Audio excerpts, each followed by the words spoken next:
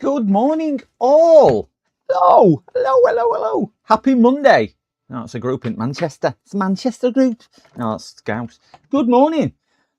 Howdy doody. Both YouTube and Twitch this morning. Let's say some hellos. Good morning, Dave over on Twitch, and good morning, One-Eyed Steve over on Twitch. Thank you very much for joining us. Clean my glasses so I can see what I am saying. Yeah, that's better. And then we've got Gear. Good morning, Gear. Happy Monday. Morning, James. Morning, GP. And morning, EDM. Good morning, all. I've got a screw there. I weren't going to stream this morning because I'll put this back away in this little thing before I lose this little screw. Feeling a little bit dodgy. Got some type of, I don't know, cold or flu or something like that. Bit of an iffy constitution, so I thought I can't be bothered to stream, so I took little one to school this morning. Then I was just going to get on the sofa and curl up and feel sorry for myself. You know what it's like, feeling a little bit delicate. And then I'm flicking through YouTube, like we all do, and I thought, well, there's nobody live. I need to go live, give the people what they need. Oh, excuse me. So yeah, morning Farm Tech and Tasteful Thickness. Good morning, good morning, good morning. A cheeky singular baked bean. I'm sure that is, I hear they call the CPU with beans across the pond. Something like that. We have to use ketchup as well. So I have got one. I've got one to do, and I've got another one dropping in as well. Because unfortunately, life doesn't stop in this industry. I've had a phone call this morning off somebody, and he rang me and he says, just wondering if you've got any work going. He says, I've got 10 years computer repair experience. I used to run another computer business about 20 miles away from me. He says, but that went under. He says, the only place I can get now is working for Curry's PC World. He says, but being a computer tech, a hardware repairer, I can't bring myself to going to work for PC World. I swear you're probably overqualified anyway. So he's rung me to see if I could give him a job. And unfortunately, I've had to say no. But I wished him all good luck. It's crazy, isn't it, that people with tons of skill and tons of experience can't, you know, we're crying out for repairers, aren't we? But yeah, sometimes it's just not meant to be. Oh, right, we have a computer that we have repaired before in this morning. It's an old Windows XP machine, and I'll show you what's wrong with it. He brought it in Saturday morning, I want to say. I think it was Saturday morning. And when it came in last time, I can't remember what we did last time, because he brought two in. We did a really old Windows XP laptop for him as well, a really old, I think it was a Sony Vaio, really thick one. It was like that thick. Weighed about 20 kilos of that laptop. We did that. And then he brought this one, and I can't remember what we did to this one. But he said when he got it back, fans were spinning full whack, and it really noisy. And that was about 2-3 months ago, and now it's been turning itself off. So I'll show you what's up with it when we get it on the bench. So we're gonna look at that one today. And then I've got another customer who just rung me, just say they're on their way, dropping off as well. So we've got a couple to get on with today. Morning, Max. Good morning, Max Power. We've got those two to have a look at today. Oh, we all had a good weekend. It was eventful. One went out Saturday night. Went out Saturday afternoon, in fairness, to some friends. Had a barbecue. Had put the world to rights with some interesting conversation. I was the only man there amongst all the women, so I felt a little bit outnumbered until the real men came home from the pub at 10 to 10 that night. Bearing in mind I was there from 4 o'clock. So the women was slowly getting drunk, more and more drunk, and the conversations were getting, how can you say, more feminine orientated. I now know a whole lot about the menopause and women's anatomy, which I didn't know before, and you know, some things you cannot meant to unhear. So that was an interesting 4 hours until the men got home. Unfortunately, I didn't get any relief when they got home because they were that drunk because they'd been out since 2 o'clock that 2 of them couldn't even walk. So I ended up coming home about 10 o'clock anyway because I don't drink, and I just thought I'll leave them to it. Get home and watch the football. Watch the England match. Not a football fan, but did watch the football. And I think we won 2-0, something like that. And then a day in yesterday, and I am so glad the temperature in the UK. I don't know how you guys are in the world, or I know where some are, but not all of you. The temperature's finally broke a little bit in the UK, so we're kind of mid to low 20s now. 23 to 25 this week. Still sunny, just a little bit better and a slight breeze. Humidity's dropped so much as well. So supposedly I'm going out for a run tonight. Well, I'm still building up, so it's only an 8k tonight if I go, but I don't know whether I can be, because I am feeling a little bit delicate and a bit iffy. So I don't think don't know if I'm going to go there. We will see. And on that note, I will just grab my telephone because it is ringing. PC repairs. You'll have to shed some light on it. Sorry, I speak to a lot of people.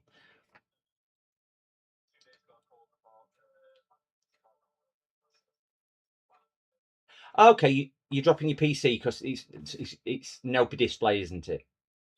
Yeah. Yeah, not a problem. What time are you dropping it off? Okay, yeah, not a problem at all. Just bring the main computer. Just disconnect all your USBs and everything else. Bring the main computer, and then we'll get it booked in for the diagnostics. Diagnostics will take several hours because that way we've got to do diagnostics and whatnot, but we'll get that sorted. All right, see you soon. Bye bye. Yes, that's another one which is coming in. That one is he thinks he's blown his GPU. It's got no display on his desktop, so yeah. You're doing a cheeky DISM scan. 17 degrees in Cornwall. That's relatively snowbound. They'll be doing Winter Olympics over there, Steve. What's the DISM scan? Is that for? I don't know. I want to say something to do with hard drives or something like that software. I don't know. I'm not that clever. I don't profess to be. Anyway, let's get on with the first one because we've got another 2 coming in. If I do have to shoot off all of a sudden, it is because I am feeling, as I say, decisively ill. So yeah. We have this one in. It is an old machine. We'll have a look what CPU it is. Let me grab a cloth, tissue. We all fall down. My solar panels are generating the little nuggets off there. We've got 600 watts of generation from my 2 panels this morning. So at least I'm getting a little bit of benefit of free electricity. Now we will see how old this is. It is an Intel. Can't even see myself. Let me get my microscope on there because it is a bit of a long way down. PowerShell scan cleaner. Oh right. Oh yeah, it is. It's the online repair, isn't it? I know I'd recognised it. Yellow PP, let's go. A little mustard boy, it is. I don't even know what age this is. I just know it's really old. So that is the CPU. It's a Core 2 Duo. That's the CPU that we are looking at. I think it's Windows XP, this machine, from memory. Let me turn my lights down a bit because they're a bit overexposed and I can't. There you go. So it's a Intel Core 2 Duo Quad. No, it's a Quad Duo, sorry.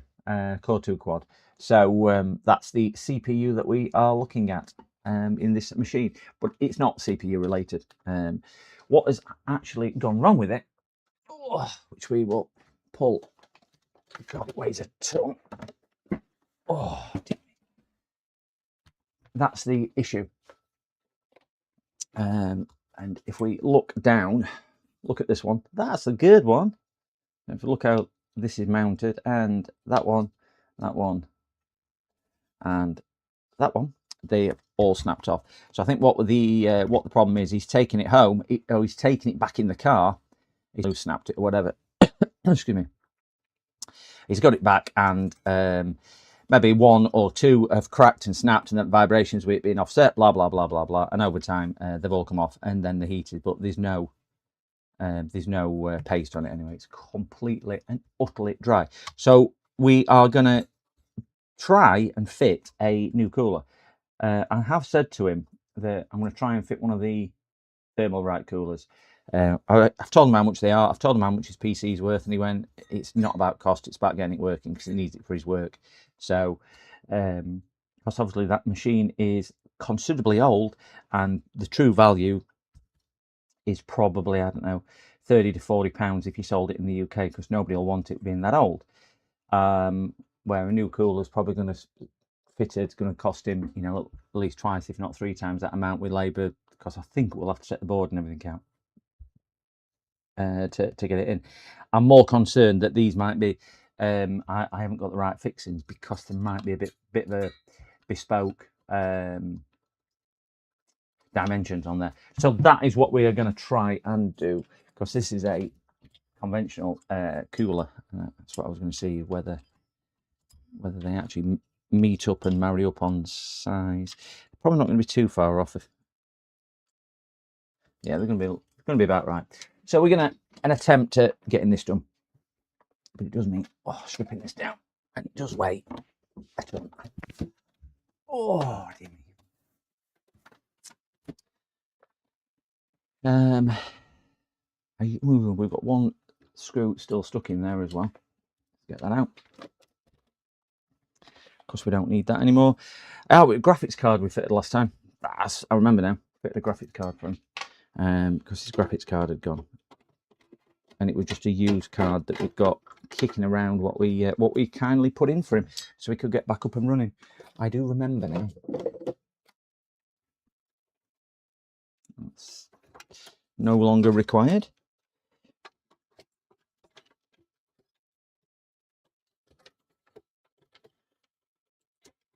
Put that out. Put that to one side.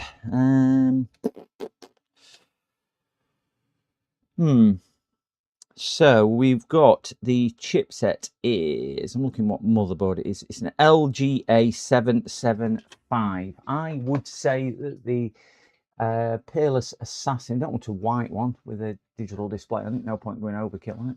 If you just got a standard one. Peerless Assassin 1 2. I don't think this will. No, it won't.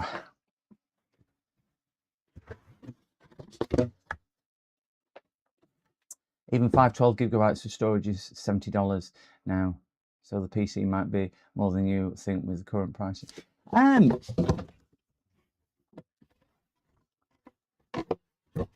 Yeah, maybe that's a good point. That actually, with everything going up, but being such an old machine, because obviously it's not going to easily run Windows 10 or Windows 11. It might get to Windows 7, something like that. So just the desirability, unless it's somebody who's wanting to specifically do retro gaming, but I would think this is a bit old for retro gaming anyway, a bit new for retro gaming. Because obviously they can't put it on newer stuff because they don't emulate correctly. I don't think this is gonna work. Now I'm gonna struggle. I might have to go through the parts box, which is what I said to him. I don't think we're gonna get this on. Let me grab a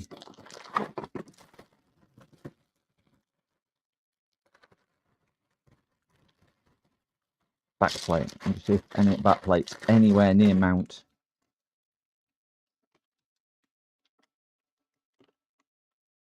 Oh, that's miles too big, and I would imagine this is going to be miles too big as well.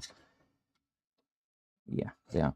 So that's kibosh that. We can't use our favourite cooler of all time so far.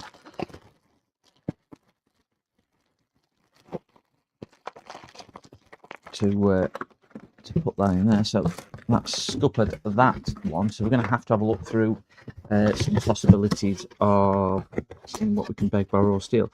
I have an old Intel push one, you know, one with plastic pegs, which is sat here, which I just use as a test one for sticking down on things. I think this might be the only solution that we've got fitting this thing, if that is the same footprint. So if that is the case, because I can't mend his old one, might need to do that. But it does mean board coming out. I mean to fit that. So let's crack on. Because staring at it ain't going to make it come to pieces, is it? Right. Wonderful. My phone's ringing. Just 1 second, gents. PC repairs.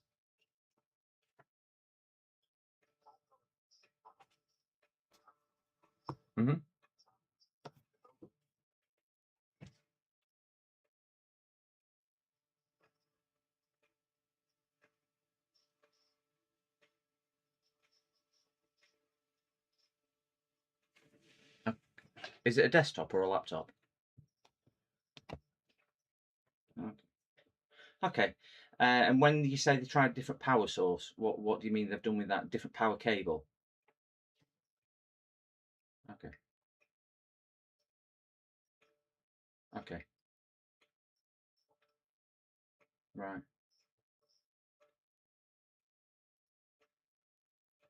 And does anything happen? Have they mentioned anything happens when they press the power button? Okay. Yeah, I just wondered whether fans or anything coming on, because obviously you get different issues. A lot of people think because the screen's not coming on, the computer's not coming on, it could just be a screen issue, you see. So that's why I was just asking that. But yeah, it's certainly something we can have a look at and diagnose and hopefully get back up and running for you. What I would suggest is, if it is definitely dead, don't obviously turn it on, because it could have a short or something blown, which could cause other issues. But if it is coming on as well and there's no display, don't try and turn it on too many times, because if it is a hardware issue, again, it could cause more damage and even possibility of losing data and things like that.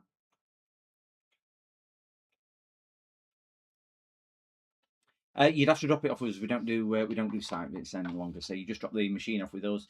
We normally aim to get everything done in 1 to 2 working days. I can text you the address through if you wish. Yeah, I'll drop you a text. What time are you thinking of coming through?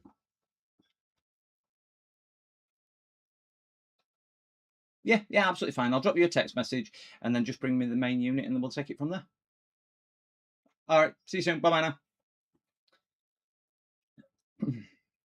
Sorry guys, that's just another one. Send the address across, which is that one there.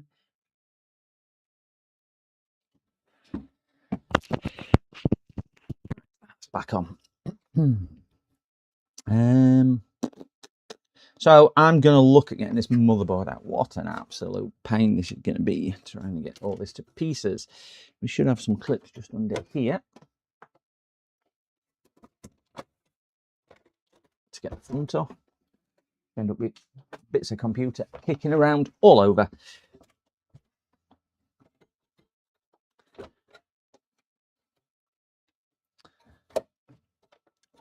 They're pretty pictures on here, but they don't mean out to me.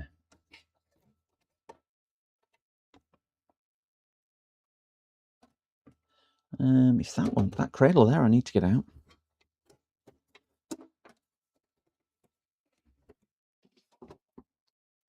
Right, we do have, oh no, it's just to take them out. I know how to take them out, I don't need to take them out. I was looking to see if I could get that off.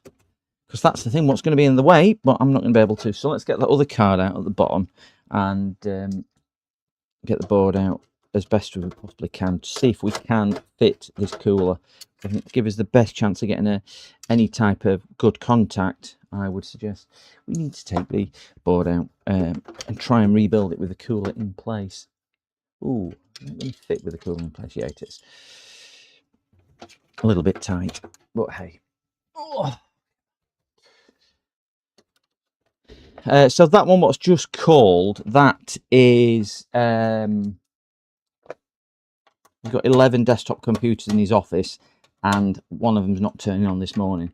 So they've tried another, well, it says power source. That's why I tried to clarify what he meant. and he just reiterated power source, and I thought, well, I don't know what you mean by power source. Is power source cost? That's why I said, is it a desktop or a laptop? And I know some desktops have power bricks. Just seemed a different way of describing a power lead. And then I said, how have they plugged it in? He says, we've got 11 of them. We clearly know how to turn them on. Okay. He is going to pick it up from the office and bring it down, and we will have a look at that one as well. So that's another one coming in today. I'm hoping for a quiet day today. So much for having a bit of relaxing time. This is going to be one of these. When I get all these out, I guarantee there'll be a screw that I cannot get to without taking everything else out. I've got my other blue screwdrivers. Might work better than the big one. Goes here.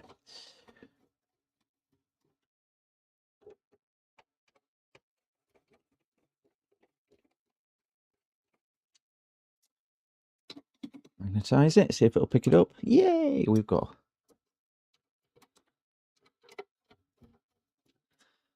All my members' videos and so on have now gone live. I have got another couple in the process of doing. And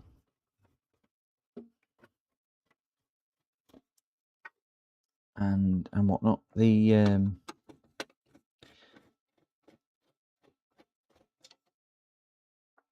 one I'm more interested in doing is the M2 caddy one.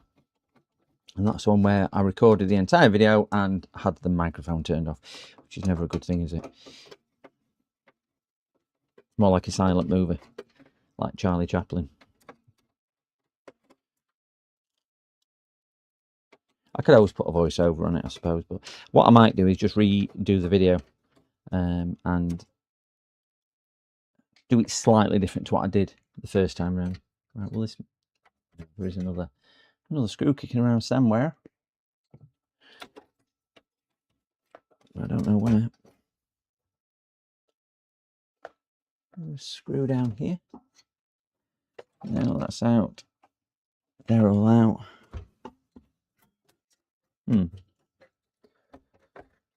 Oh, Ozzy, good morning. Oh, good afternoon, wherever it is. How are you feeling, Ozzy?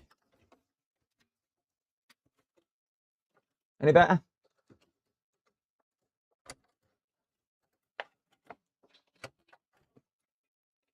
Need to snip that cable tight.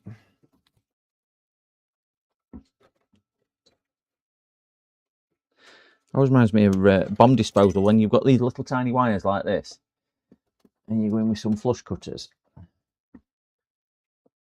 and you come, which one is it, and you're only cutting a cable tie, but I always think, am I disarming a bomb or something like that? That's how I imagine it. I don't know, just try and make it sound a bit more enthralling and exciting. That's not moving. Yeah, there's going to be one screw down there which I can't get to. And I can see it, at least. I probably can get to it with a little bit. I know. Is that a screw or not? I'm never going to get camera in here. Oh, it's a peg. It's not a screw. Ouch. So at least they haven't put a...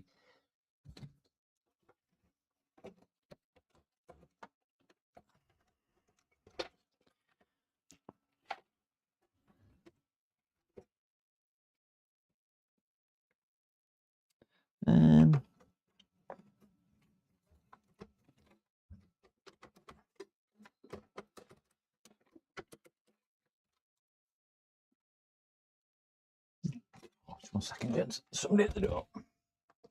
Put it on mute a second while I deal with this.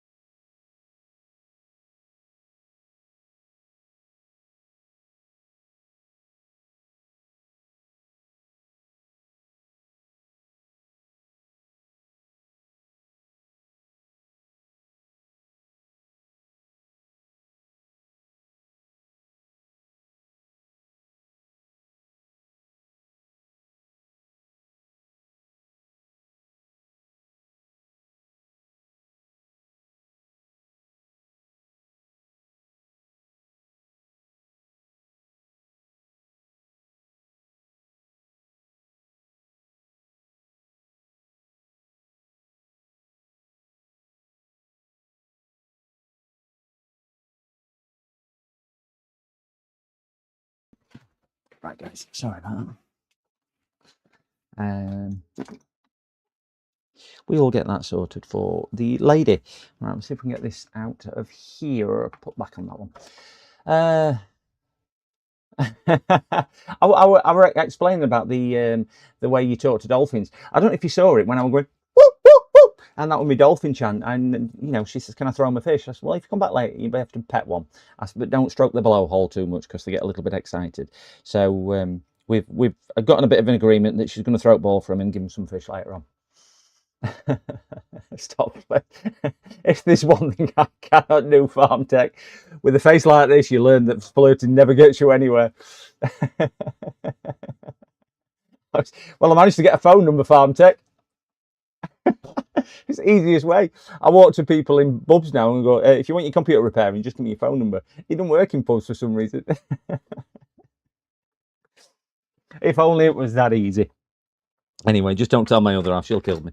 Let me get this. Let me get this out. Which is what I said to her.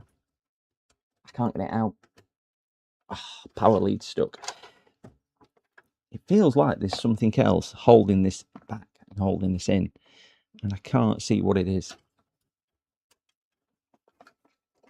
I feel like I've got a screw in it, but I definitely ain't got a screw in it.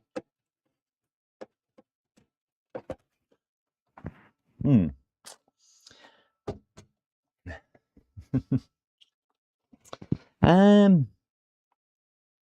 have got every screw out that I can find, but that board is rock solid and rigid.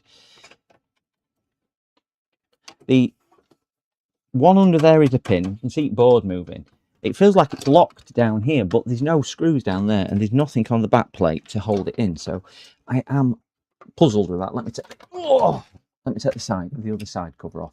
Go back to that one. Go back to that one. That best shot we're going to get on a desktop on my machine. So we will do this and put this heat sink on. Yeah, it's exactly like I thought it was going to be in here. No use at all. Why? Why put a back cover on and build it all out of metal?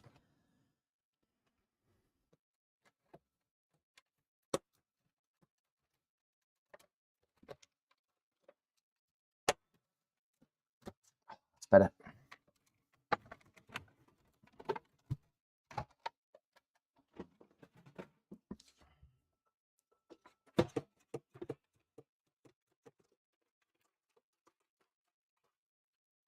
This is going to be extraordinarily problematic to get in and out. You know, growling it don't really work.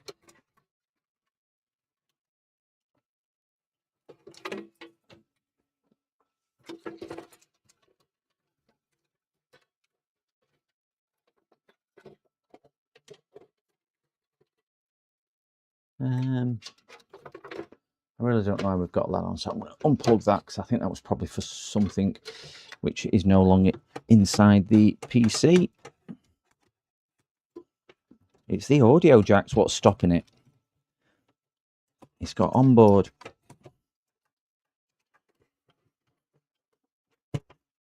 Oh, that's it. Audio jacks. Voila. No.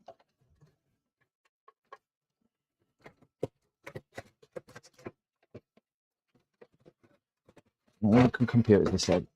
Relaxing, they said. There we go. Right, we need to see if we can get that off. Ouch. See if we can get this off without stabbing myself on this very nice, attractive, mustard coloured, orientated, whatchamacallit. Let's try a bit of IPA. I've got some IPA in a squirt bottle somewhere. IPA. Dissolve the sticky glue.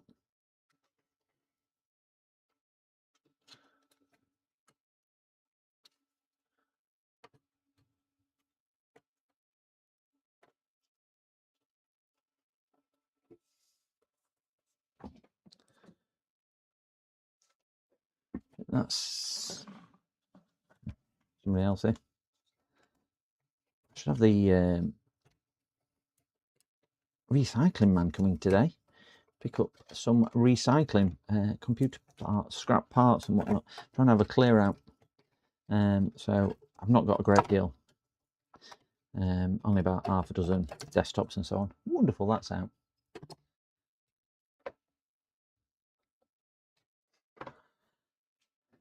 Hopefully. Yeah, that'll go in there. Put this to one side and give this a clear off.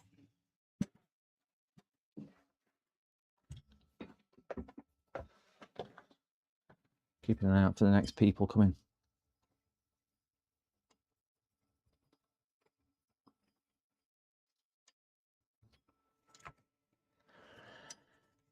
Brave little cooler. Knife, baby. All right, stop. Collaborate and listen. Knife is back in a brand new invention. Something. That's the wrong knife. That'll do. So we need to release these. Release the hounds.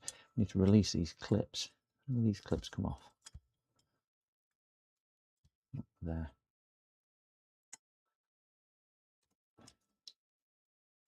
We should have under here that clip there. When you push this down, it pushes this black thing out of there, which widens this.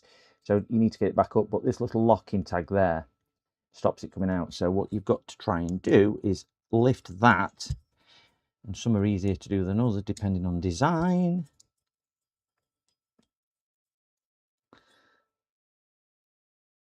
And there'll be one at the back as well. So I'll lift that enough. Let's see if I can get it. No, I'm not going to get that back up easily.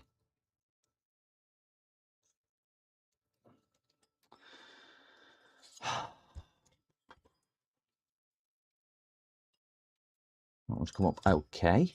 That one's up already. Wonderful. Hey, we're doing well here now. Just these two.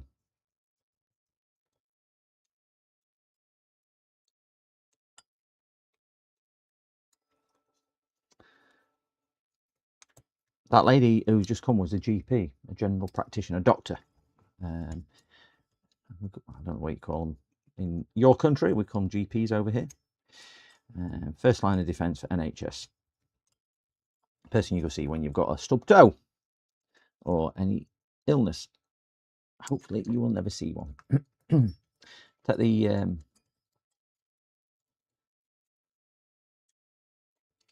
yeah, cooler's not even coming off. Take cooler off. I might stand a chance of getting the pins out because I think I need to get to the back.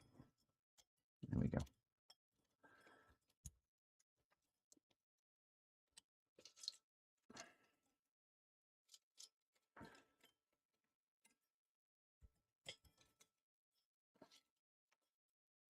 Oh, we're getting there.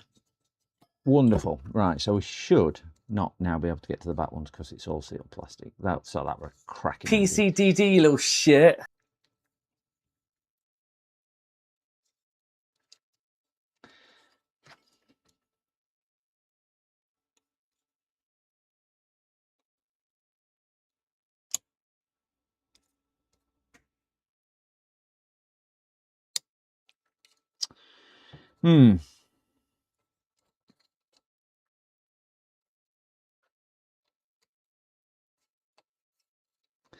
Not being.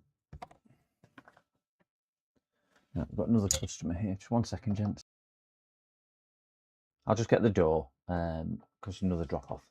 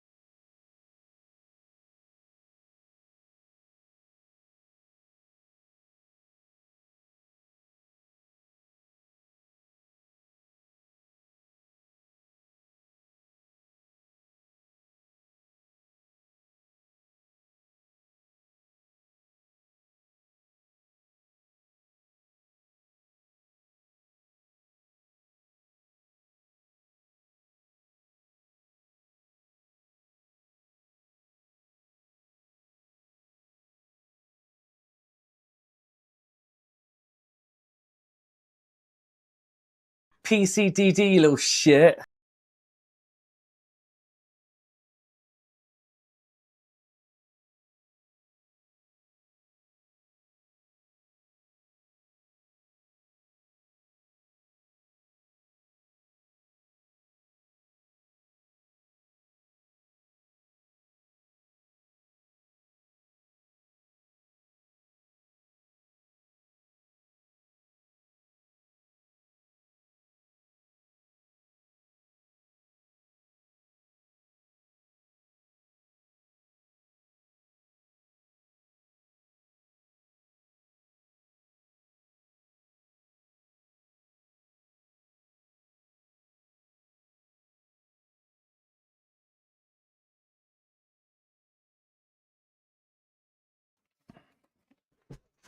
Go on then. Who's a little shit?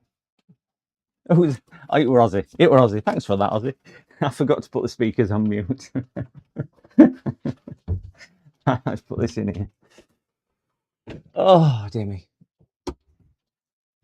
That's a customer who's not used me for a couple of years, and they've gone to my old house, which is never good. Yeah, where I don't live any longer, obviously. I'm getting bored now. Morning, Chaz. Morning. Morning, Chill. I think Chill must be on there as well. He needs to go straight down that lane and then turn left. It will be okay. I don't know where he's going. I missed that. Oh, let me have a drink. That's the that's the graphics card one. No display, and he was just asking me about some data recovery as well. So I was just explaining what we charge and what we do for data recovery, which, in fairness, is probably cheaper than some, but dearer than others. We've got that one out now. Oh, that's how you do it. Oh, look at this. I've been doing it all wrong all these years. You twist it. No, we don't twist that one. Oh, we've done it. Right, we need to see if we can get them. We've got all pegs on. I'm just going to squash them in a little. Put that back on.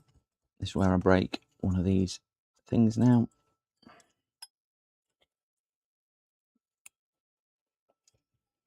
Has your bits turned up this morning, cows?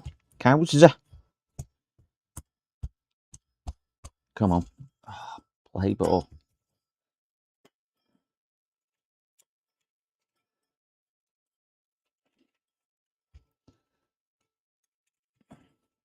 Oh, you swine.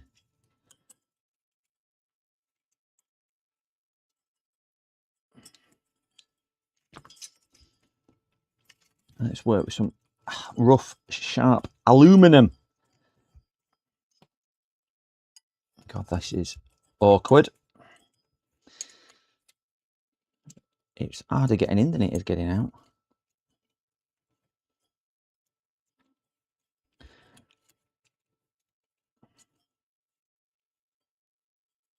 That's catching, that's why. Not yet. Okay, I was just translating that language. That's what she said.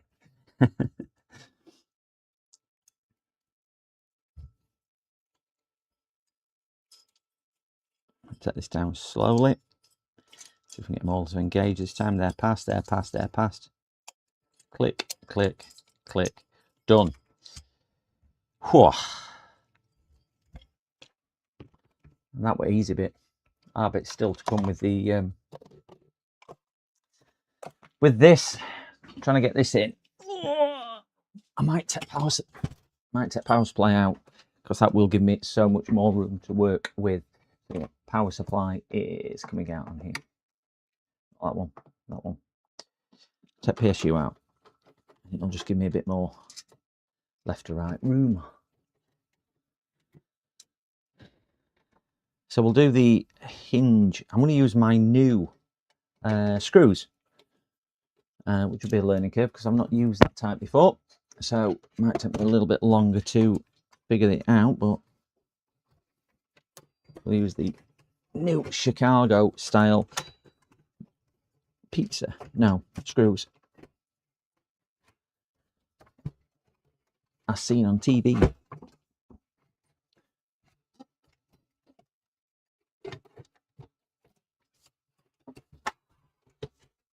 Voila.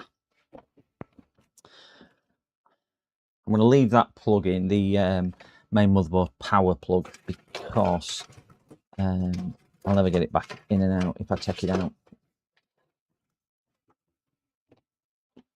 And that'll be his Wi-Fi as well. I'm going to remove that because that will get in the way as well. And it's only one screw. So we may as well. 2 screws. Done.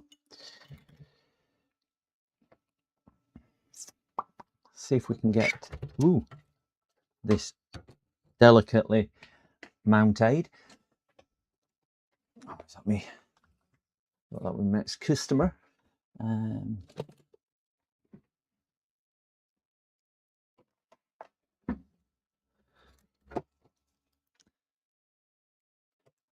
tell you what I am going to do. I'm not going to use that one because that one's a bit stiff and I don't think I'll get the compression on the heatsink. So I'm going to use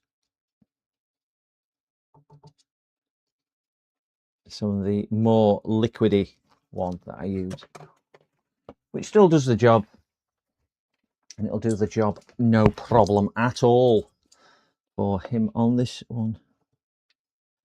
Hopefully be able to get all these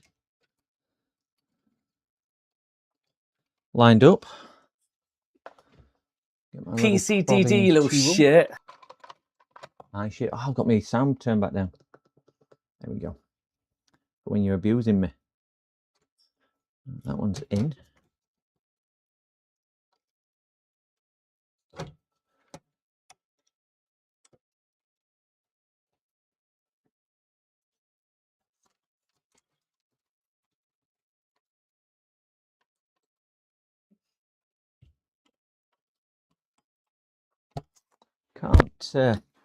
Can't quite see where I'm going on that. Not that one. That's the one I'm after. I have to put my silly little head torch on.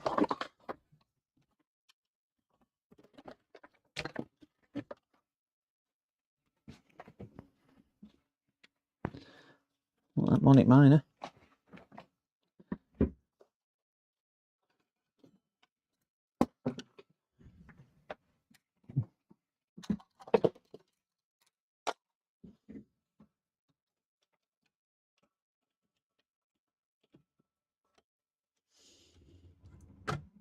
Right, that one's in.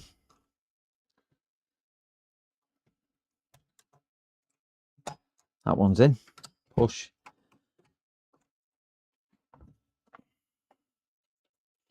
That in. That one's in. Need to get this last one in, and then we are cooking.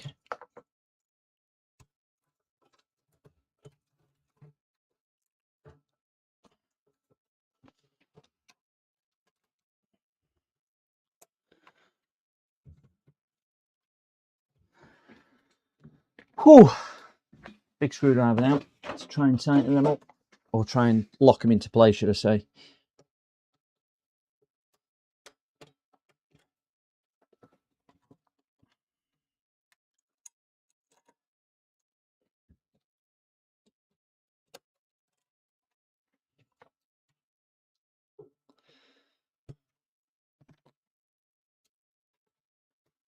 Still don't think we've got right compression on there.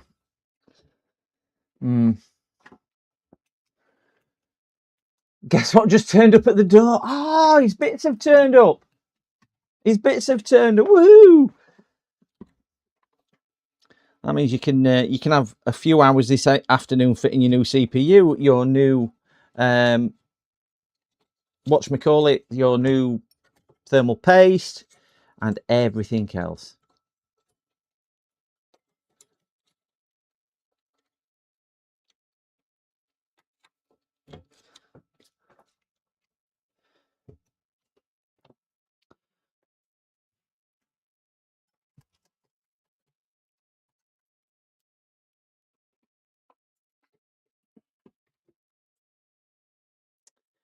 The reason why I don't like these, they are not brilliant at fitting down.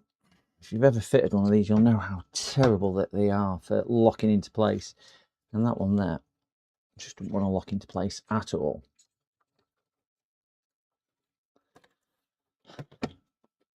but I ain't charging him for this, so I suppose there's that one consolation.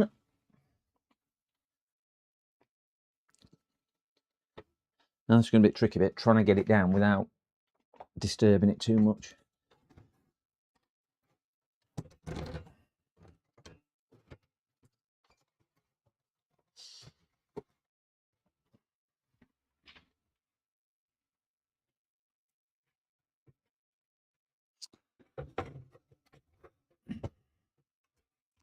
No. Ouch.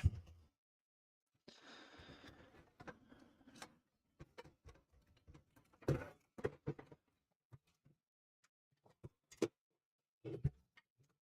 can only figure out how that thing came out there. That would make life so much easier. I don't really know how that comes out. It's not screwed in. It's clipped, but I just cannot see at all how or why.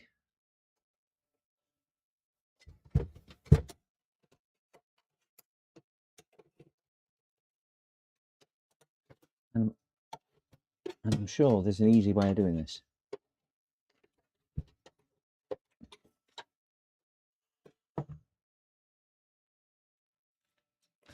There is a couple of clips, but I don't think it has anything to it. That's holding that down.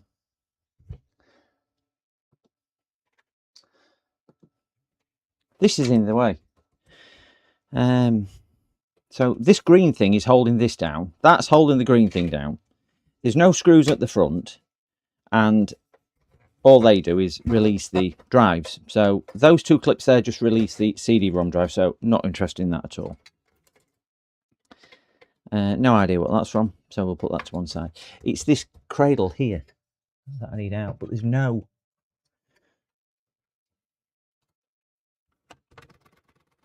There you go. It's just really, really stiff. That's it. Get that. Done it. I was just making you suffer before, weren't I? Strategically put his power supply down there. God, you just love manufactured items when they build them to tolerances.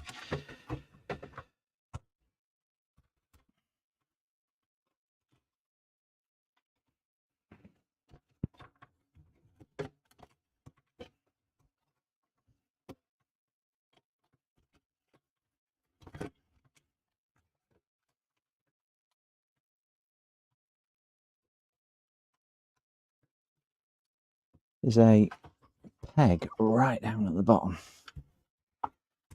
Trying to do this without dropping the power supply somewhere I don't want to drop it. So that peg down there is a locating peg.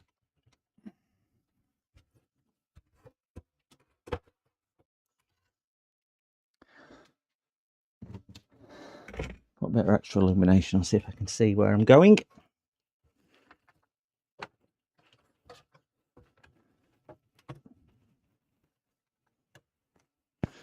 Everywhere you want to get to lift it, it just, there's nowhere to.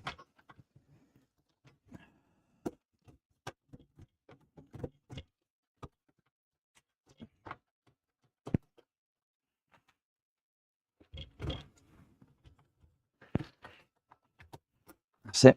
Got you. Get some screws in there.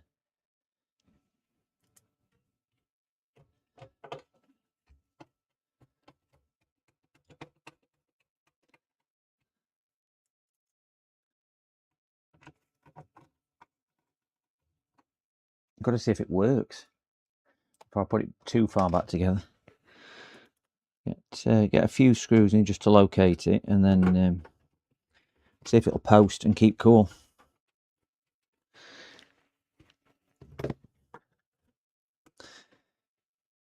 It's got dual power sockets on this board.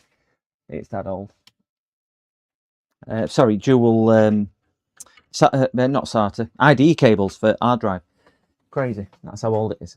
A tight fit always is a good fit.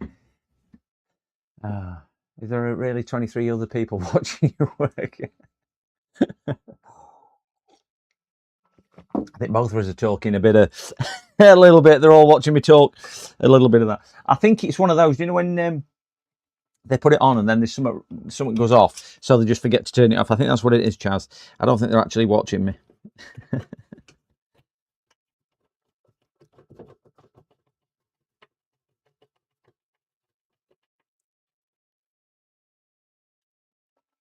Hey, there's worth stuff to watch though.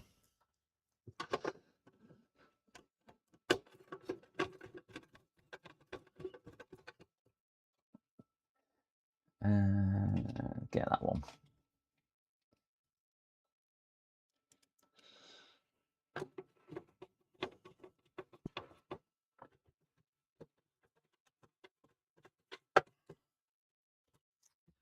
Right. That's about as far as we're going to go with that. Let's see if we can post it. Where's the main power? CPU power. I don't know if the computer's actually working or not, because he said it had gone off. So that's the other thing I do need to try. Graphics. That's not graphics. That's his printer. Printer. Serial card. It. Yes. We're not going to connect his hard drives up or his Wi-Fi card. Oh. We have got HDMI. Ooh. I was going to say let's get HDMI. Then I had a dreadful thought then that we didn't have an HDMI socket. Got even worse. We've got 34 people now. Yeah. Yeah. One other confirmed non-bot. Hello.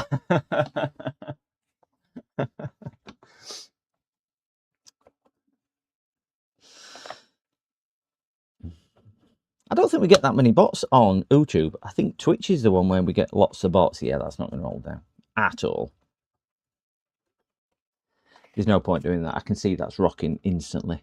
It's slightly wrong size cooler, but I haven't got a cooler for him.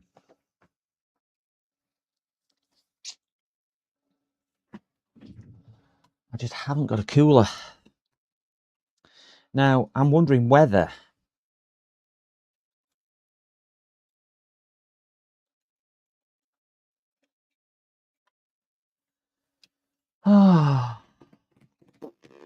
I'm just trying to think whether I've got any way to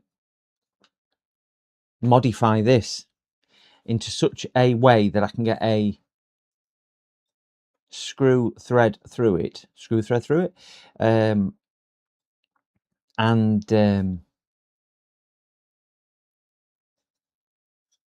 even if I can just get 2 screws in and just tell him that it's, just don't have a cooler.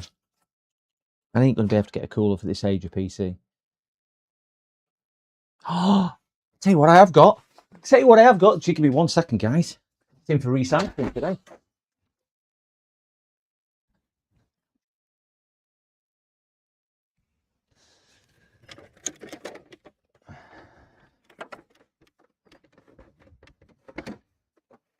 Let me just have a look what this is. This is going for recycling today.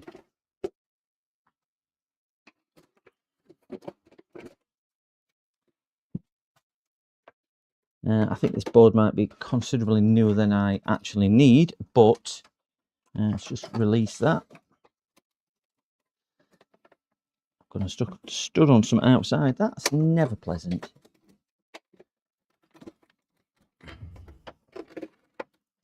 I wonder. No, it's an LGA 115. I think we're going to be in the same position. But let's take that out anyway. There's my screwdriver.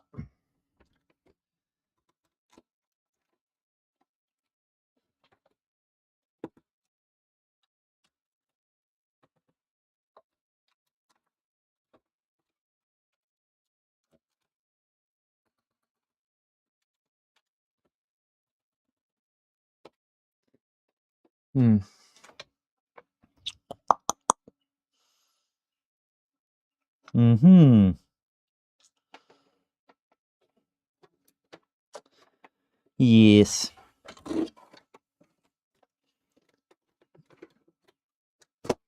Close that back down.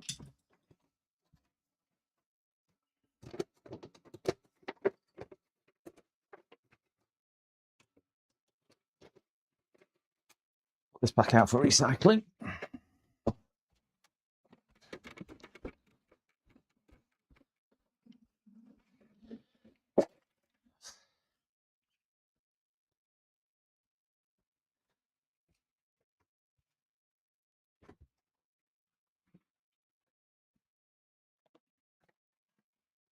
No, wrong camera.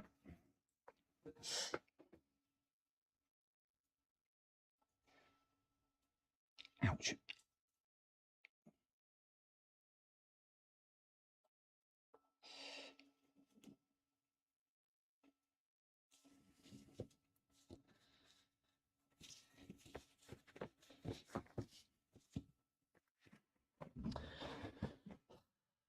Yeah, that heat sink's not gonna hold down. There's no point in me trying that. So board back out. But I need screws out before I can take board out. That's always useful.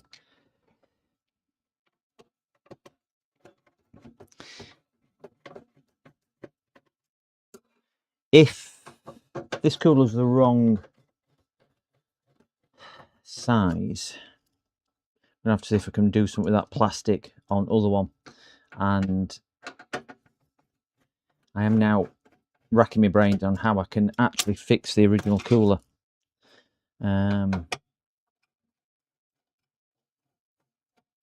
Rather than replace it, because that's his priority, just getting this working again, this machine working. So I might need to put his heads together and see if we can think of a solution to get that done. It's that back pin which is really tight. Yeah, that's come off straight away.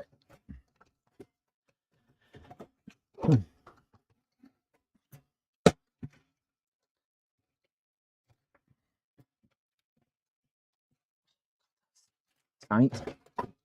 Right, so we've got the board out anyway. Let's shift this bulky beast out of the way. Oh. Thank you to those following on Twitch. Yes, thank you for that, Chaz. You are a good mod.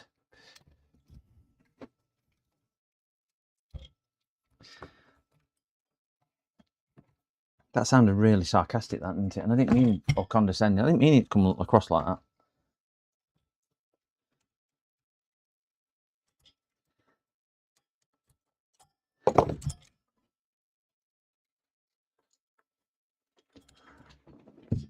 Right, let's see if this one's any better. No.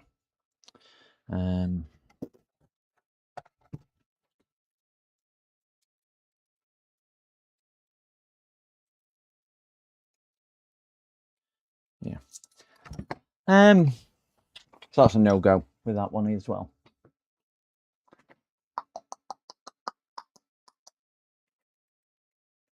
Pat said. Yeah. Let me have a look in my spares box. I do have a couple more. I ain't got fixings for turn my torch off on my camera on my phone. Don't need that.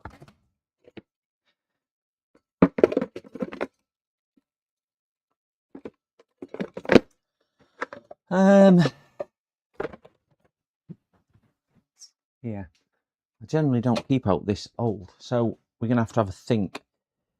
We're gonna have to put us grey matters into gear and have a think on how we can repair this. So if anybody's got any thoughts behind it. So in essence, we have only got one, no idea where the other two went.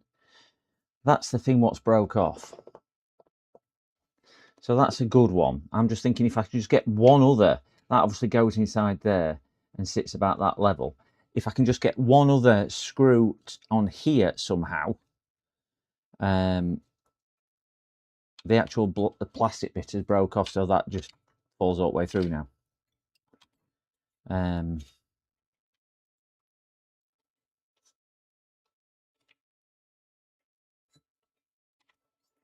I don't think gluing is going to hold it. It's not going to give us enough. Meccano.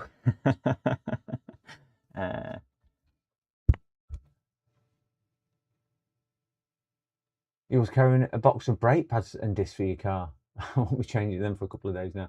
Is that due to the weather?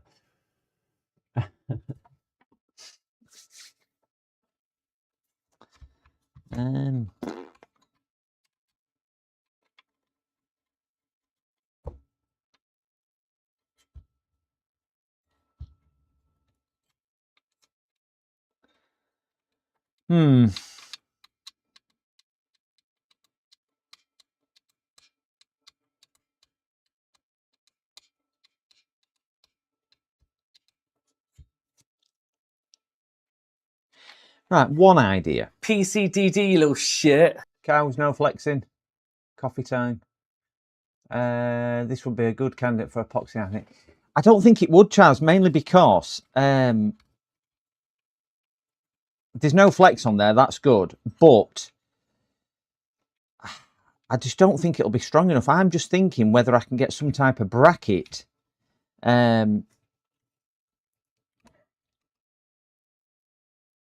Put across there. Let me get my DIY little thing out, because I've got some. Just put my light on over here, and I will show you what I'm thinking. Hey, something just beeped. I don't know what beeped.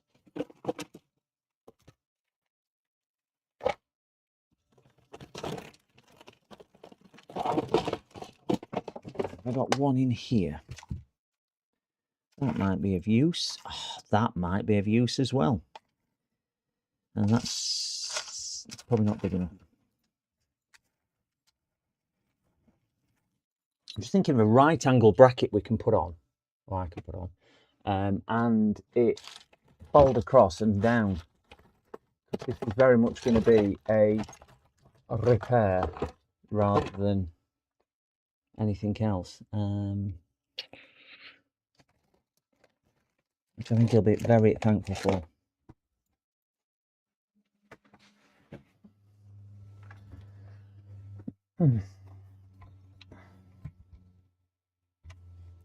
But what I am thinking is, if we've got some type of bracket, which we can, I can't bend that one in because that's thingy bob, which we can fit down into that hole there, and just make this into a right angle. So it holds this down here. Let me just pop into my garage, which is only that room there, and just see if I've got anything. I know, well, I have got things suitable. Let me go grab it.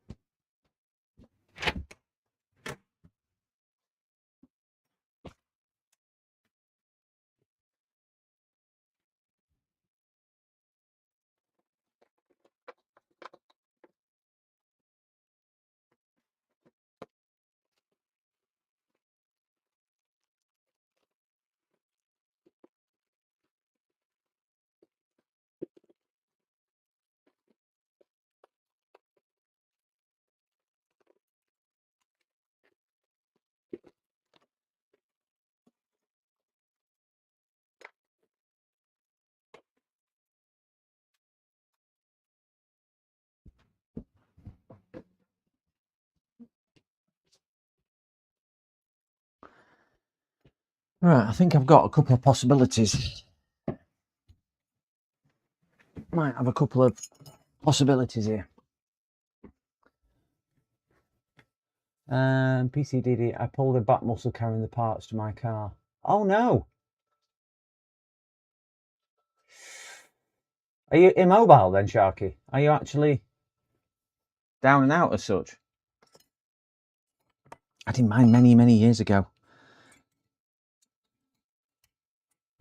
I think that's going to work, guys.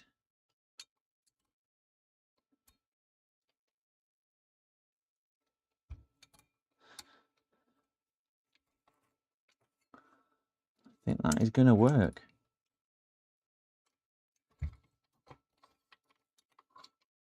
Yes. We might. So what my plan is to do like that. And then the black thing here will sit under here. And then I know that I'll cut that. But that'll act as quite a rigid bracket to give me some pressure to pull against, and we'll glue it. That's what I'm thinking. If I just put a little bit of a screw through there and then this down, actually I could always bend that all the way over under here to fix that back down onto there or something.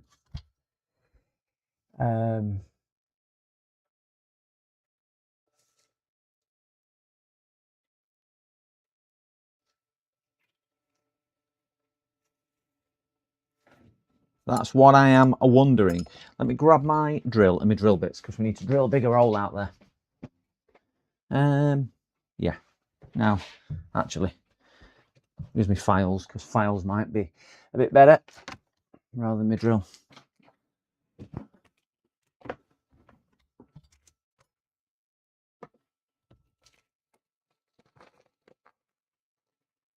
We've got a round one.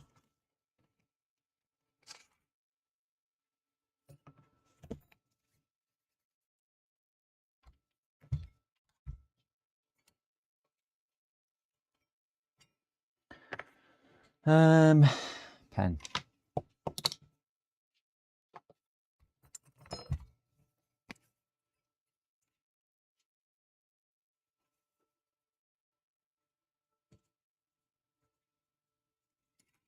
So somewhere along those lines there, which I need to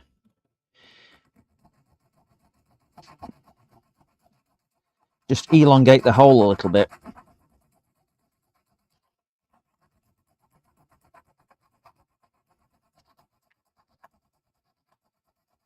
And then if I can make it a bit wider, it might sit down better over the screw.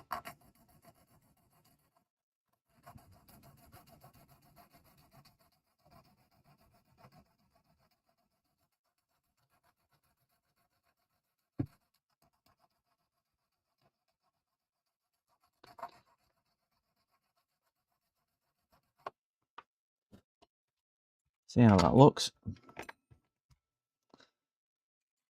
Wonderful.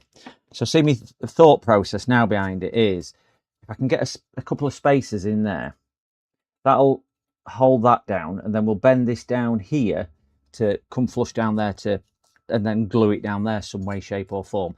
And also see if we can pin this bracket, because it'll stop it coming down too much, to give me some thingy bob. Yeah, mechanical is always better. I hope it's okay, Sharky, mainly because I know, honestly, I know how disillabate now, how uncomfortable it can be with a bad back. I had a friend not long back, actually. He's a gas engineer, and his was that bad. They gave him morphine basically for home use, because his back was that bad, which is quite remarkable, isn't it? So we need to.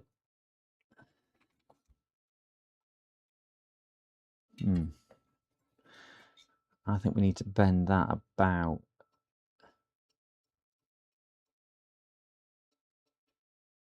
there. Show you my train of thought. Dog, move. Laid right behind me again.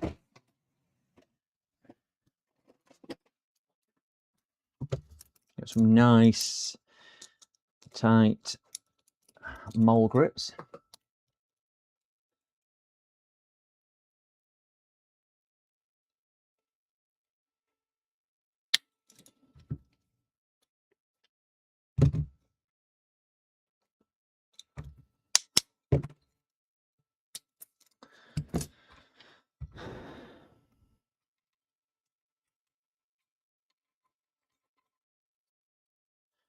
Let's bring that back out a little bit.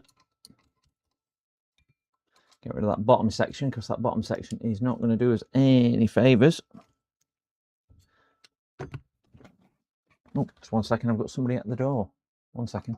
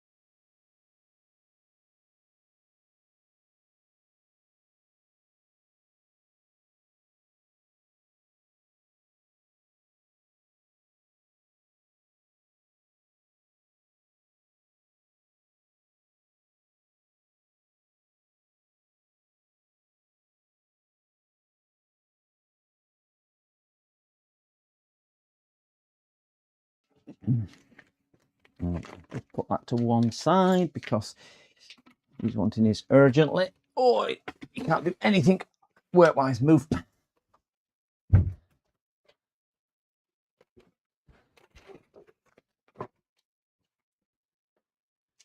Yes, dog. I know. I know. Don't go licking me. Let me write these details on here, dog.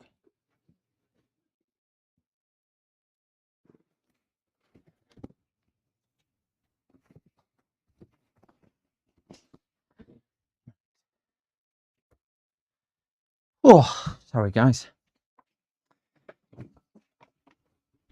Let's just flatten that out a bit.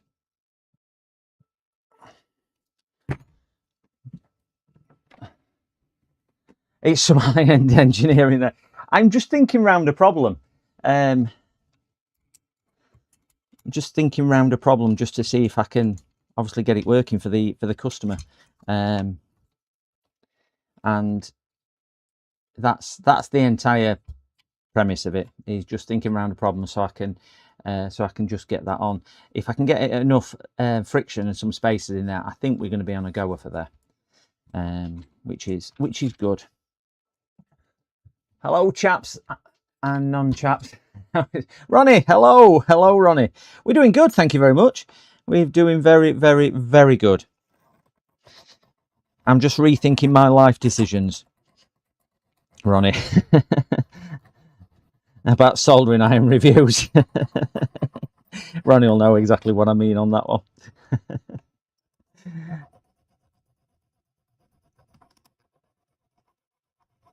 We are doing a strange one. It's a very, very old motherboard here, and his cooler's broke, and I haven't got a cooler, and I just will not be able to get a cooler. And what's gone on it, Ronnie, is basically the plastic shroud here has broke off on there. So I'm planning on just getting two on, like so. But obviously, mechanically fixing on a broken piece of plastic is going to be extremely awkward. So the plan is to glue this here, and then I've just fashioned a type of right angle bracket which will go into the heatsink just there and screw down, and then hopefully that will give us enough to fasten down onto there possibly, and see if we can get it all fixed down into some type of logical position. Well, that's the thought anyway. That's the thought. Let's see if we can take this to pieces. Just thinking around a problem. I don't think there's enough done in today's society thinking around problems. I think what a lot of people do is, and we haven't got an option with this, customer needs this one and I haven't got one, and I'm not going to be able to buy one. So the option is we either do this one, or we tell him that his computer, what he needs for his business, no longer works. I mean, there's a chance I could probably go on eBay or something like that and find a used one, but yeah, it's going to make a mark on the corner that I'm going to aim for, which is that one. Oh, I've got a raid. Shine Yuki, raided from Shine Yuki. Pointy end away. Raid from. Thank you very much for the raid, whoever that is on TikTok. Oh no, not TikTok, Twitch. Sorry. Thick end to you. That's the one.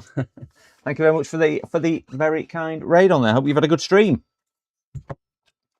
You've had a really good stream. We are just attempting to make a very poor attempt at repairing a cooler, what we cannot buy any longer.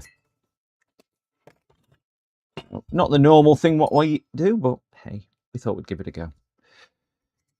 Right, that's going to go on there like that. Needs to get that lined up better.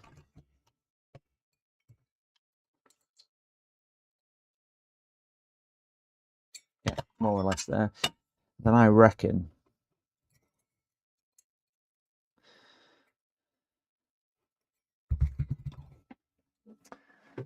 have a little rule out. I will need to drill a hole. We're going to be looking at, start from 60 and work down.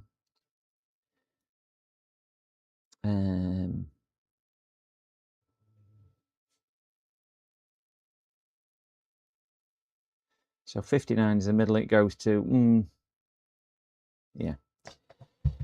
We need a black pen to mark on here, and then we can drill a hole. I feel like I'm doing DIY.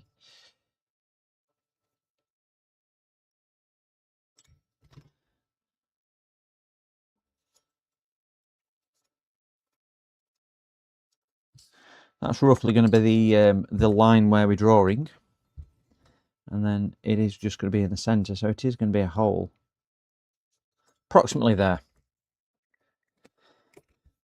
Let me grab my power drill.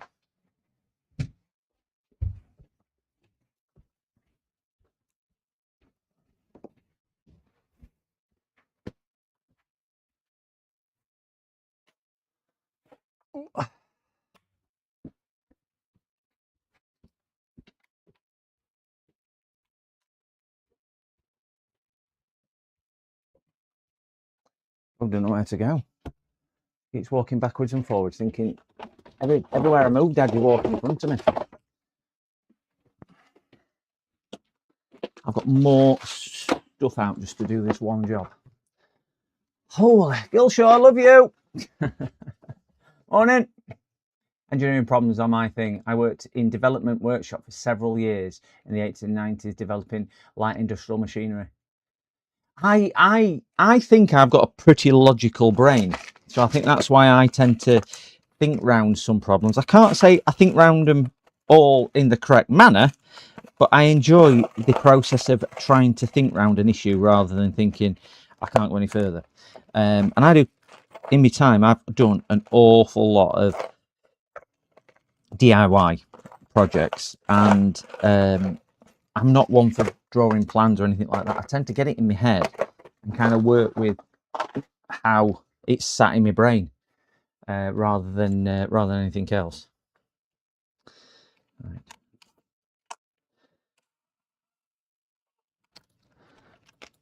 Right, let's see if we can get a nice hole.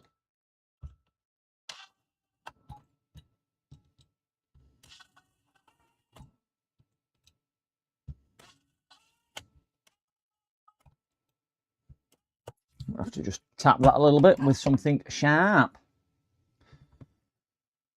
Have I got something pointy and sharp? I do. It is sat there.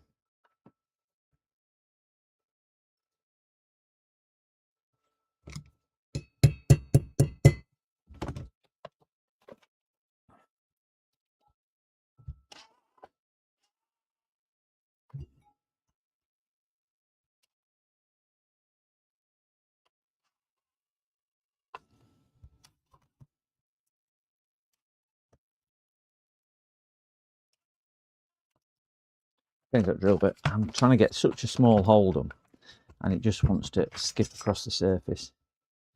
Change to my small one. I've got a tiny one.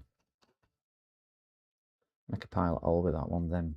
I think this might be too small for me. Yep, that was too small for my drill. I'm going that tiny in there. Right. Probably this is small if I can go. I've tried using a driller instead of a spoon.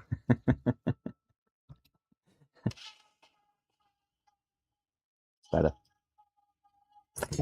Oh, can't hold it. Must hold it with two hands.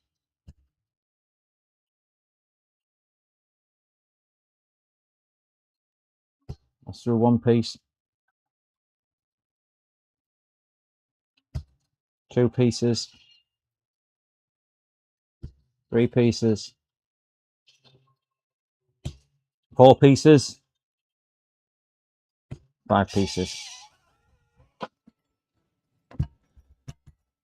So at least we've got that.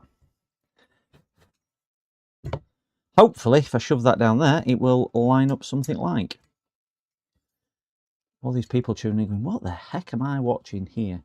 Yeah, it lines up. Let's bend that out of the way so we can get a screw into there. Get that. Lined up. We have a screw hole.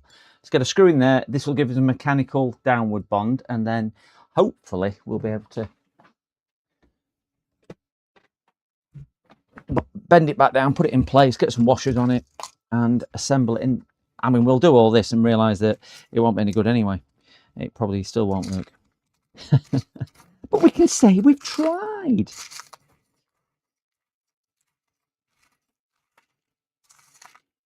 Have I got a...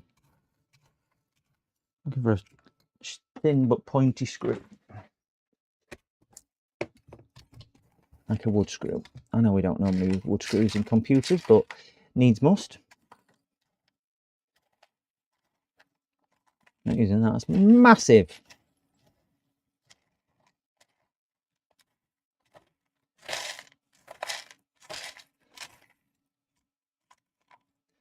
That might be perfect. I think it is. We've got a winner here, guys. We've got a winner. Yep.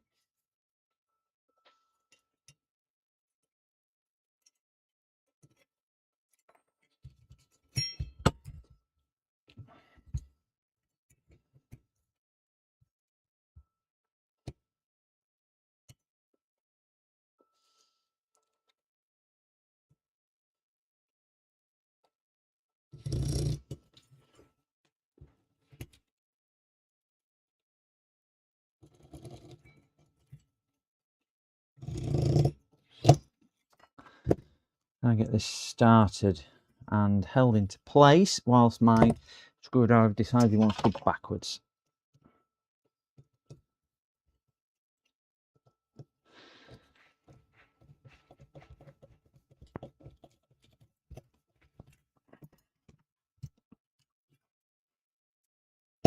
Oh, I need to do this by hand all the way.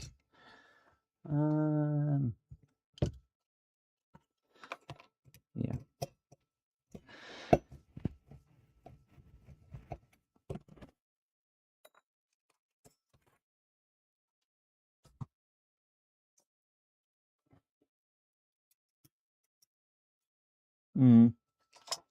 Not amazing those screws, what I chose, but let's see. No, it's not gonna. I'm gonna make the hole slightly bigger because it is a tight fitting hole and it's just a little bit too small. So let me just enlarge the hole.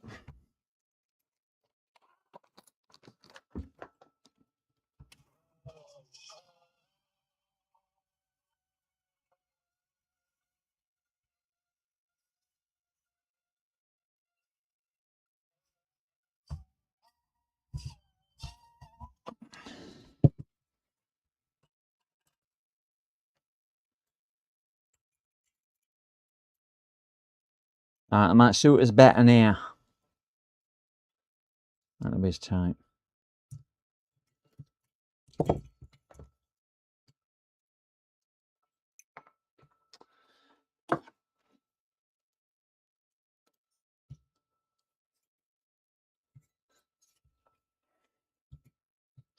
Don't you get halfway through a job and you just think, really, am I doing this, or am I just dreaming? Oh.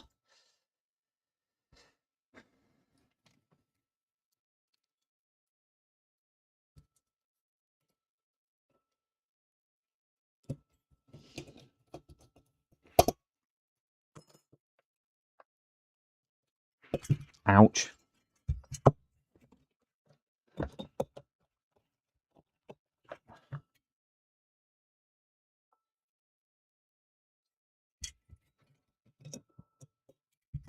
Just wrong screwdriver bit completely.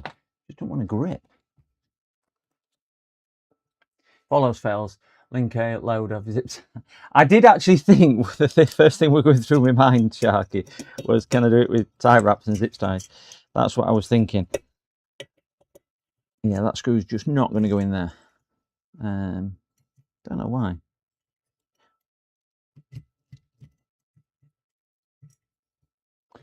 That would be a perfect screw. It just don't want to go into the subsequent holes.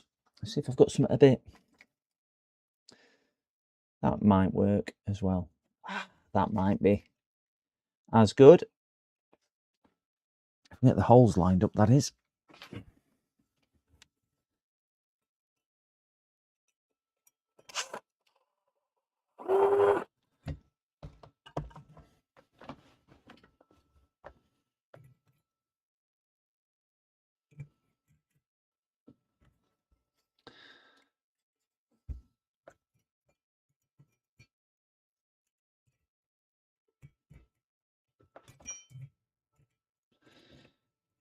I might say to the customer, you need to watch the stream actually how we've repaired your machine.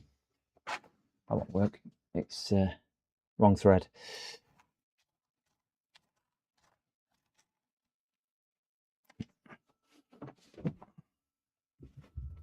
That will.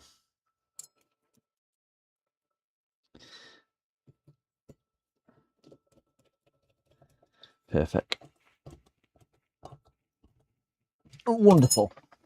So we've now got a mechanical bond.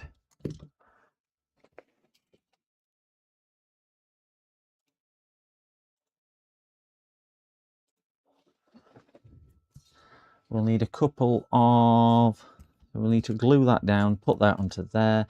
That can be bent back over. We'll do all this and it still won't work. Let me see if I've got any more washers. And we need some super glue. I'm going to put away this morning.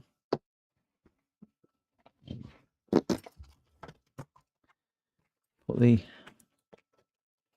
files back in where they're going. Ouch. I am sure it would be I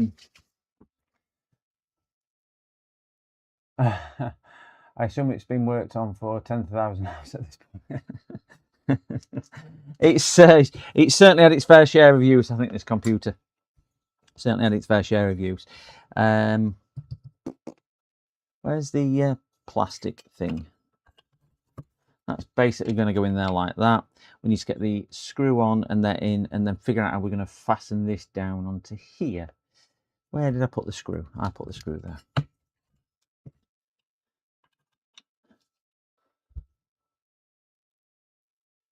Let's see if we can get that bit tacked in.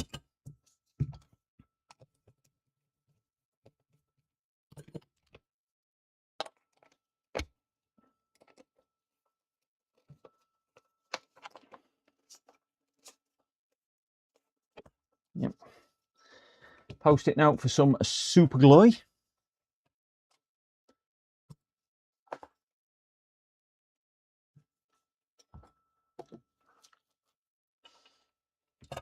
And we should have a blunt.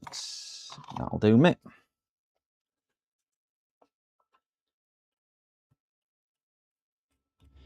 So like you, super glue just does not like sticking to plastics.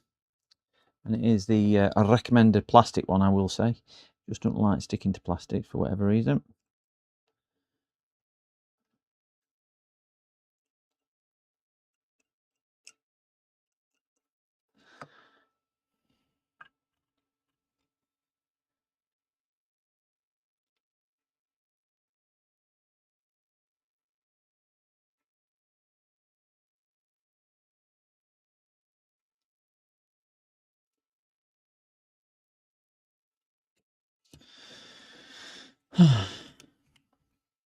Right, we need some washers which will go on here now. Not that one. Too small, and I bet that's too big. Oh, that fits. Fits wonderful.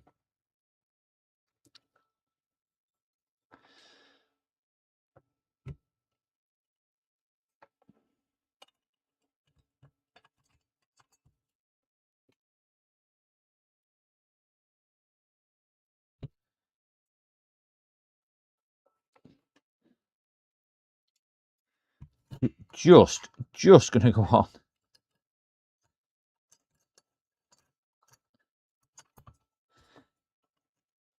Ah, the bloody screws in the way.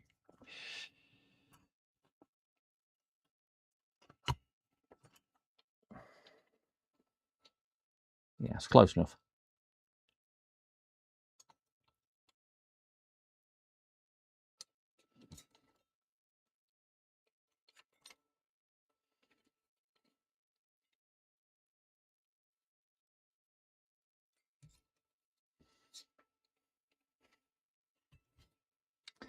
Screw that bit together.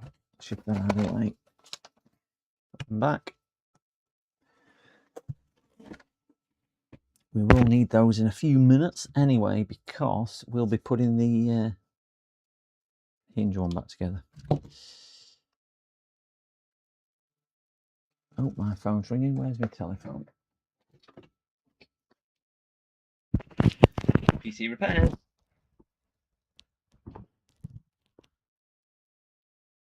You did. Yeah, you can drop it off. We have got quite a few in today though, so it's probably now not going to be ready until maybe Saturday.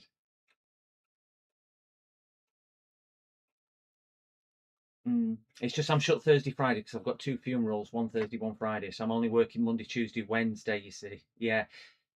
Yes. Yeah. All right, no worries at all. Cheers, bye-bye.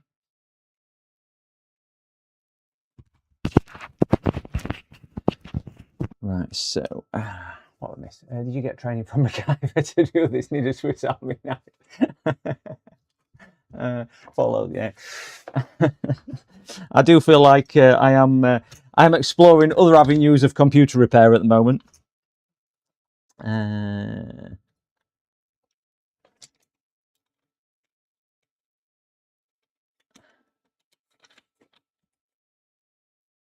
That's it. Goes in those.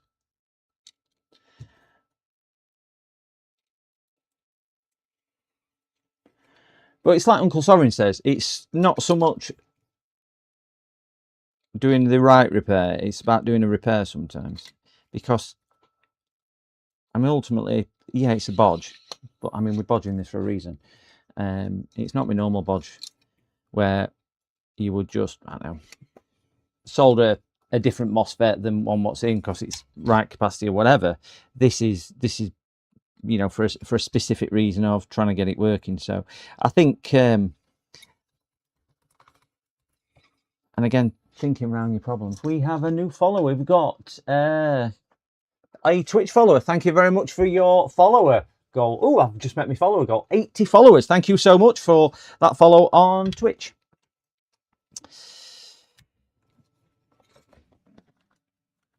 I've got other people coming today, so I'm just keeping an eye out for that.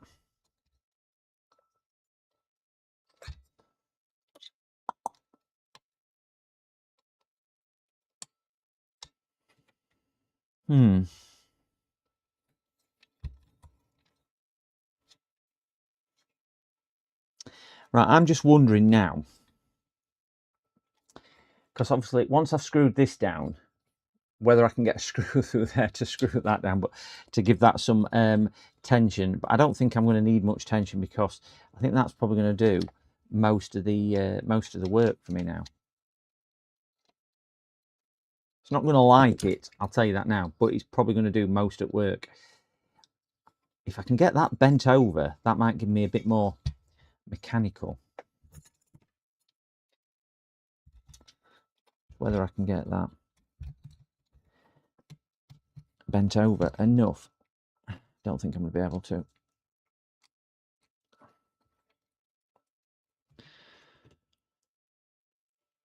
Oh.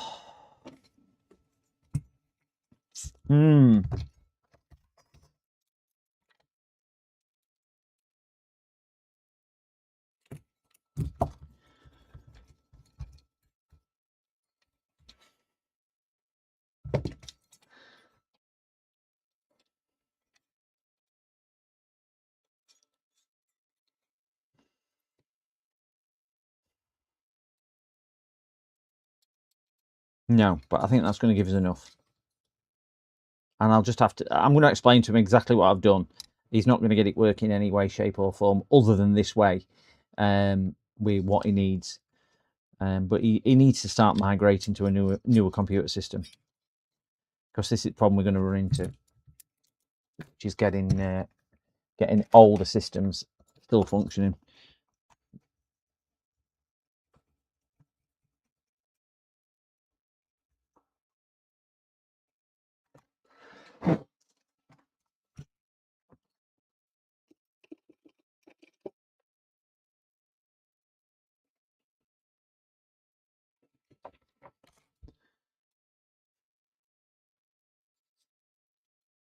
If that would only come to its side a little bit more, I could probably get a screw into there and holding it down. I don't really want to take all that back off though.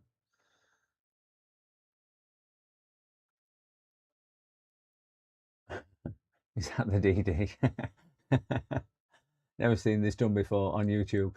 Exclusive comment. Is it exclusive? He's just, do you know what, James? I'm just thinking my solar rooftop installation was probably easier than this.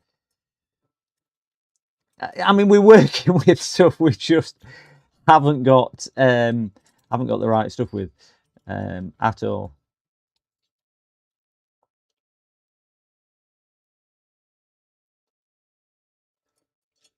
Let me grab another heatsink. Because I've just had an idea. What might help us a little bit?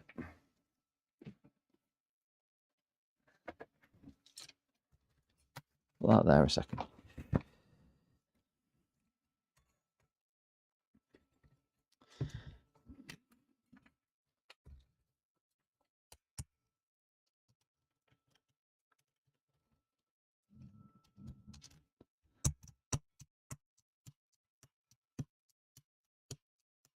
There you a gentle tap into persuasion.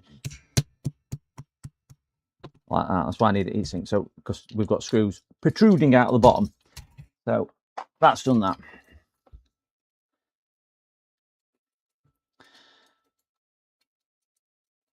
I still can't get a screw down there because I need to get into the hole. But that is going to give me a little bit of grip when it's pushing away. Bearing in mind, this one's going to do all heavy lifting, which is a mechanical one. I just want this to stop it coming away from there. I'm going to put that back together and see how it performs. Not that we're going to get too much performance out of it. Presume there is screws.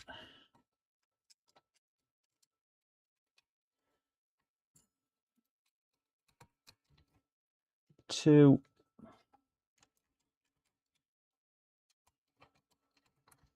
I wonder if I speak to Thermal, right, whether they want to patent this idea. I mean, it could be their new cooler. They could sell this on Amazon. What do you reckon? I mean, I'm after a sponsorship deal with them since I fit so many of their coolers. They might take me on as one of their virtual designers. Could be quite a lucrative thing for them. A quick DIY bracket over there.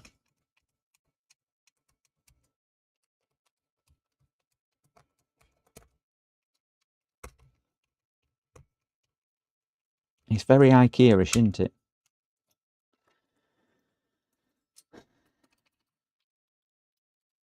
This is where we do all that and then that one breaks.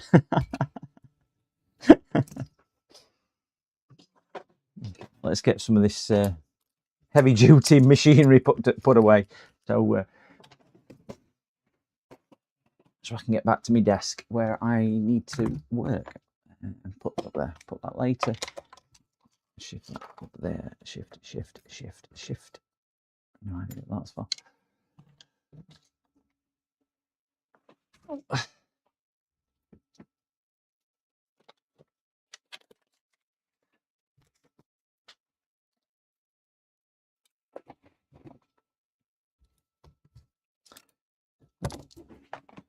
That's one of my little files. The only round one I've got. I bought these files about 15 years ago and they cost me about 20 quid.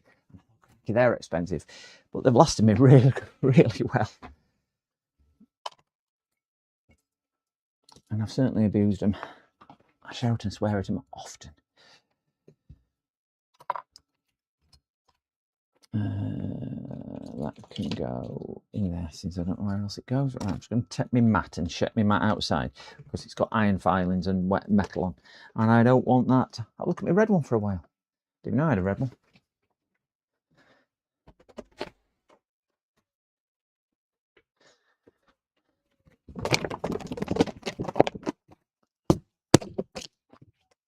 Come in.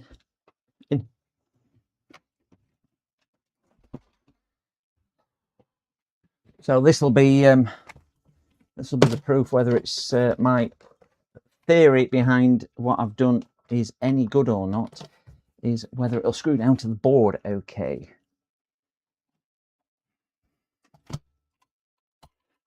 Put that back on.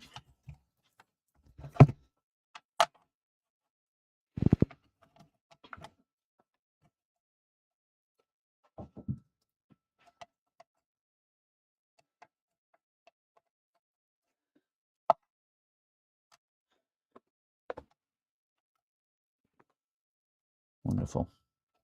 A little bit more.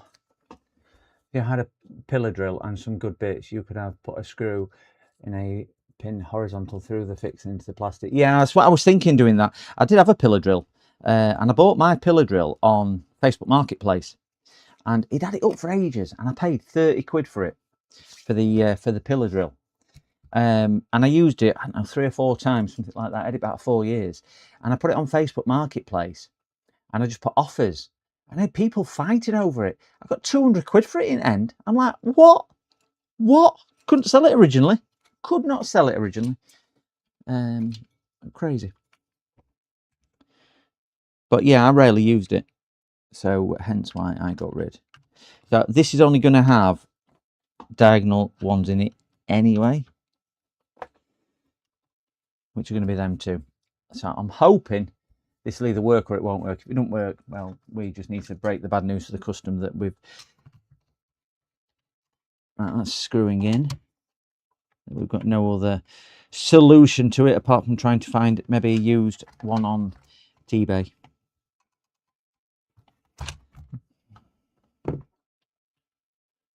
That's not going to go in that way though. We've got a cut. We have got a cutout. Got a cutout there for his capacitors. That's better. Get that loosely tightened down.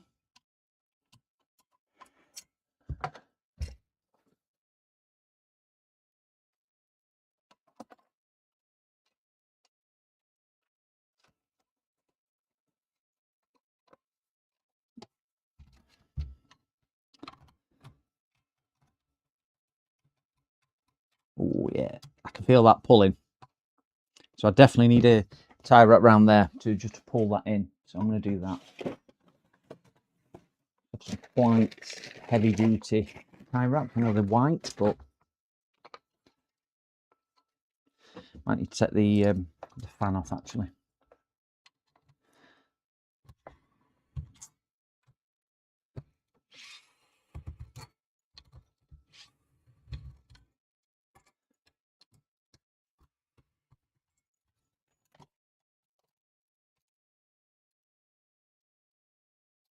Oh, you just tell me you're just too short. Come on, don't be. Snow White didn't really mean it.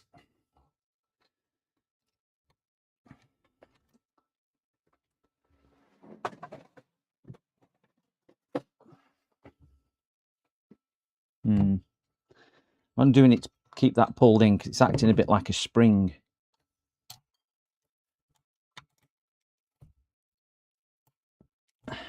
And it is just too short when after you've two cable ties. That's really annoying, isn't it?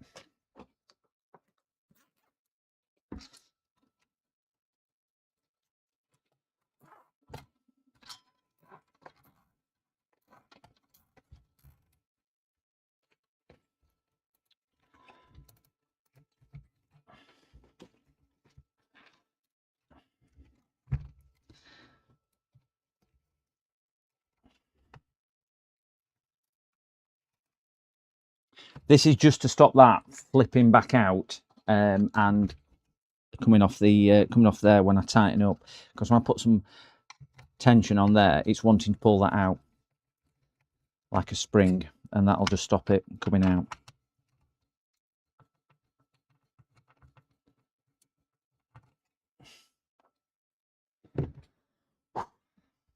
But why glue or epoxy then at all? The glue is just to hold the I don't think I've got one here. Just to hold this spacer at the bottom in place. It has got the mechanical one, but you'll see now it was just more for assembly. The glue's come away. The super glue I didn't think was going to hold it, so we are just solely working on the mechanical fixing into there, which is a screw, and then this bracket hooked round onto here. I didn't say it was going to be a pretty repair. It was just what it is to keep it working. And we're only going to get 2 screws in it as well. I'm hoping that the customer will take this as a warning to you need to upgrade from this machine. I'm not going to go any further there.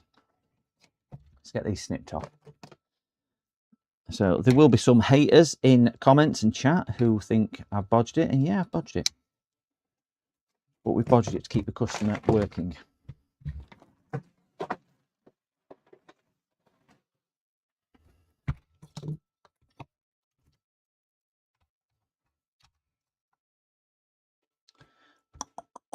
There we go.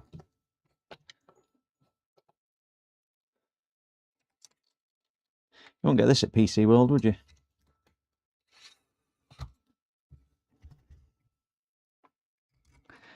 Not everyone can fit a carefully calibrated zip strap and make it look better than factory.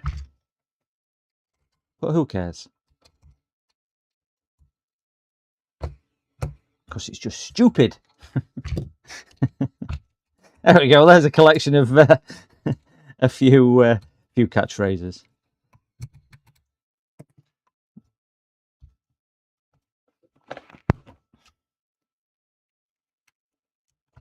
Wonderful. Can hardly tell. Do you know from a distance? It's not a bodge. It's a modification. That's what you've got to look at it. We've not bodged it. We've modified it. Calibration is the key. Always. There's good bodges and bad bodges. Looks good. Paste it. Yep. Let's send it. Hey, it still might not cool effectively, but it's got to cool better than having one leg, hasn't it? Which in essence is what it had before. It had one leg. I mean, we're assuming that the board is actually working. It could be a case that the board is not working anyway. The good thing is I can hold it by a heatsink now to put it in.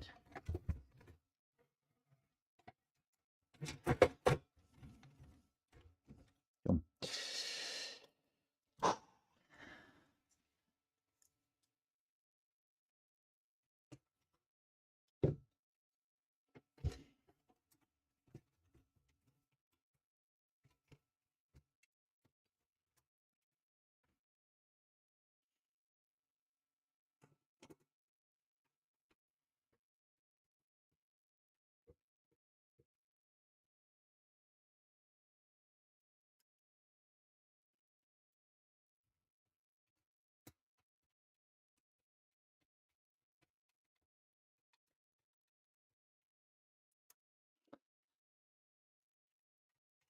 Shall we get confident and rebuild it all?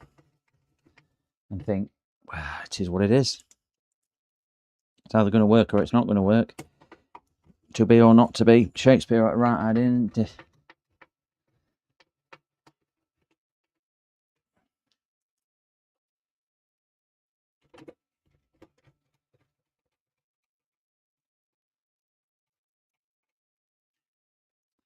Need to be turning my fan on. It's getting a bit toasty again in here. I've got all the light on it, other side. My workbench light over there generates so much heat, that light, single light, I tell you.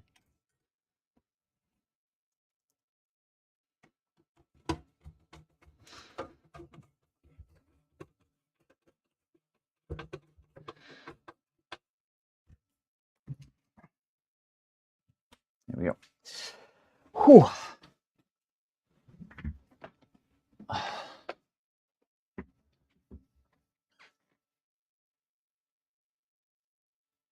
Yeah, they might want to use it for listening to music. He uses it as he's a surveyor, and his surveying software is on here, which matched up with the laptop that we had to repair. You know, massive, really thick Sony Vaio laptop from 1964, whenever it was.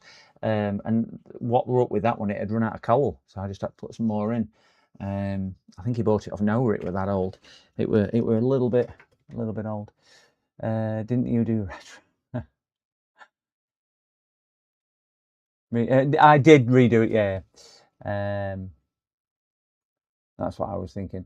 So I was like, maybe just some home on music, but yeah. Morning, Forza Repairs. Winamp really kicks the Lana's ass.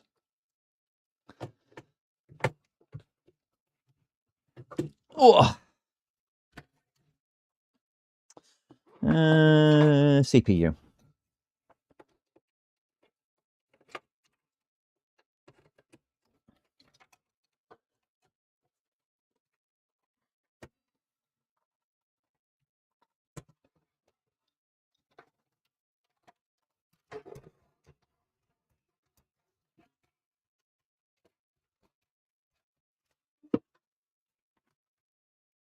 Get one screw just to hold that so it don't rattle about and fall out.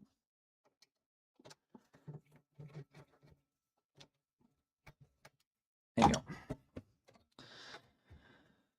Video card, and let's post it. Send it. Done. That is about as sturdy as I'm going to get it.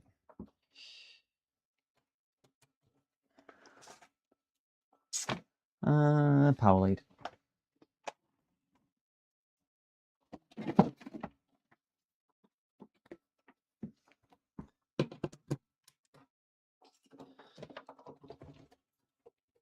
Good. Fans spinning. Always nice when fan spins. Is it booting? You got a picture in the bottom right hand corner. It means it's booting. Fans are speeding up.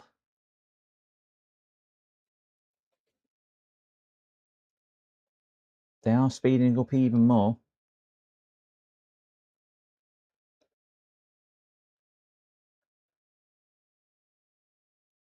They are speeding up even more.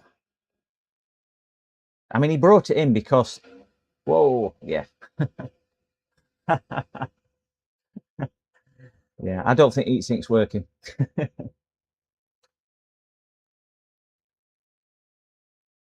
His fans had gone to full speed. I mean, there is a possibility that the computer doesn't work anyway because he said fans were running at full speed and it just cut off. So he might have fried his CPU. He's doing DDR5 RAM trading. If only I thought that's what it was doing, James. If only I thought that.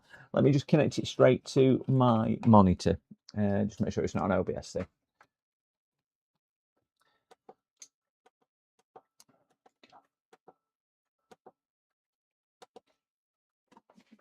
Turn that back on. I will just jump start it.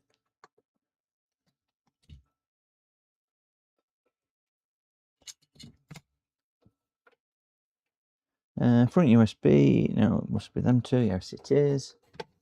I can't see my OBS, so I have got it plugged into a monitor now.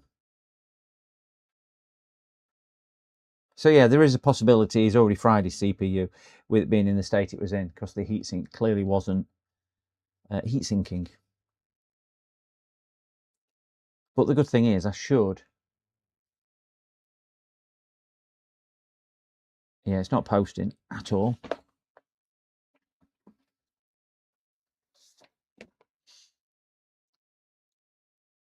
Yeah, well, I think it might have fried his thing. I just don't know whether I'll have a CPU of this age to put in it. But you'd think it is posting mainly because it's a Core 2 quad Intel. I might have an old one. I can try. Just don't. I mean, it's a 775 socket or something. I don't know. I've got no life at all on screen.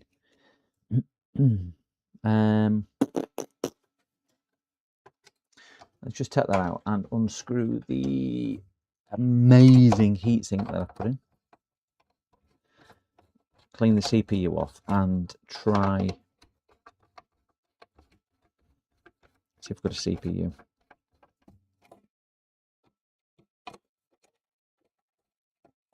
Well, proof of concept is that's worked. Give that a quick wipe. Yeah, so proof of concept is that's worked, and we now have cooling. The problem is it might have already killed the CPU. Let's have a look through my box of CPUs. Oh. Yeah, they're not expensive, are they? To get. I should have some in my CPU box. Press that one and that one. I can't see OBS, so I do apologise. But this, because I've got monitor on other screen. There you go.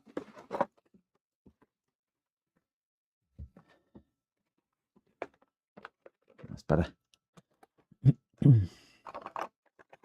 See what socket it is. It's not. Nope. Nope. It's definitely not a 7700 series.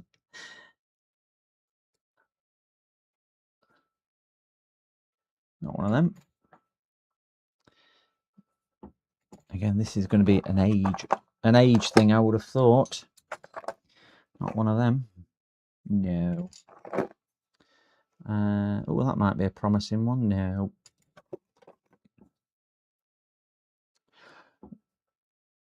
That's a Core i3. No. Almost positive. I've got one. I've got a... That might work. It's same socket anyway. So we'll give that a shot in a second. If I've not got any others. No.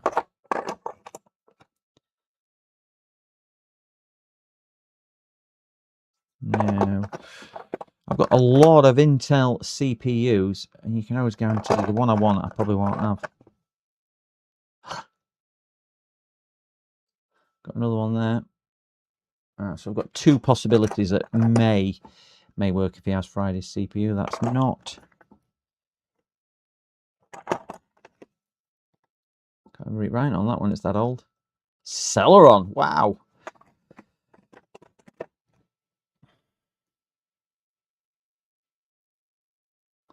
Number 3 there. So we've got 3 possibilities. Is this a number 4? Lucky number 4 now.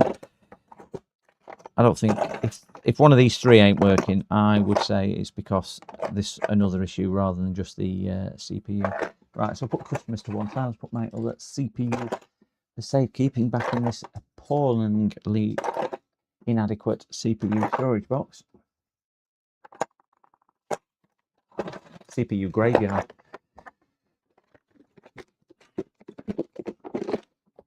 It's where they go off to die. 775, that's it, yes.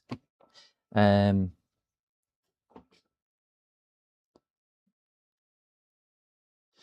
that's a Celeron. Did I find a... That's a Intel. That's the same one. I think we're onto a winner here. Might need a bit of a clean. It's a bit dirty.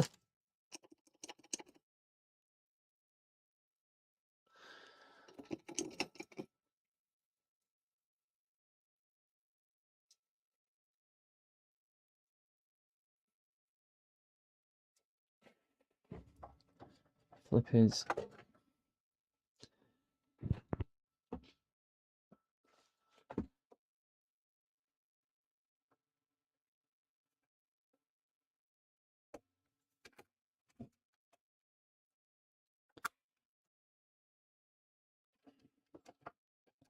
that was a bit tight. That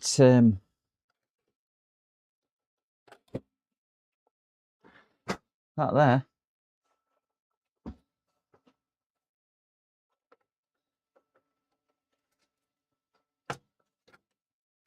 Better. Shouldn't fit down right first time. Right, I'm going to post it without the cooler on, just see if CPU is getting warm. Right, fan spinning.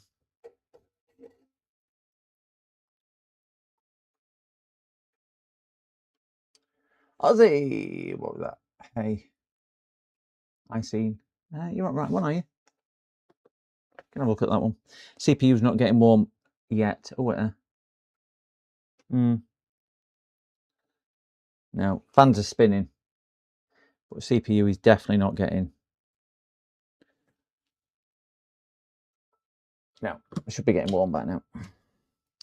So, not that one. With this being a whatchamacallit motherboard, it could be locked to certain CPUs, because that's the other thing to bear in mind as well. Manufacturers do tend to do that. It's not an off the shelf. It's a pre-built system.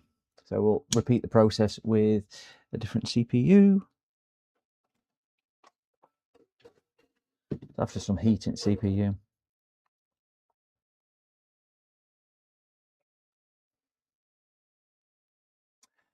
It's got a discrete GPU which sits down here. I'm just more trying to see if CPUs are working or whether there's another issue with board.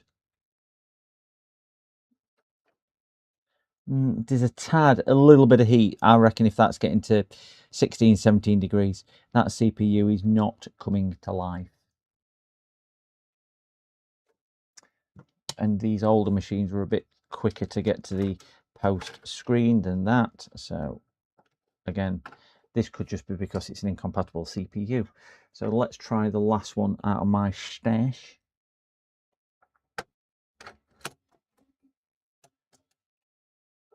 On. Right, that's back on. Swig of tea.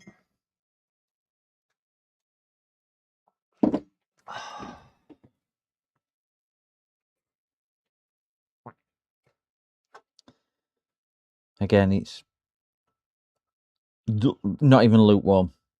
You'd barely register any temperature on that CPU at all. GPU fan is spinning, and power, and the CPU fan is spinning as well. But yeah, that CPU is sub 20 degrees. Well, considering it's probably 26, 27 in my office today, it's colder than the ambient. Now let's put the original custom one back in, just to make sure that we're having the same. Yeah. Again, it could just be because this is, what is it, a HP or whatever it is locked. Oh, so let me just respond to this message. Oh.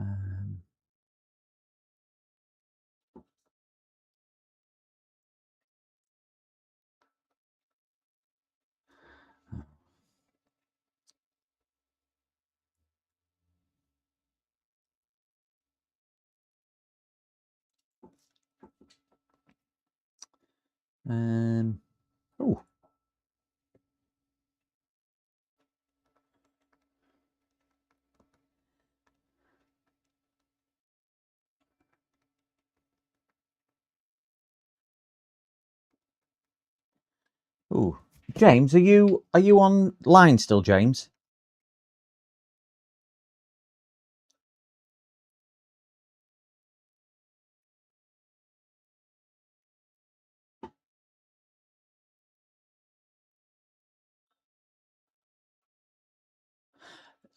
Just check your Discord, see if you've got a message from Joey at 10 to 12 today. I don't know if you've seen it, James. I'm just wondering whether he's been compromised, because I've got a message from Joey, JDT, on Discord, and the grammar is not Joey's grammar. And it looks more like a, I don't know.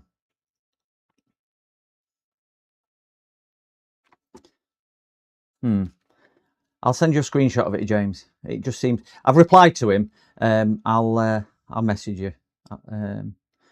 But you'll see what I mean when you get it. I'll WhatsApp it you, and you can see.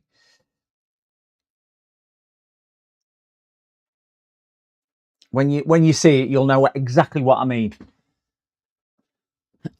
Right, just let me. Why James is doing that? Sorry, I'd only just seen that come through. 10 to 12. I mean, it could be off Joey. He does message me, but the grammar just doesn't seem quite right. If you see what I mean, James.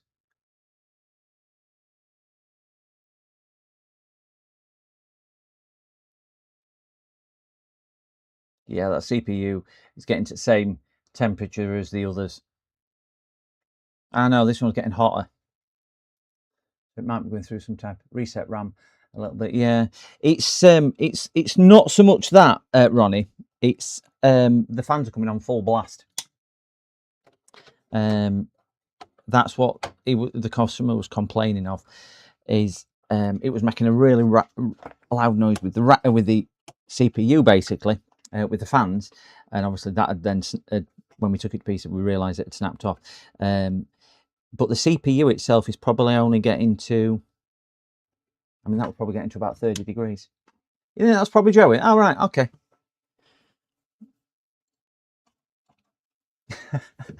I don't know if I've just insulted him telling me.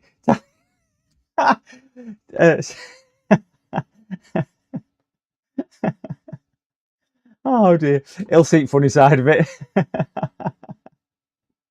I have messaged him back, but I didn't see his message straight away. Oh, Nick, well spotted. I've done all that and I forgot to plug the bloody power cable in, haven't I?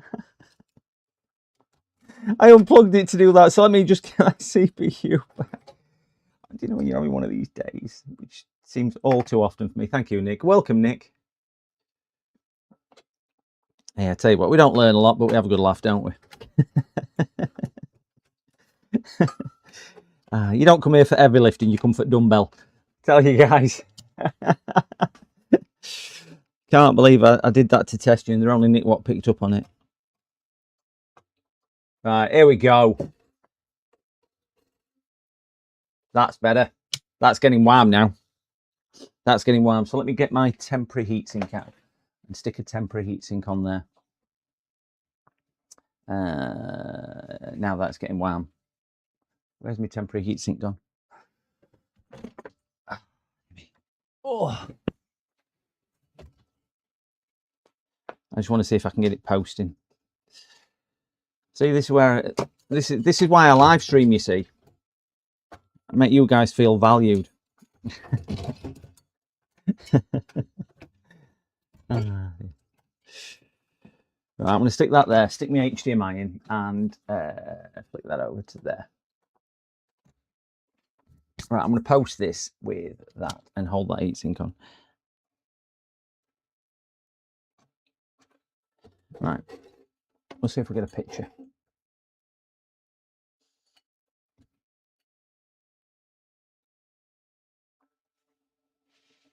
I've done that before. We've got a picture! It's a system service to prevent damage of fan. I'm not bothered about that. We have got a picture. F2 to continue. I ain't got a keyboard plugged in. But we do have picture. So due to the fact that we have picture, let me stick it back on here.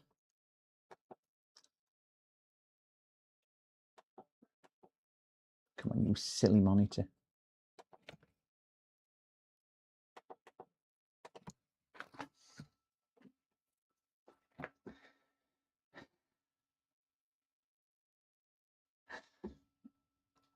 Oh dear. So we know that one is working. Let's unplug that and screw this beautiful heatsink down on this new CPU. Beautiful.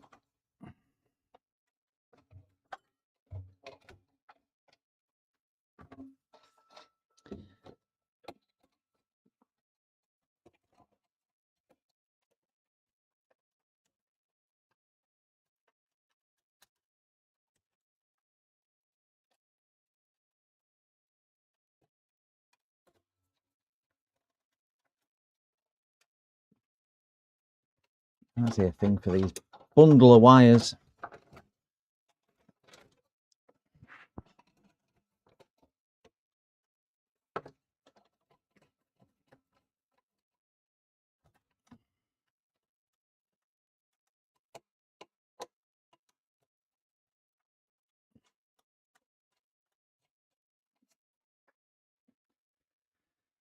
Ah.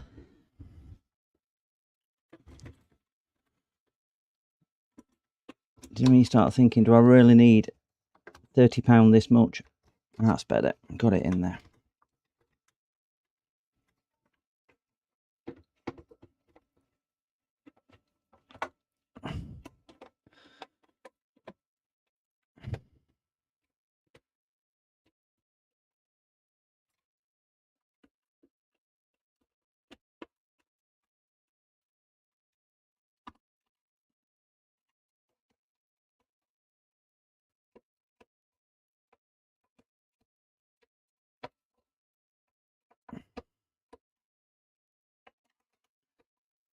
That seems really secure down now.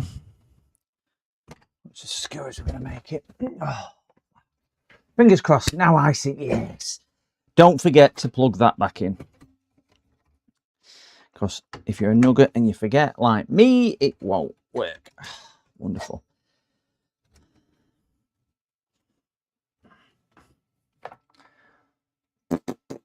power. Keep an eye in bottom right when I post it. We'll get a keyboard because it will say press F2 to continue because we can't find the keyboard, which is always useful. Bottom right, guys, we have, main screen, we have picture. The fan is plugged in, so I have no idea, and it isn't a CPU fan 1, yes, so no idea why. F2 to continue. No, I want to get into the BIOS. Now, yes, I'm doing Control Alt and Delete, and it's bringing me that screen up. F10 setup. Come on, F10. Now I am pressing F10. I wonder if this doesn't think fans connected. I wonder if that's all it is. It thinks fans.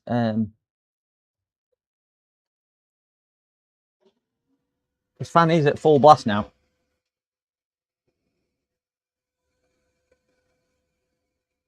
And it is in the CPU socket.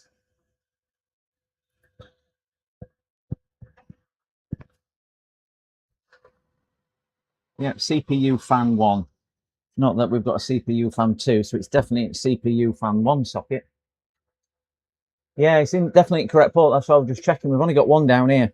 We've got one there, and then we've got a system fan 1 there. And I think that's it on board.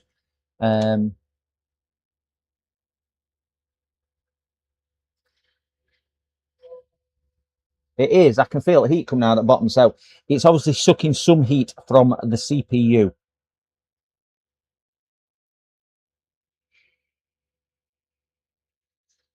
I'm going to see if it'll boot. There's no rear fan. I've took rear fan off. It has got a rear fan, but I have taken it off. Let's see if we can boot into Ventoy. Get that one in there.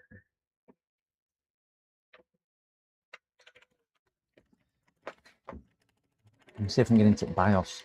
And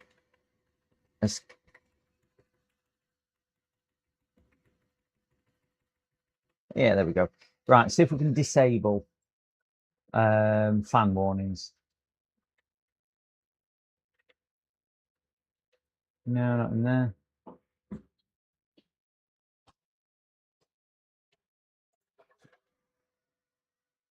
Ooh.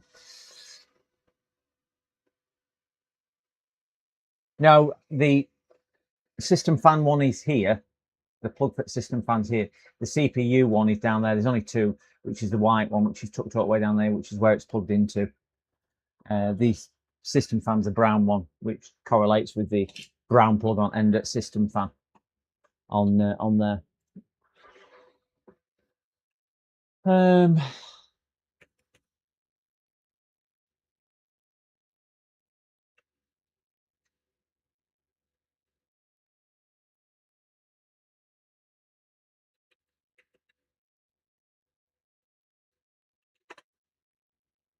Wow, floppy group.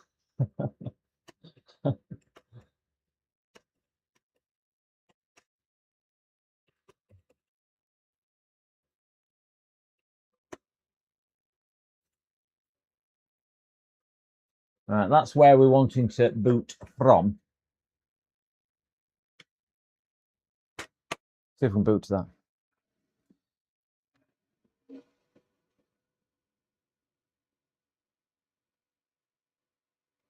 I couldn't see it in the BIOS. Did you see somewhere in BIOS where that was coming through?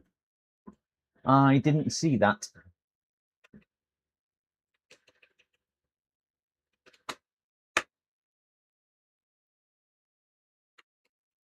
Will it load? Will it load? Will it load? Yes. Will it load slowly? Oh, yes. Control. Oh, I didn't know that. Control F10. We will give that a shot. We'll just see if we can get into here. I just want to do a quick temperature monitoring, because if it's sitting at 95 degrees, that CPU, obviously it's a non-starter for this cooler.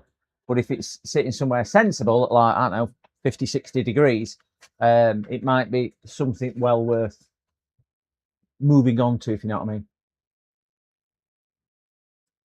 I mean. Windows XP. I think it was a Windows Millennium machine. They've upgraded it to XP. Windows ME, sorry. And they've upgraded it to XP, and they've stayed on XP on this one. So hope. Oh, let me get my mouse. Can't go out without a mouse.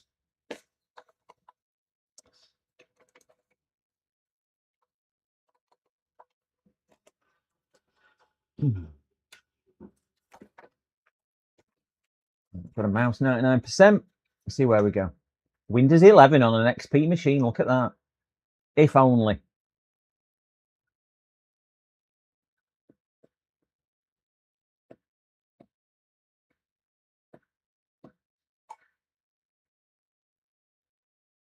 I think I've got a splitter cable somewhere which will reduce the Noctua one, which will reduce the fan spin. But we might need it.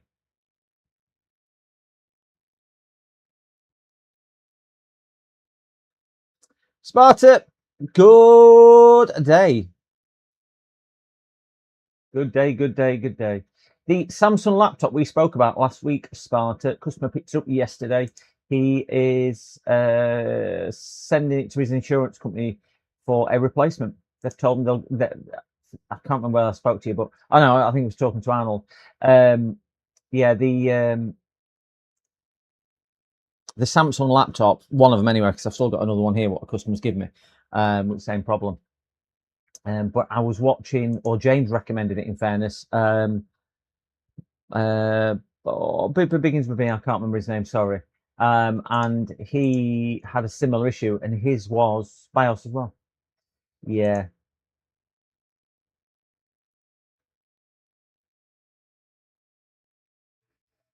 Well, that's good. Fan speed's just suddenly knocked down to nigh on zero. Yeah, he's now he picked it up from me. He's gonna now give me an update on it. He says he's spoken to them, and they're just gonna get him a replacement or rather than a repair. So I just says to him, I says, if you're planning on scrapping that one, let me have it back, and we'll see what we can do, because I've got a customer who might be interested in the screen for it. But yeah, it looks like it's going to be that anyway. 51 degrees, that CPU, and fan speeds drop back down. Fan speeds drop down to something zero. I'll put my microphone next to the fan. That's how noisy it is. I bet you can't even hear it, because I can't even hear it. But fan speeds drop back down. Yeah, not wrong with that, is there? I wonder why it was peaking then at 70 degrees. Bit weird, isn't it?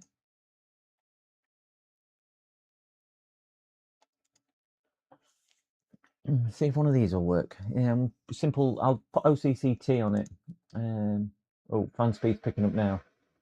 Now, fan speeds are noisy.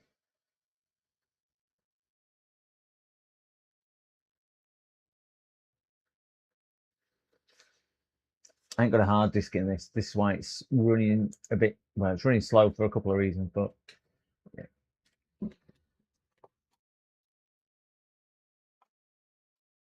Blasters on. Turn that on.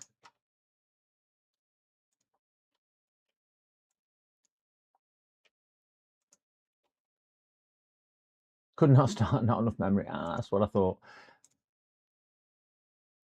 I am just running whatever the whatever it's got in. Core temp. I wonder if that'll let me not use that one before. CPU Z will let me do a stress test on it.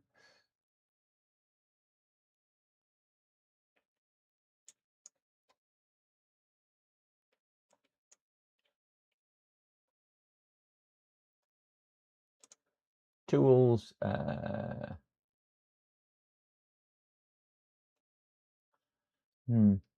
if it's that one.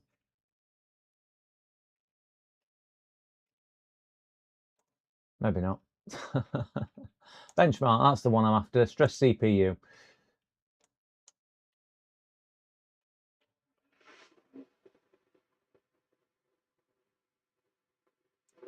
Right, if that's stress testing CPU, get out of that way. 77 degrees under stress testing, and we're at 96, 97%. I would say that cooler's working. Yeah, it's noisy, but it's working. Would we agree?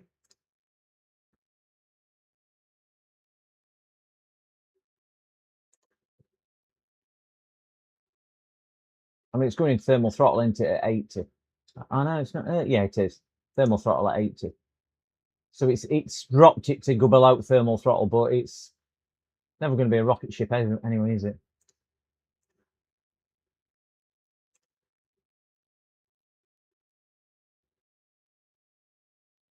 And it's dropping back down reasonably quickly. It's just constantly going to be in that stretch, isn't it?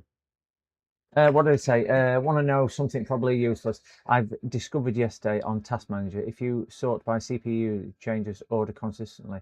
But if you hold contract, oh, does it pause it? I didn't know that.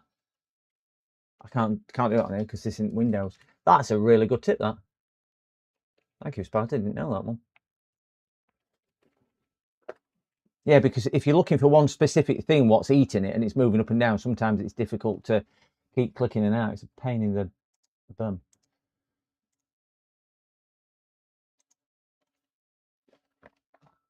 I reckon what we've got to pretend on this one is that's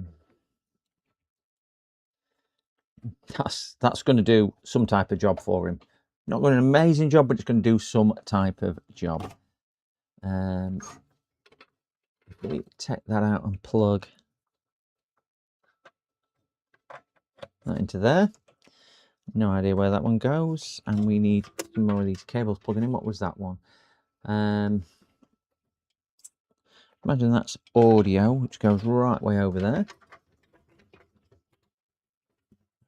9,000 cables, and we've got some pretty. That's this front panel. That was USB by the looks of it.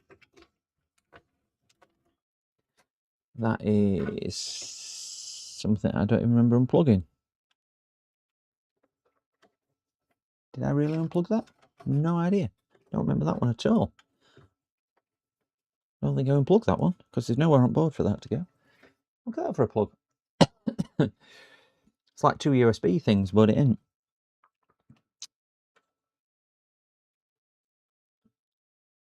And it's not that one. I've got no plug for that at all, so I ain't got a clue where that came from. I don't think I unplugged that. Must have been out already. So we'll get his front panel header plugged in. Get his graphics, his hard drives plugged in.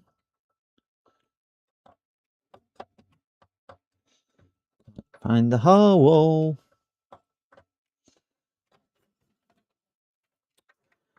Down here somewhere.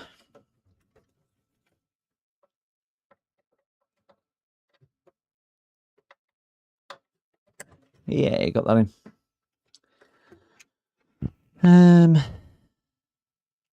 USB. That's audio, so get that in over there.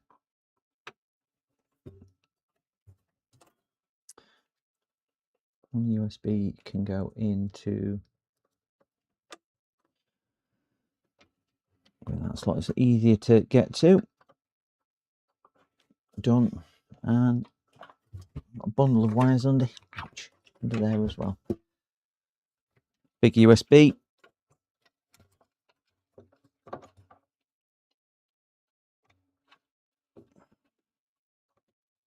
Done. Any more? Yep, another one there, that's the one I ain't got a clue where it goes. We've got a red one there, which is another USB.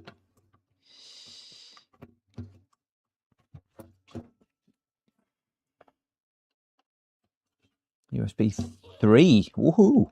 Pushing it about out with USB 3, aren't we?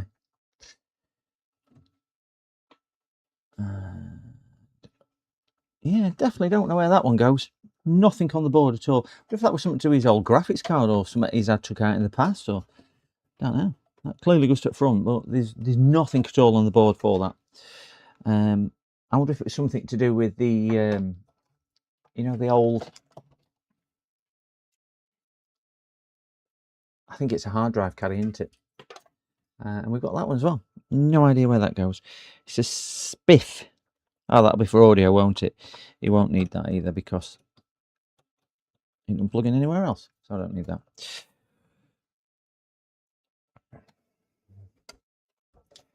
Looks like front panel connector. It does, but it's not. The front panel connector's in. It is some type of front panel connector, but I'm just not too sure. These look like USB wiring.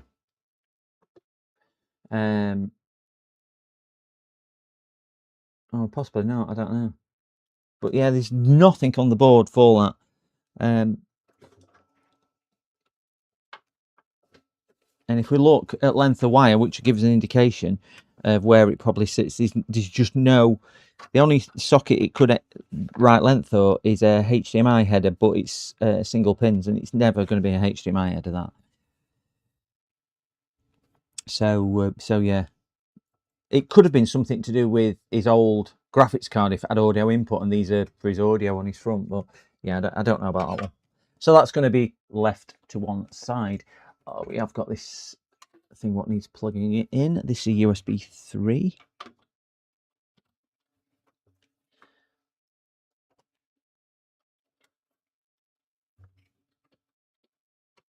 This is his network card.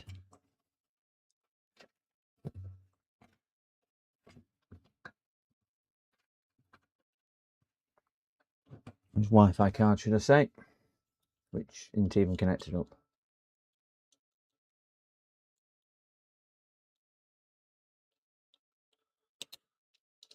Get that plugged in there.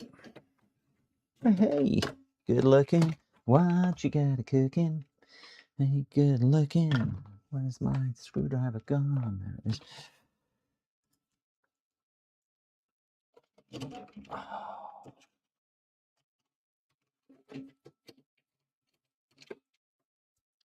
Done. Ouch.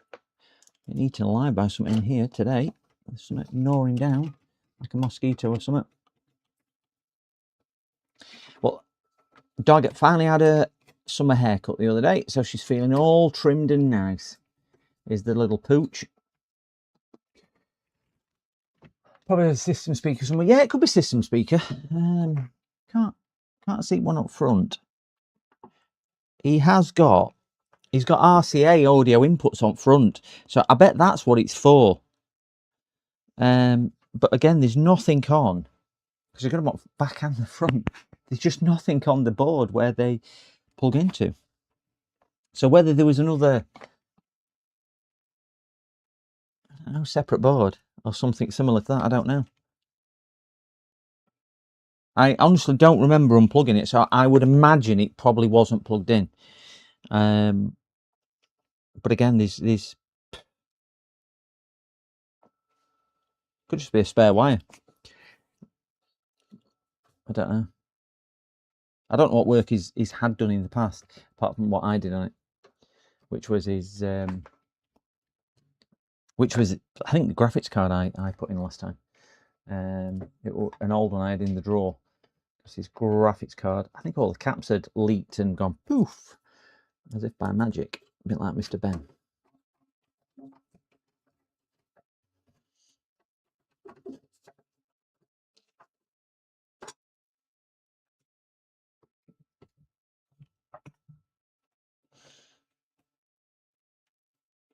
And we've got an onboard buzzer as well.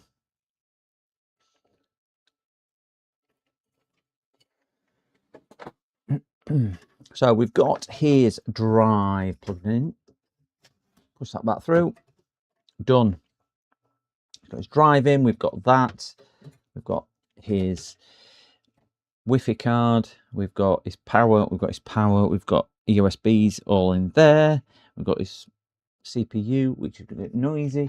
And we've got a rear fan. So let's plug his rear fan back in and screw that on. Make sure we get that the right way. We don't want that blowing hot air back into the system.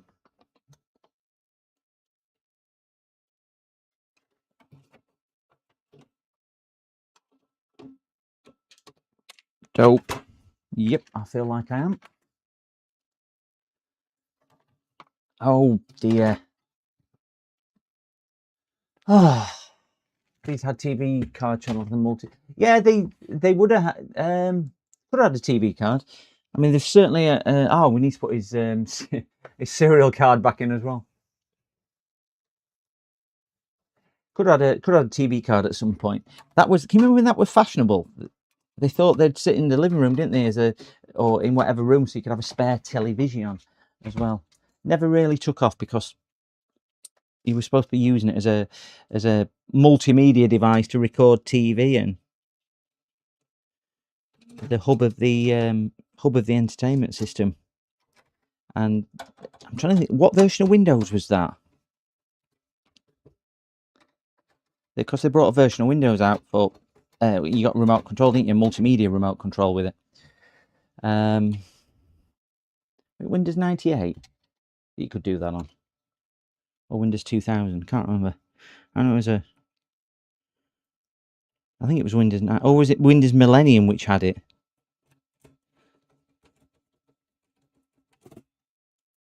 I know one of them certainly had it.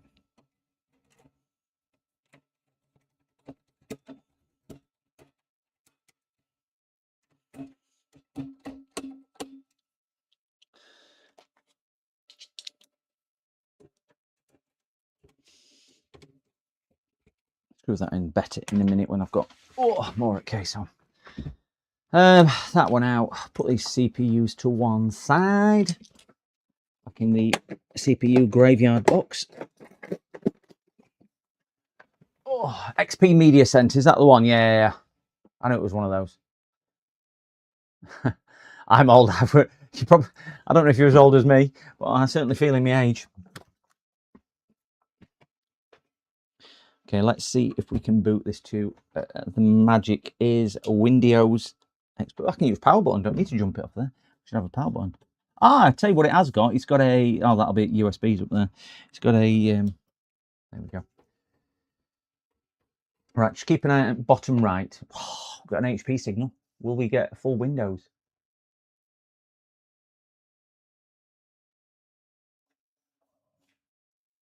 Found an AOL CD cleaning up one of my drawers. AOL, wow. You used to get them free all the time on stuff, didn't you? Right, fans are kicking in at full speed. Can't doubt about that. Let me just see if I've got my fan splitter. If I have, at least I can slow the fans down. But I don't know whether I want to slow it down because it will need it under stressful loads.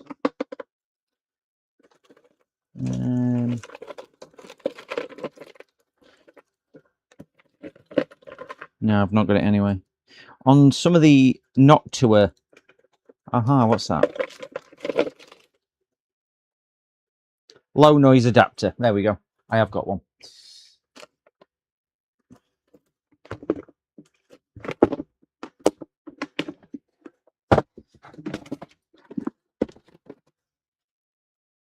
We'll try Noctua's low noise adapter. Microscope. Well, we've got picture. Oh, wrong mouse. That mouse. Well, we're not going to work off that mouse, are we? Because it's probably the wrong mouse and it's the wrong keyboard because it'll be working off PS2 mouse. Let me see if the power button works. Please, yes, the power button works at least. Get a serial card put in once the machine shuts down. I'm not going to put the low noise adapter on. I've got a low noise Noctua adapter. It just basically means the fans spin slower. You just put it in line with the fan. But I don't want to make them spin slower. It's the customers, this, Julian. It's their work machine. He's a surveyor and he's got specific software on here that he cannot get again. And I had to do his Sony Vaio laptop. It's a really, really, really old Sony Vaio laptop. I think that was Windows 98, which had updated to XP. And he was still running that. And we mended that a couple of months ago. And he brought this one in. And we needed to replace the SSD because his drive had gone. So we put an SSD in it. And now we've had to bodge. And it's a bodge. The cooler. to just to get it kind of back up and running and working and talking and playing, and he just needs it running because he can't operate his business without it, basically. So I think I said to him last time, certainly with the laptop, he needs to do it, but he can't because the company got the software up is a long time gone. So he just can't. I don't know how long that'll last. That is a proper janky but effective repair.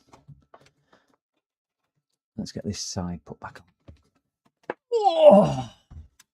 Some software doesn't play nice with VM. Yeah, I did suggest to him that why don't we put it on something like a Windows 10 and do it on compatibility mode, and he said it won't work. I suggested VMs as well, and he said no, that won't work because some of the hardware, this is why he's got a separate card in it as well for serial, needs that specific hardware, and we all know you start running into problems when you start using hardware through VMs as well and stuff like that. Now it passes through. So it's I kind of just went, okay, if that's what you want me to do, that's what you want me to do, sort of scenario.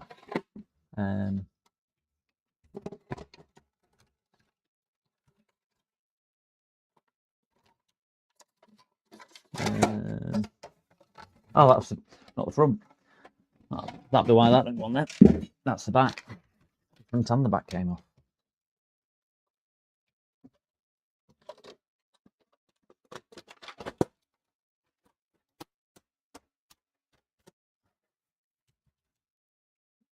That might be the top. Yeah, I think it is.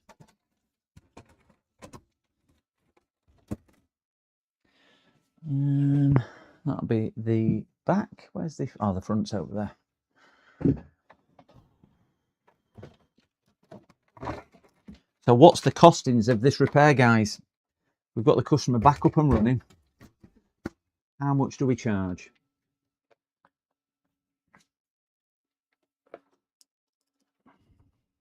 Bit of a bespoke. That's what I like. It's not a budget, it's a bespoke repair. Yeah, I think that's what we need to start calling it. It's not a carefully calibrated wire, is it? It's a bespoke piece of wire that I am using. Invaluable. Yeah, that's one way of putting it.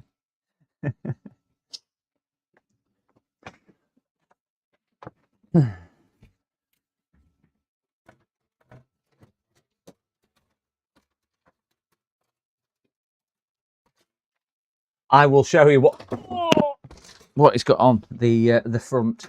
It screws power supply in all the way as well. Don't let me forget to do that.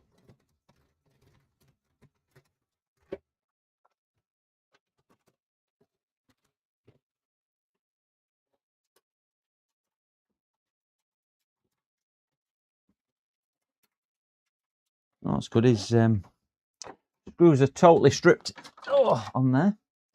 That's not gonna, you know, for his holding his case on.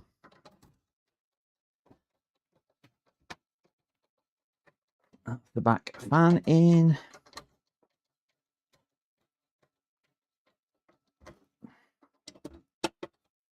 And we need some screws for his PSU. Nearly done. One more screw after this. Another quick plug-in and test, and then we are finished on this job. Move on to the next. Yeah. Well done. Yeah. So your multimedia on here. Oh. We've got all the audio inputs, and we've got USBs up here. I'm doing everything upside down. No, wrong finger. That finger. So we've got USBs up here. We've got, I presume, Firewire. We've got headphones in and out. We've got RCA and S video on the front as well. On the 1 second, I've got another Whatchamacallit. Oh.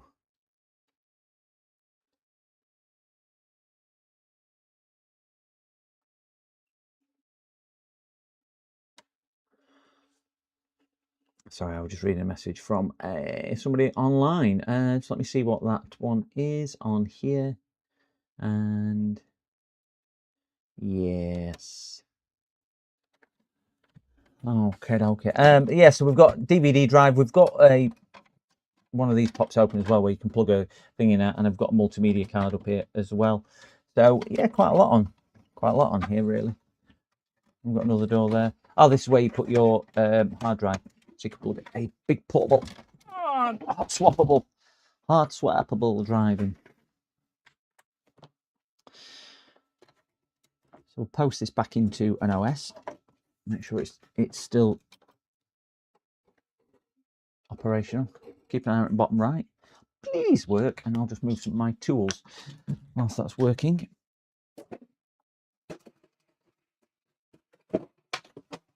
Right, it's Windows XP logo coming up, which is always good.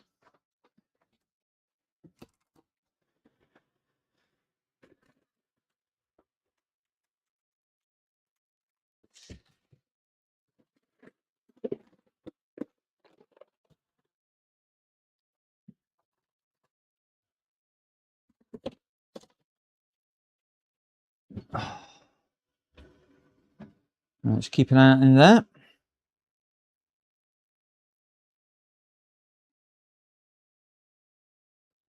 Wonderful.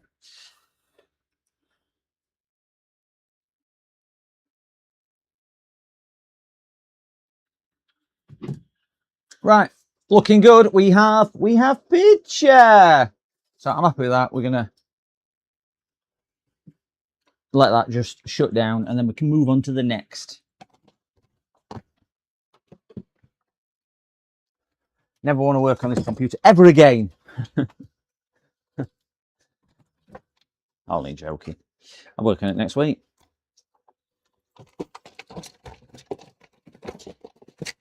There are some machines, I think we've all worked on them though. You get to some machines, you just think, I never, ever, ever, ever want to work on that machine ever again. And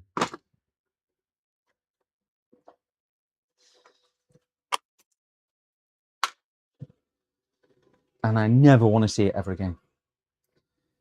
Let Windows XP shut down.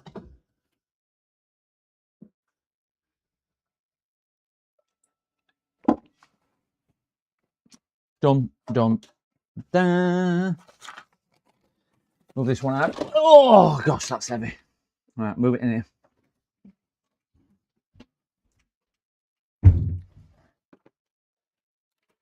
Oh, flip. Heavy.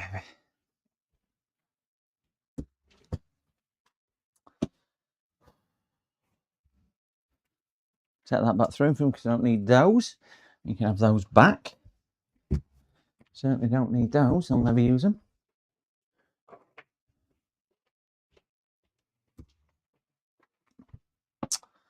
Let's do this laptop and dance. We might need that, so leave that on the side. Won't need that. I'm not even going to put my pile of poo away down here.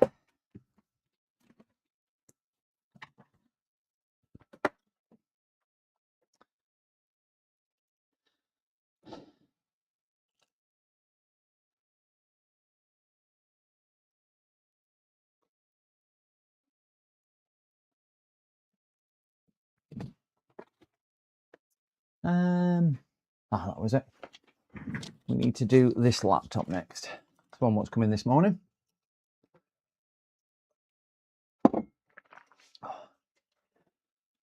Oh.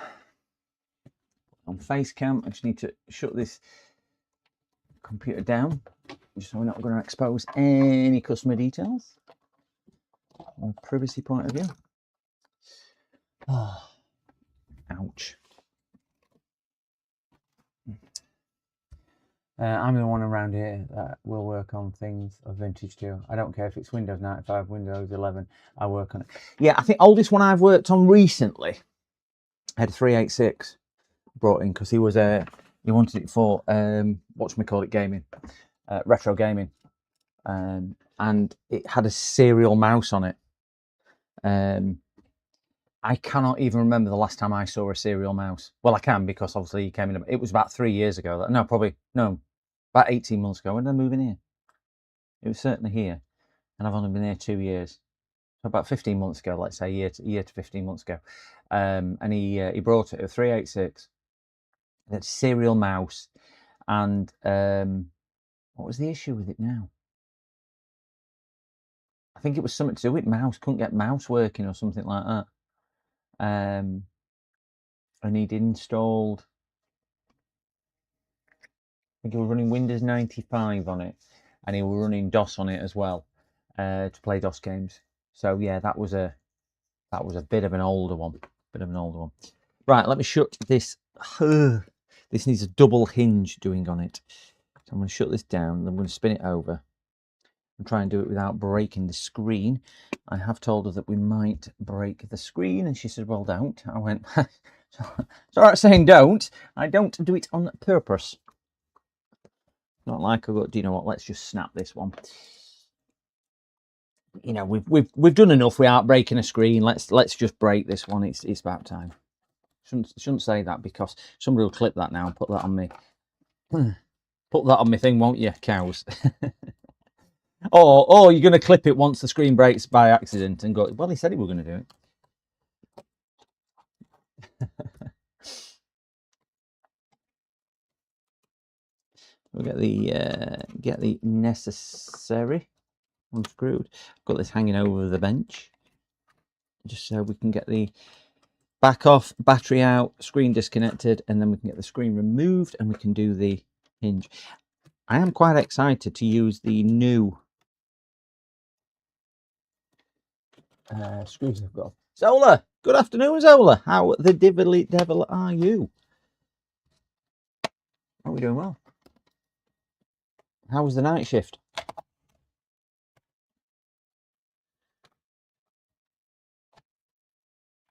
I don't like nights. I worked nights at one of my jobs when I was very, very young. And I think I only did it once or twice. Hated it. Absolutely hated it. Nighttime was for sleeping. I couldn't sleep during the day. So our getting back and then not being able to sleep. So I think it got to the Thursday, and if I'd had an hour's sleep, that was probably all I'd had all week. And I was just like a zombie. Yeah, just could not function or anything. We will disconnect the screen cable, give that a gentle tug, and that will come out, and then we need to start removing the hinge off here. So that's the wrong screw. This will be the correct screw.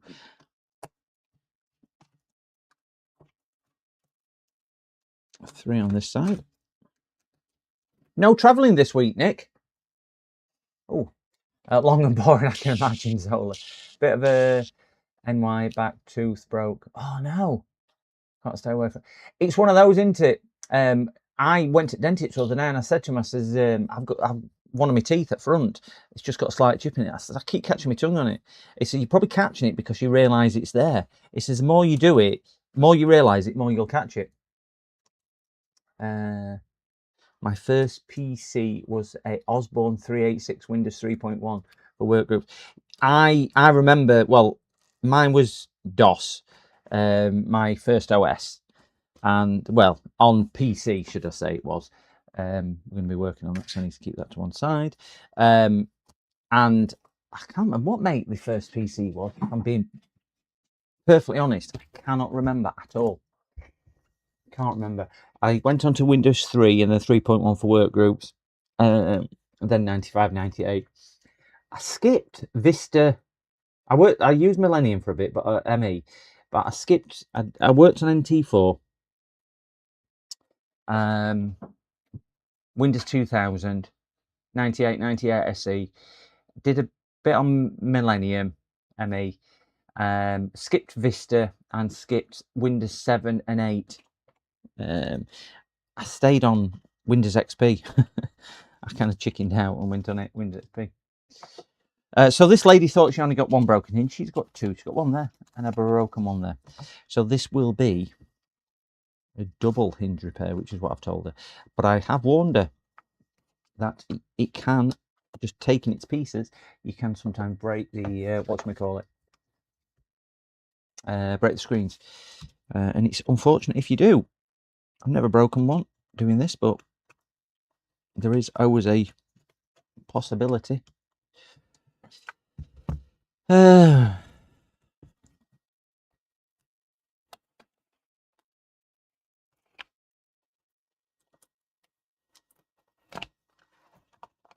Be very careful doing this. Certainly down that section. See if I can get this top off.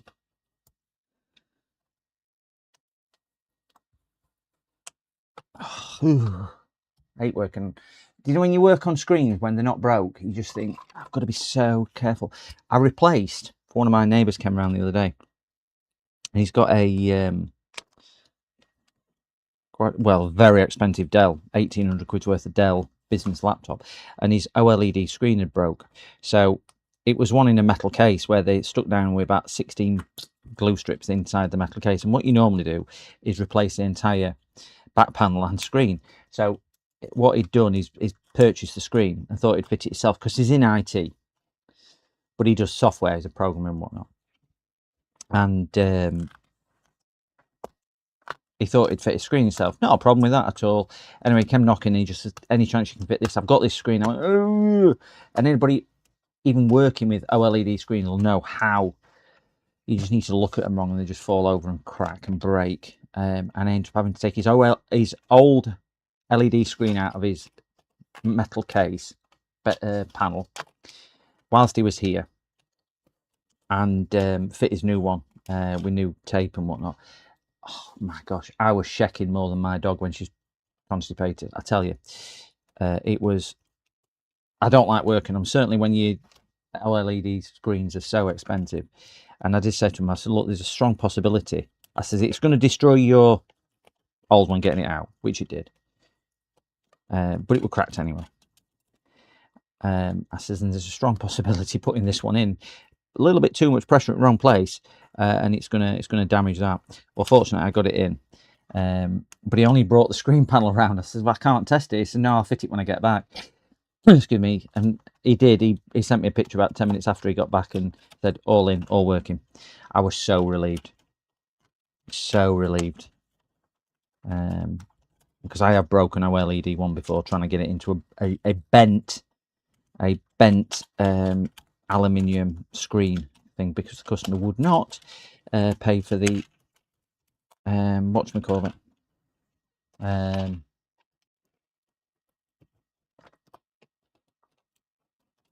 new backplate, new housing. My mind went blank there because I was thinking about this.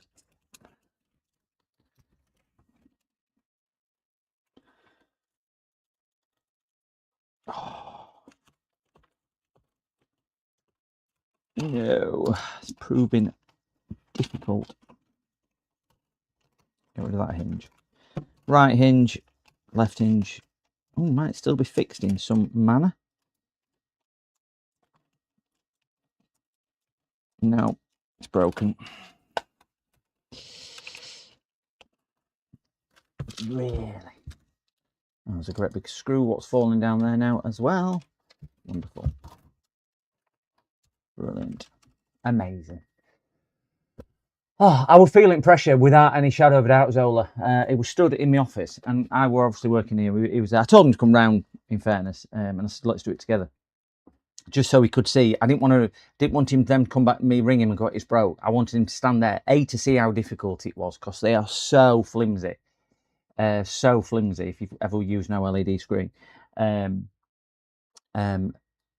just see the hassle to try and get it in and out. It was yeah, didn't relish the thing. I would, if it was a customer, I'd have turned the job down. Let's put it like that. It was only because he was a neighbour. It was when I was fitting my solar panels. I was on roof when he came. And my other half came. She went, "You never believe it. It was, I don't know, 4 o'clock on a Saturday afternoon." She went, "You've got a customer at the door." I went, "Yeah, blinking joking." I said, "It says I shut at 1 o'clock." She went, "Apparently he lives around the corner. You know him?" I went, "Oh, right, okay." So I climbs down off the roof because I'm on the roof and comes round to the front. And yeah, it was him. Right, it's the bezel off without breaking it. Yeah, that's all broke. Oh, right, I'm going to take... No, I'm actually not going to take the screen out. If you're wondering what goes on these, I will show you when I get a picture on my microscope. There we go. My Commodore was a 128. My first one was a ZX81. That was the first computer I built. I can't use IPA on it, Nick, because if IPA will dissolve the glue. You're right, it will dissolve the glue, but it'll get between the panel as well, and it'll ruin the panel. So that's why you can't use IPA on it. If it was a scrap screen, I'd be putting IPA in there. Well, I'd just be pulling the screen out. In fairness, you can be a lot more persuasive to get it out. So what's gone on here? If we look at that, those things there. Turn me the light back up because I've turned the lights off. There we go. So these gold things here and this chunk of plastic should fit into those holes there. And what goes, if you've seen it before, the plastic just kind of disintegrates and then the hinge breaks off. So we are going to repair this. And in my view, it is stronger than new. Good thing is, it's got an aluminium case, so it's going to give us really good fixings. That's a good idea. You can see where that shouldn't be on there. It should be in the hinge, and the hinge is there, but it's obviously come all the way through, and it's just wow. And you get more on modern laptops because they're thinner. But both sides have totally and utterly got on. Let's stick that cable out of the way. Up here. So we're going to be repairing. Both sides will be done exactly the same.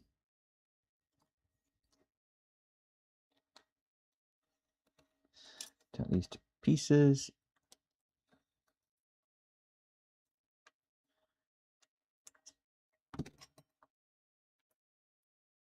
And again, it's the first time I'll be using the new. I'm going to start with right hand one. It might be easier for me with being right-handed and using the new bits for the first time.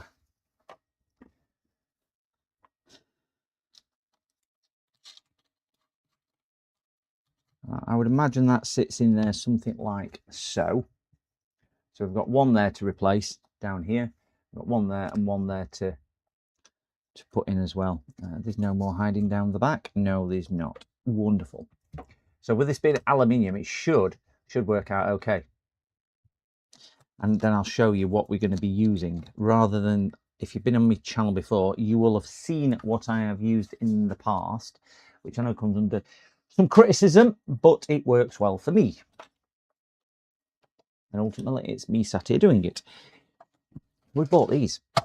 I can't remember, one of the creators I saw doing it, and James JFix messaged him to find out what type of screws they were. I didn't have a clue what they were called. So these are called Chicago screws. So in essence, you get a back plate like so, and you get a front one. That's what hot glue did to me last week. It took my skin clean off, and they screw into each other to make a nice fastening.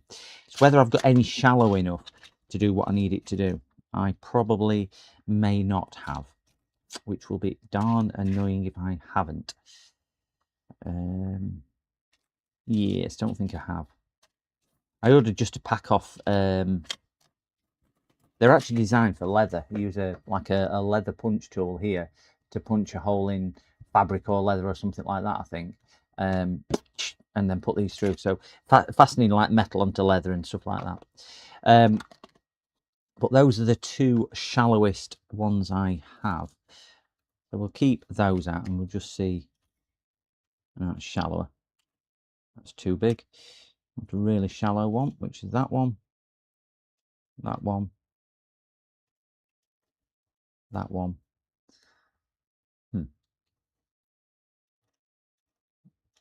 That shallow? Yeah. They're the smallest ones I have.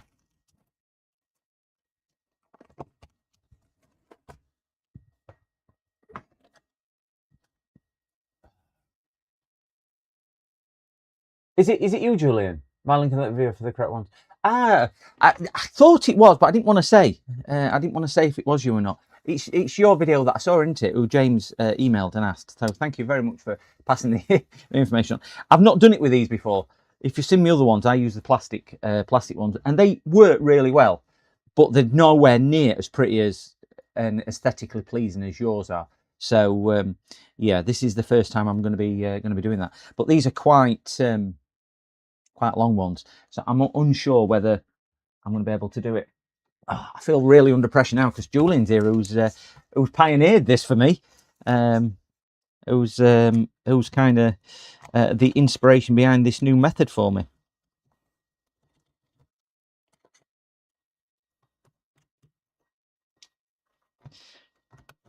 But I presume you like the physical kind of fittings of it as well, don't you, Julian? You must be the same as what I am, which is I find it a lot better to have a physical mechanical connection, a bit like I've just done on that whatchamacallit, super glue and baking powder. Yeah, Alan, it does, but it's just not flexible. Just not flexible. And I have tried it. I've tried cotton wool, tried baking powder, tried cement, I've tried talc, I've tried plaster of Paris, and it's really hard, but it's just not flexible. And there's so much flex and pressure going into these, it's really tricky. 2.5 by 4 mil, and yes, rather using it, yeah, I would as well. I'm gonna I want to pinch that size. I've got my telephone ringing. 1 second, guys. PC repairs, how can I help?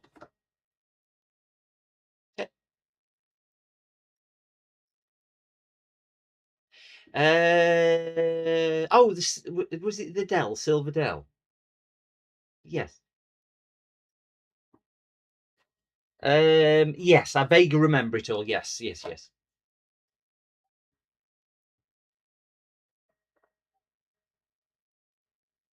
Oh. Okay. Oh.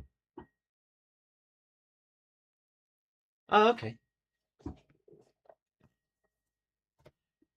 What?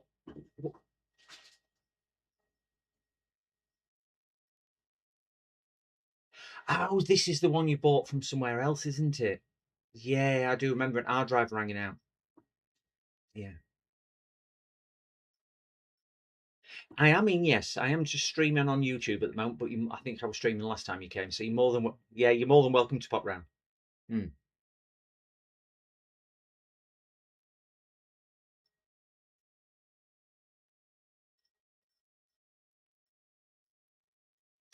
Are you planning on sending it back under warranty with them for a refund?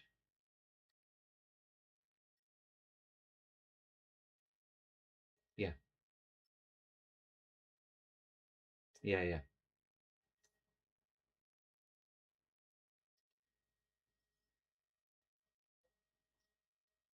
Yeah, no problem at all. Then we'll. Okay, yeah, no problem at all. We'll see you soon. See you then. Bye bye. Sorry, guys, that was a customer who I did a laptop for about 2 months ago. I did it on stream, and she had a water damage one, really, really bad one. At worst water damage ones I've seen. It took out so much. We didn't even attempt to repairing it. It was all over, and it had burnt through the board, and all sorts of components were welded to the board. It was really bad. It was I think it was a Silver Dell or Silver HP, and I recommended they buy one from Laptops Direct. and they didn't. They bought it from somewhere else, and when it came, it didn't work. So they brought it to me. I had a look at it, opened the back up, and things like the M2 drive wasn't even screwed in. There were wires off, and it was clearly never even been touched. It was dirty. It was supposed to be fully refurbished, and it wasn't. It was obviously a seller. So they complained to the seller off Amazon Marketplace, and I think they said, "Oh, it must be an oversight." Anyway, that 2 months on from that, it's not, that one's blown up as well. So they're going to pop that round. They just want me to plug it in and just say it's blown up or it hasn't blown up, and we'll do it from there. So that's what that call was. Where's that hinges on there. So that is what we're going to be using, guys. We're going to be using these to get them through, and hopefully it will be a nicer fix than I normally do. So I think the first thing I've got to start with, I'm going to start with one hole on this end, and I'm going to drill that out and see if I can get a nice fix in. And if I can get something which is nice and strong, we'll work forward from there. And again, this is the first time I've done it. If you want to see the video, Justin Inspired Kent, it is Julian, I think his name is. I keep calling him Julian, so let's hope it is Julian. But he's got a brilliant video on this as well, where I took my inspiration from as well. So please do check that out. You can post the link by all means in here if you wish to pop it in there. I think I need a bit, probably the next size drill bit up from there, but not quite that big. Might be that one.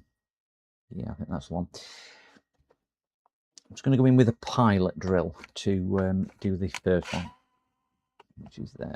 And then we'll make the hole a little bit bigger if needed.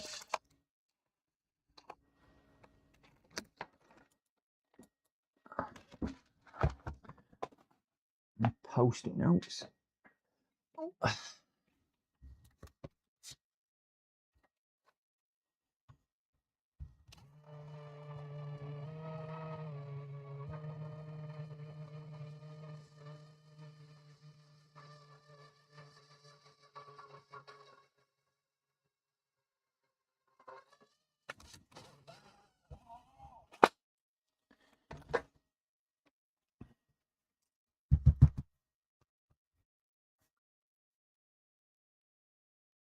Yeah, needs a bit next size up from there. Thought it did.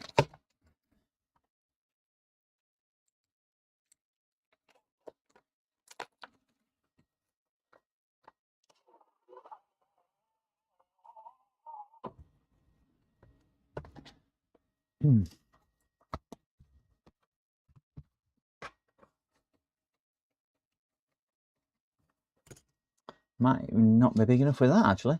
Oh, it's not. Next size up from there. Right, just let me go grab my drills, because I need a slightly bigger drill than that, and that is a 4mm, so I'm probably going to need a 5 or a 6. Let me just grab another drill. Go on, dog.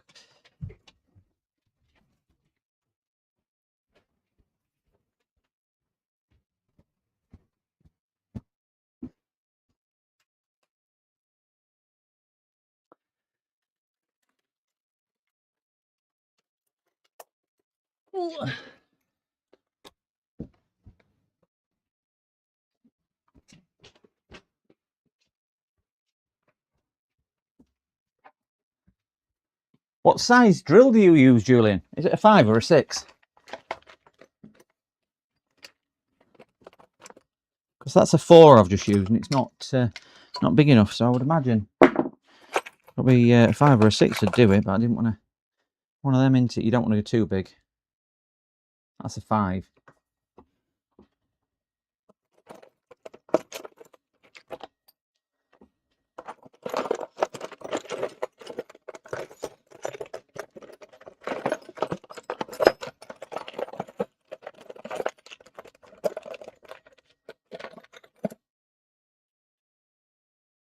That's a 5 as well. So I've got a couple of 5s. I'm going to try a 5 because that is the next size up anyway. So just looks considerably larger. Yep, definitely a 4 to a 5. I use 4, then use small reamer to tweak it.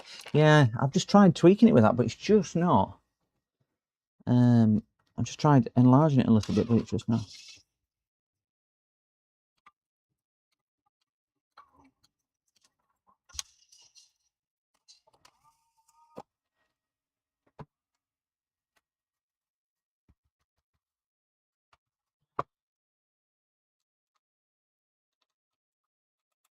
Even that 5 is a little tight, you know. It's a lot better though. Yeah, I think 5 is definitely the way forward for me. Let me just put those filings over there.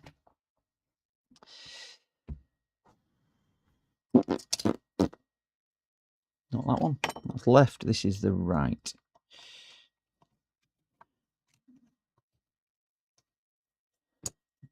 So if we can get some type of test fit up here.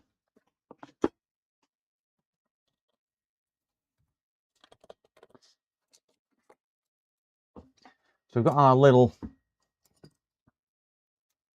hole and stud put through. So that's how it's going to look from the back. We've got some plastic. Wondering what that is. That's the elasticated pull. So if you pull that, there's an elasticated glue strip which runs the full length of the screen, which sticks the screen in, so you can take the screen out. You're not familiar with that?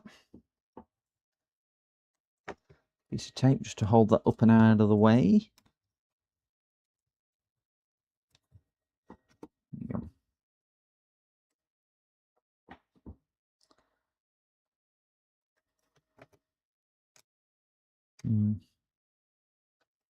Just going to snip a little bit of that off. Or I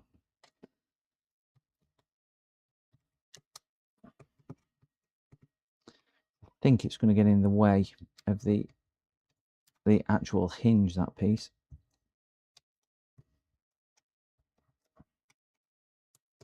Yeah.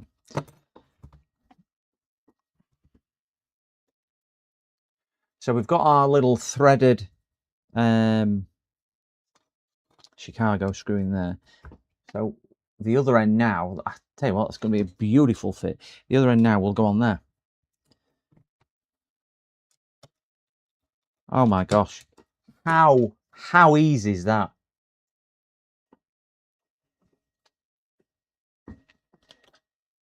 Just Inspired Kent. How amazing is that?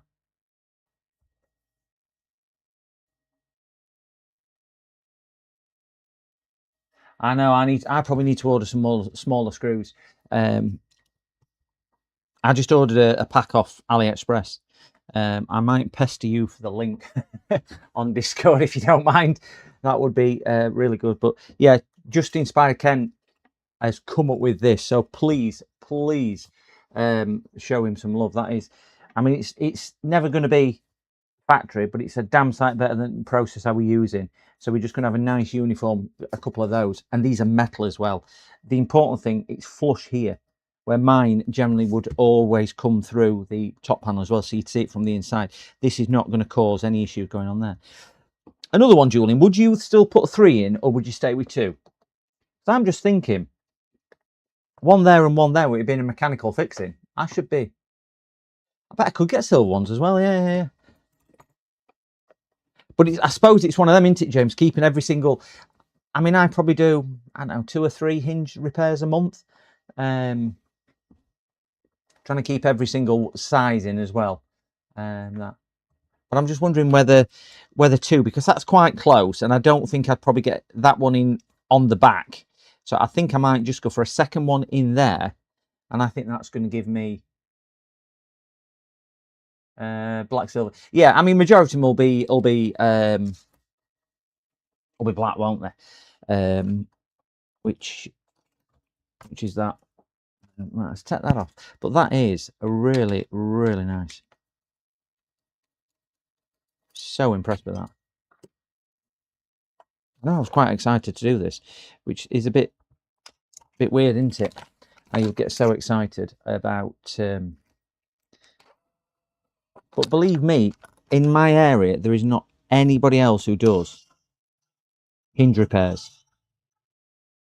If they happen to take the inquiry, they give them my number. Even PC World passes my details on, to actually do it as well, which is a bit bizarre. But I've never had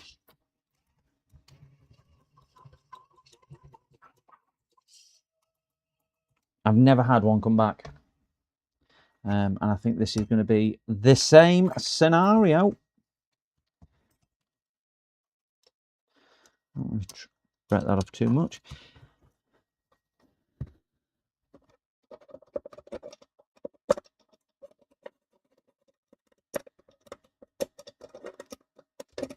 Why the nylon ones that I have been using have been good. I have always worried that because the amount of tension on them, they are a little bit flimsy is the wrong word, susceptible to somebody being a little bit too rough with it going forward. An over enthusiastic opening and shutting of the case may cause some issues.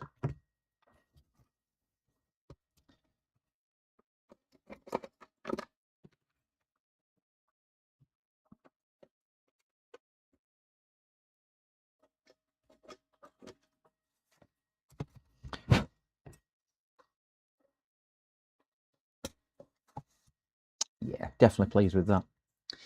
Definitely pleased with that.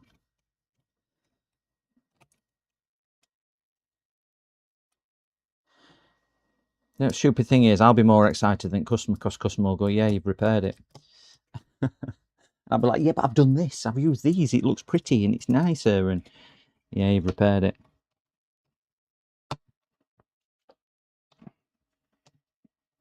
Do you put any Loctite or anything on it, Julian? Oh my God, that is so tight. Remember to slightly loosen the lube. Yeah, I'm going to loosen hinges as well. It is stronger than factory, that. I mean, that is it, but they feel stronger than factory as well. I would normally use a bit of super glue as a bit of Loctite in it, and I'm just wondering whether it's probably still a good idea to do that, to just stop it coming, because what you don't want it to do is come undone. Just loosen this hinge a tad. Not so much that it vibrates when we are.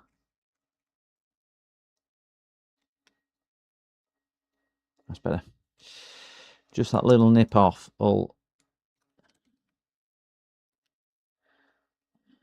Yeah, a lot better. Yeah, probably not a bad idea. That's what I'm just thinking. A little bit of Monica by my side. A little bit of super glue just to act as a bit of a Loctite scenario, which is what I normally do on others when I do plastic ones. And it'll just help it never come loose. I'll tell you what I like about this as well. It's not anywhere near as fiddly as the plastic ones either. Don't know if it's just this style of laptop or not, but it's not feeling anywhere near as fiddly to do.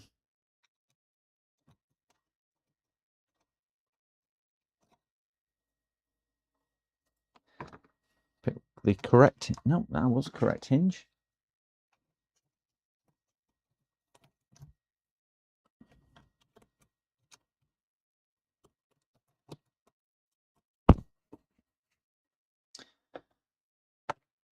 The dab of this under there. Where's my little green thing? A little bit of super glue.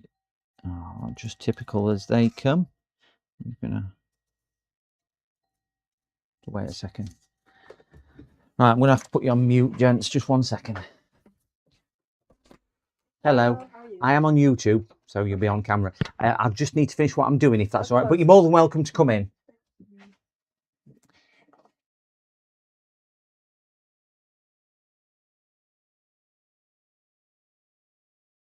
Sorry, guys. I'll do this as quick as I possibly can. I have got the other customers here who are just popping round.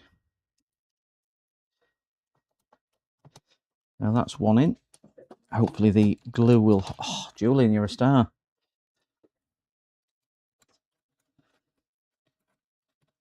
It's all right. Maddie's keeping the customers company. We're all right, guys. What's the diameter you're using? I think these are... I honestly don't know.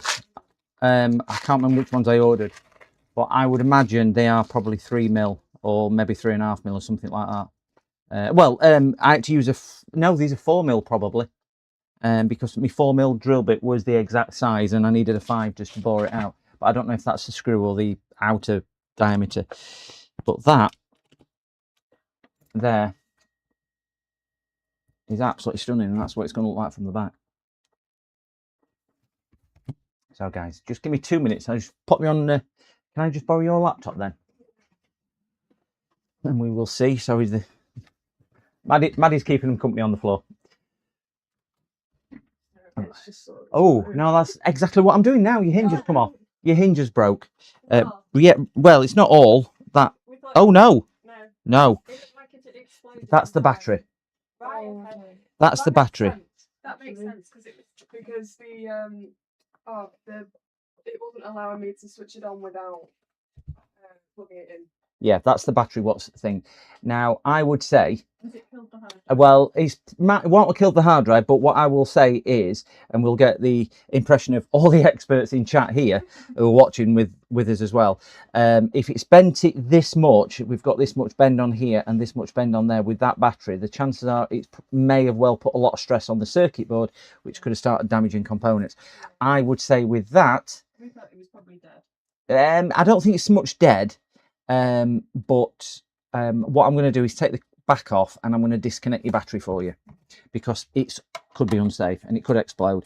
So I think it looked like an explosion. yeah, if you just don't mind just clearing the doorway just in case it does go, and then at least I can. No, I'm serious. They can explode.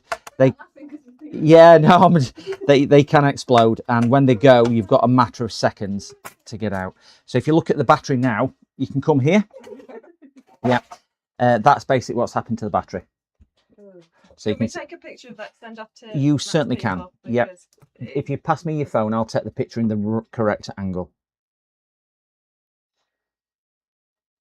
They clearly just didn't do anything to it and sent it off, didn't they? Yeah, basically. I can take the hard drive out. I'm going to disconnect that battery for you, which is just... the battery has already popped itself out. So that's nicer, isn't it? It's a self-defusing battery. Good. Yeah, it had just been in her bag, and she opened it. It's like, what's happened? I'm like, well, none of us have touched it, and we'd know if we'd done something that had done that. Yeah. I wouldn't keep that in the house. If I were you. You can have it if you want. No, definitely not. Definitely don't want that in my house either. Right. They might want it back. They might want to argue with you. They might want to do everything else. But that to me is dangerous and unsafe. Yeah. And I think if we just said to them, guys, what do you think in chat? And they would agree with me that it is something which can happen with batteries. But yeah, be extremely, extremely careful with that. Is that the sort of thing that caused pinball refires? Yes, basically, yeah. Yeah. So the heat made it? No, they just go. It'll be because it's a non-genuine battery. So which can be more susceptible, but if you can see, it's broken up into cells, so it's 4 cells. One of the cells has gone, so it's ruptured. If you pierce that now with something like that and the membranes touch each other, it would go up like a firework within seconds, and I mean a big firework. You wouldn't be able to control it. Yeah. They are so dangerous. I've seen footage from CCTV in our house of a electric bike. Yeah, exactly the same thing, regardless of what it is. I mean, you've got the same thing in your mobile phone, so don't sleep with your mobile phone on your pillow next to you. Samsung a couple of years ago had an issue with mobile phones having the same issue. Not publicised. It was quite heavily published. Yeah. Okay. Yeah, because what happened was the FTC or somebody like that, whoever it is, banned them from all international flights. They wouldn't let the phones on board the planes. Annoying if you arrive at the airport. Yeah, well, they did tell everyone beforehand, but people still argued the fact that they should be able to fly with a phone. There's at the end of everybody on the flight. Yeah. Do you think that might have been what happened on that flight that disappeared? I don't know. Let me just see if this is turning on. It might not turn on without the... I presume that's your on and off button at the side. Yeah.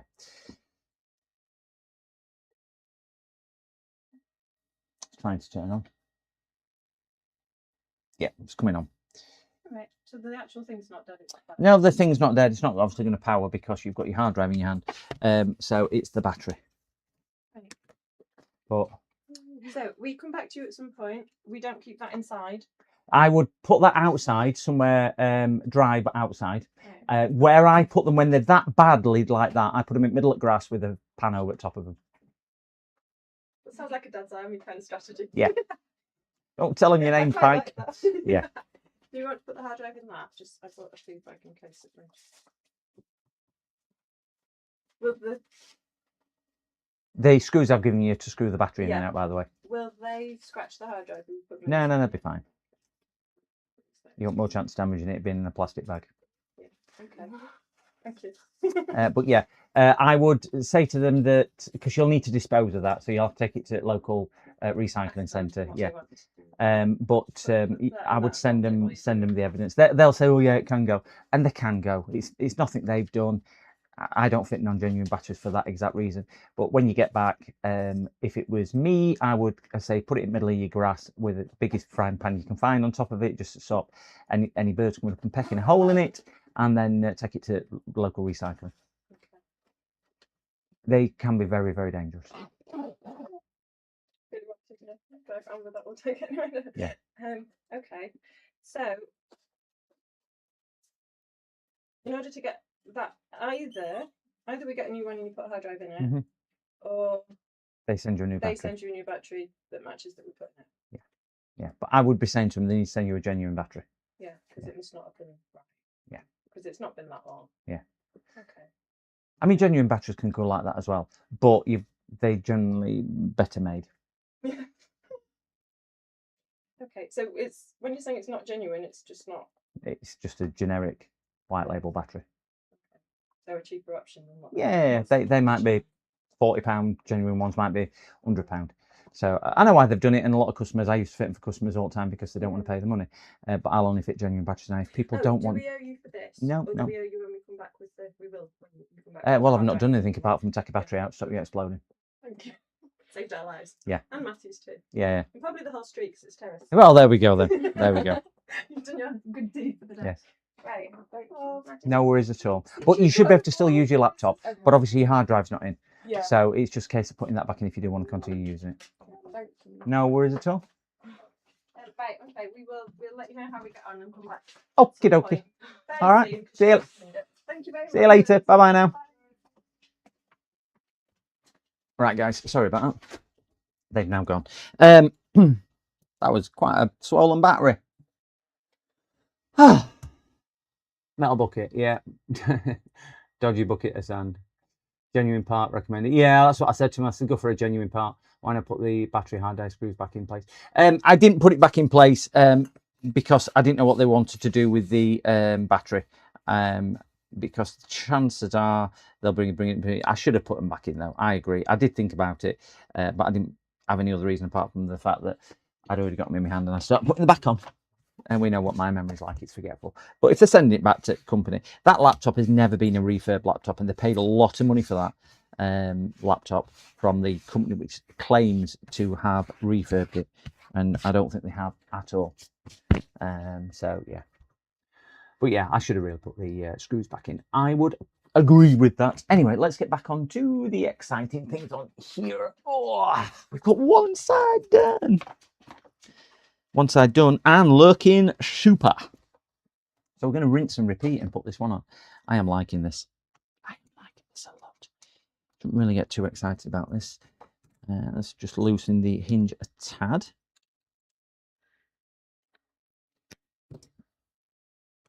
Yes, that wasn't too bad anyway.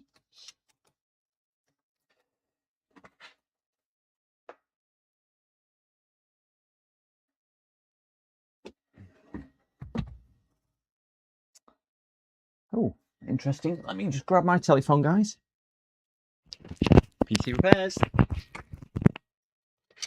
Yeah, good, thank you. Yeah. Your audio stopped working. Right. Have you made sure it's on right sound card? Because sometimes it'll default to, if you've got an external screen on HDMI, to one without any speakers in or things like that. What comes out of the computer itself? Right. You've got a HDMI cable for your monitor there. Yeah. So do your sound icon in bottom right corner, just click on that and just see if it's defaulting to the correct sound output source.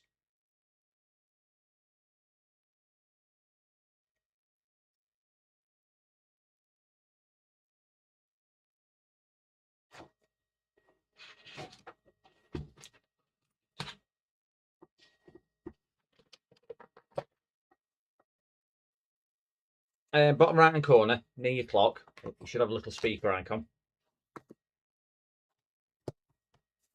And if you click on your little speaker icon, it should tell you which one it's coming out of. You just want to make sure it's coming out of your speaker if you've got an internal speaker.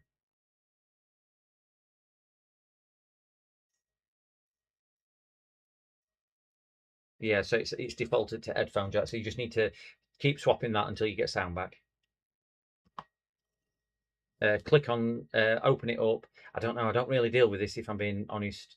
I generally do hardware, so I think you click on it and then it'll let you select the source. I don't do that stuff myself.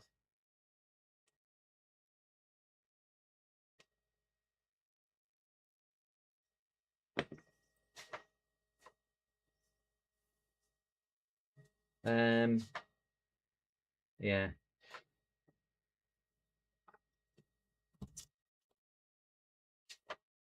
I've never known a modern computer have speakers built into this computer itself. I would imagine it's come out of your monitor. So if it's saying speakers, headphones now, you need to change it for your HDMI.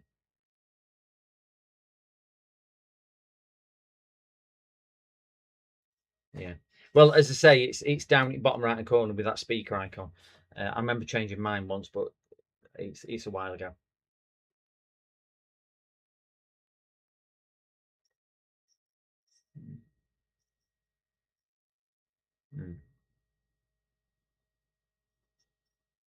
I would have a Google then, just Google how to change sound output source, and that should give you quite a quick and easy solution for it, I would have thought, on Google. Yeah, but that's probably best. I don't deal with it. Sorry, I'm definitely not the right person to ask me software. Yeah. All right. Good luck. See you later. Right, guys, sorry about that.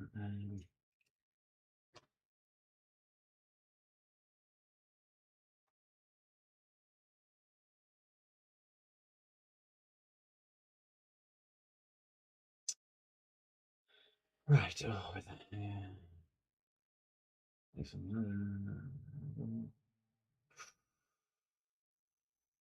Oh no. Somebody's decided to take a hard drive to pieces, and she says she got. I'll get into that in later stage.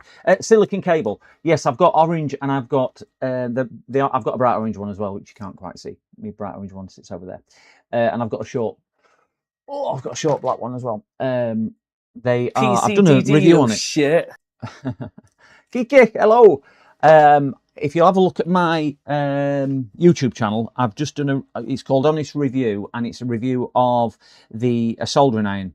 But the first few minutes is reviewing this USB cable. They are brilliant, and there's links in the description to the ones I bought as well, because they're not all created equally, but these are really nice quality cables. Not cheap, they're about, well, depends what you're used to paying. I think these are about £7, something like that, delivered. And these are 1 meter cables. So yes, that's what that is. But yeah, there's a review. There's one on my VODs called Honest Review about a soldering iron, and the link and whatnot is in there for the cable, and also I do a bit of a review on the cable at the beginning as well. They are very, very good. Kiki, good afternoon. Lots of con artists, yeah, regarding refurb laptops. That laptop, I've just took that battery out of. They paid, I don't know, 500-600 quid for something like that, and it was really, really poor inside, really poor, with wires taped together and taped on, and I honestly don't think it's it's the quality that should be sold like that.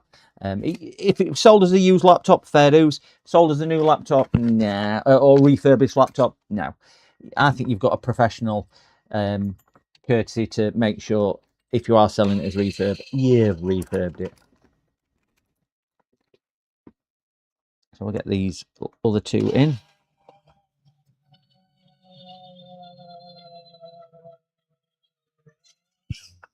One there.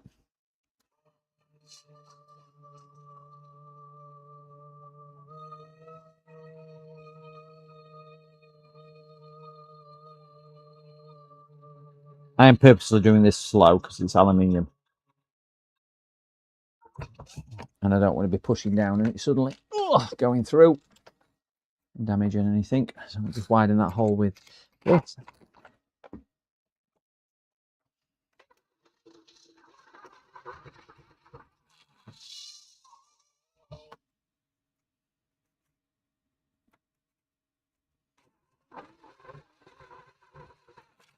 Oh, that started to bite.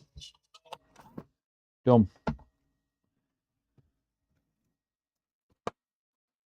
That's straight in the bin. The screen, the swath.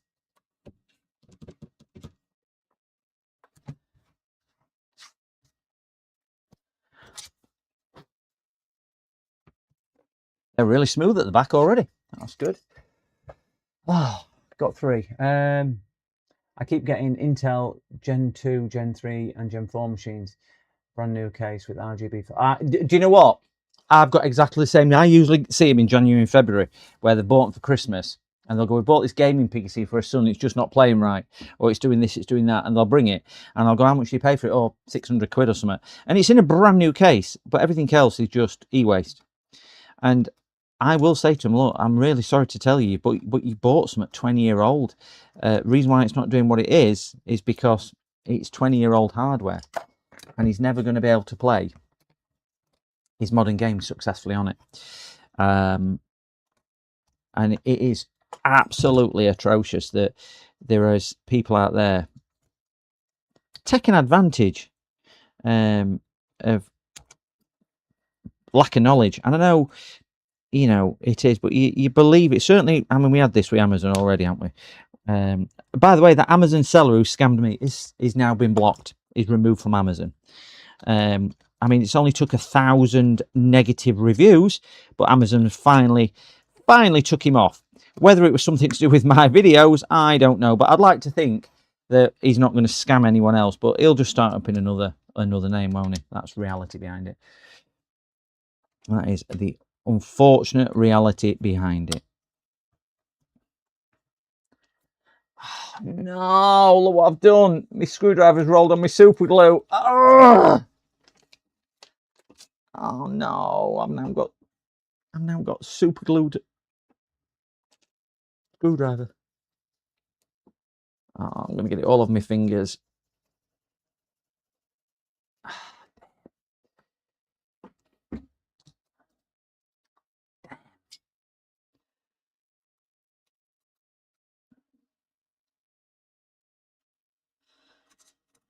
I'm only using it as a bit of thread lock. That one will do.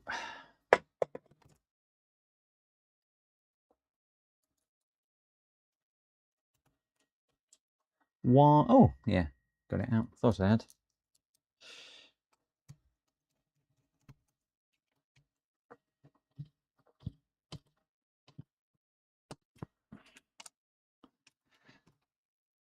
Oh, so excited. Heck of a lot better. If I did use silver ones, I might have a look for some silver ones. Good call off, James, that. But yeah, hell of a lot better there. And the nice thing is, once it's back together from the front here, you won't know it's ever been worked on. And I will use the phrase better than factory, because it certainly will be stronger than factory. Certainly will be stronger than factory.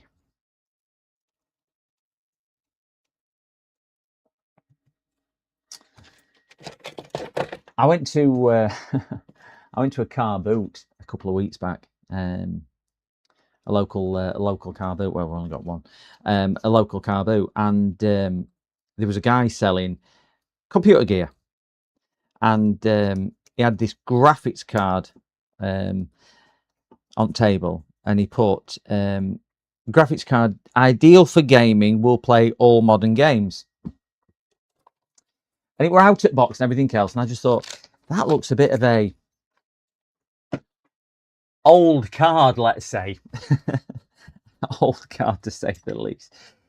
And I looked at it, and it were a GTX 780. So I'm not sure when he says modern games, what modern games he was referring to. And I says to him, I don't know much about computers, pal. I says, will this be any good for the lad's computer? Yeah. I said, well, he's after playing Call of Duty and Fortnite and stuff like that. Oh yeah, this will play it, no problem at all. This will play it. I says, all right. I says, is it better than he's currently got? And he went, what has he currently got? I says, I don't know, something like, I think it's a 2065 or something like that, because I was trying to plead, I didn't know what I was about, or a 2070 something or other, I don't know. I said, we bought it in for Christmas. Yeah, this will play it. I said, how much do you want for it? He says, you can have it for 100 quid. I went, crikey, that's cheap compared to what we spent on his. He went, yeah, I'm just after getting rid of it. I don't use it any longer. I said, is it fully working? He said, well, you'd have to test it for that. He said, but it should be. I'm like, you're not only selling me a card which don't work, you're selling me something considerably worse than what I've told you we've got. Where's your ethics, man? Where's your ethics? You know, he said, if it don't work, he said, I'm here week in, week out anyway. I thought, how many people must bring it back to you? You know, you're not even shamelessly trying to do it. You're just actually lying to say that it was good. Crazy. I can play Battlefield 6 on my 980 Ti. Not max settings, obviously, but it still plays. I think that's probably what he was aiming for. If somebody come back and say it don't play right, well, you've probably got your settings too high.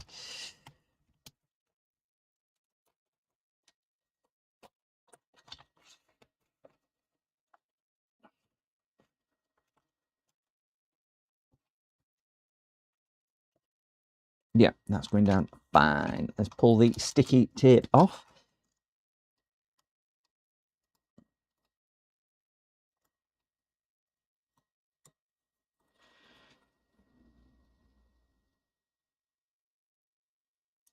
By far one of the worst ones I'd ever seen was one I did on stream, actually, just after Christmas. It's one of my old VODs, and the customer had rung me before Christmas to see if I could build them a PC. They've got all parts, and I said yeah, and I charge unashamedly £150. You bring me a box of bits, I build your PC, you get it back fully working with Windows installed. So to me, I don't think that's a bad thing. Anyway, they'd found somebody locally which would do it cheaper, who they had referred because they'd read some feedback off one at forums that they'd asked on Facebook, and they'd said, oh, use this guy, and so on. And bearing in mind, they were all brand new parts. He'd dented the cooler. What annoyed me a little bit, they'd asked me about parts as well. And I'd spent quite a lot of time quoting them, telling which parts to get and whether it was suitable. Anyway, they went somewhere else because it was a little bit cheaper. So when they came to me and it didn't work, the guy had dented the cooler and damaged it really bad. He'd drilled the brand new case and motherboard because he put studs in the wrong place and couldn't get them back out because he cross-threaded the screws. He'd got CPU thermal paste underneath the CPU on the actual socket. And when they asked him about it, he went, well, it's non-conductive, it won't cause a problem. That was his defence to the shoddy workmanship. So with me, they, instead of paying 150 quid, I think the bill came to about 280 quid because we had to buy him a new cooler and bits and bobs like this because they're broken, they're never going to clip back down, because it damaged so much, just to save themselves 20 or 30 quid, and it cost them a lot more in the long run. So it just shows you sometimes, doesn't it? Oh, them hinges are lovely. Julian, marry me. Oh,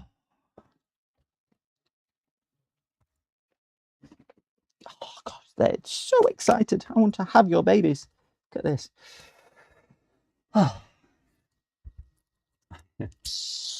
eBay and Amazon rip-off people aren't doing basic research. Yeah. They're not doing basic research, but some people just take it as a trusted, what it says on there, and it's got flashing lights, it's all going to be new. I think that's the other thing as well. But it is easy to say it's their own fault. And do you know what? Some of it is, I couldn't understand it if they thought they were buying £1,000 PC for 300 quid and they thought they were having one over. But some of them are paying really top money. Good news about the Amazon scammer. Yeah, it is, Dave. Good afternoon, Ryan. Afternoon. It is good news about the Amazon scammer. Finally, it took them 3 weeks after I initially reported it, though, for him to get him down. But I did check the other day, and he was down. I did put a scathing video review actually on the Amazon website. I put 2 through, and I even sent customer care to the videos that I'd published as well on here. I'm not saying it had any impact on it, but at least he's not there to scam somebody else. But he'll just reopen somewhere else because clearly he knows how to exploit the system, and Amazon condone it. They're complicit. The golden age of car booting was 20 years ago now, yeah. I've started, I didn't do anything, he says. I've started watching, there's one called Jammy Dodgy Car Boot or something, Jammy Dodgy Recycle or something, I don't know what he is, can't remember what it's called. And it basically shows you him going to car boots and buying stuff, and it'll give you a running total of how much he's spent, how much he's going to retail it for, and what he sells it for. And he gets some absolute bargains. I mean, he must live at the car boot to do this. He goes on car boots on a Wednesday. Since when do they have a car boot on a Wednesday in UK? I mean, I've never. If you're wondering which holes to put screws in, which are different to Samsung, it's a Samsung kind of point out. You have arrows on 99.9% of laptops to tell you where to put the screws. On Samsung, the arrows point to the holes where you don't put screws, as we found out the other day when we were putting that Samsung back together. Of course, we put hinge screws in here, and it goes in the wrong holes, which is brilliant, Mr. Samsung. Thank you for that.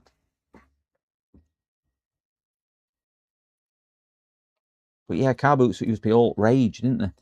Good at car boot, you pick a bargain up. Now it's just full of market stalls. I went on Sunday, and not this Sunday, just gone a couple of Sundays ago, and I came back and I smoked about 40 fags, and I don't even smoke. There were that many people blowing smoke at you when you walk around. I felt like I was a smoker. It was quite horrendous. I thought, yeah. And if you show an interest out and you go, how much is this?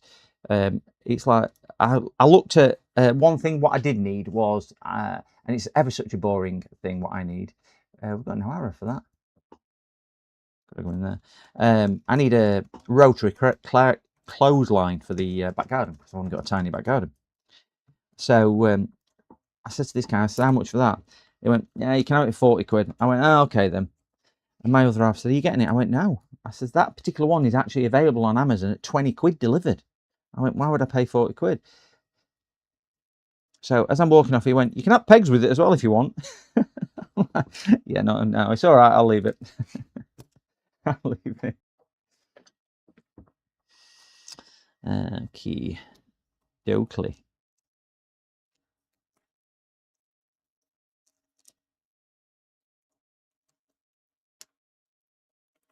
Nearly there on this one. We've got a couple of desktops to do next.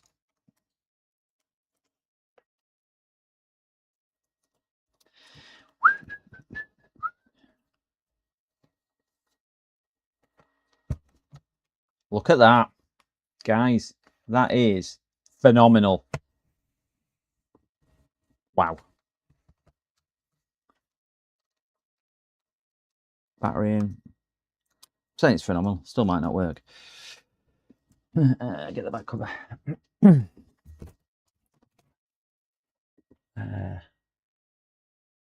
Flipping. I've seen Flipping Sloth as well. Yeah. Because when I saw Flipping Sloth, I thought, I wonder if that's the same as Sloth Tech.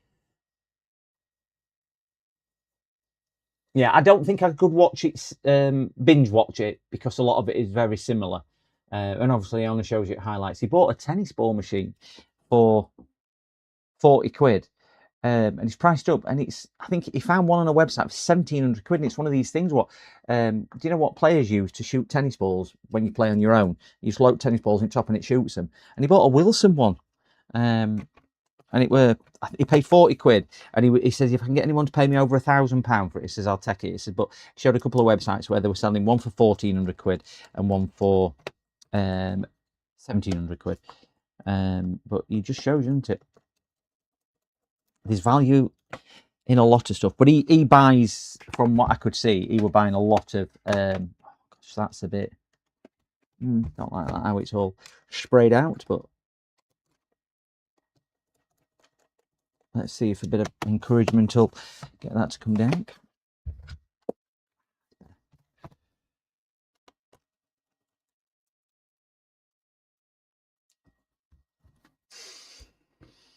Hopefully it will be nice. Thank you very much.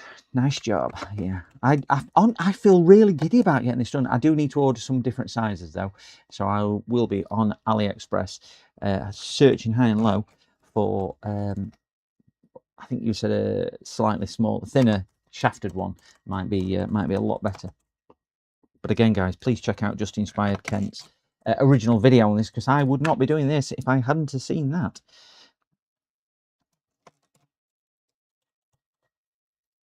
And I do like trying to do the best for the customer. You know what I mean? It's what it is. I can't do anything with that though, because clips are definitely broke there because she had left it too long.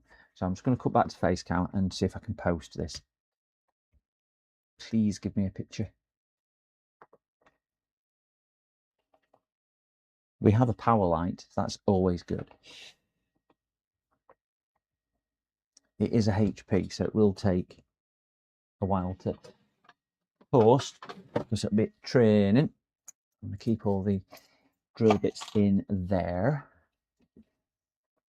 I don't usually have luck with flipping stuff, but yesterday I sold a Voodoo 1 card for 120. Wow!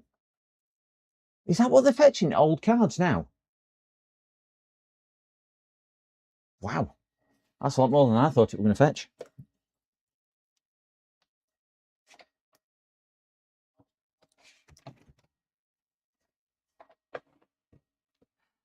Oh, it's a Dell, isn't it? That's why HP's not starting up. Come on, Sharky. We all know. We all know by now. I only do it, you know, for clickbait. I only do it to get the reaction, I tell you guys. Do it all for reaction. That's all I do it for. And if you believe that. All right, I'll just get my power supply, my Dell power supply working.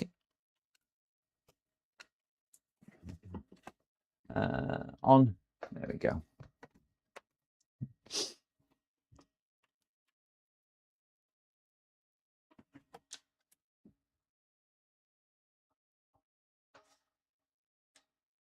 What have I got now? Oh, that's it. Got nothing unless I plug it in. Haha, we have power. I ain't got this on screen, but we've got it here. We have picture. Need to take a picture for the customer and send her a text message to say it is done. That one there, and press that one there, and do smile. Say cheese. Cheese. Shut that down. Shut that down. Can't believe it. She brought it with a flat battery as well. Woohoo! Done. So I've got some future photographs. Now let me text this young lady. I shouldn't have said that because you were convinced that I was flirting with her before and I wasn't. Did she ring? What was that one? What's the number?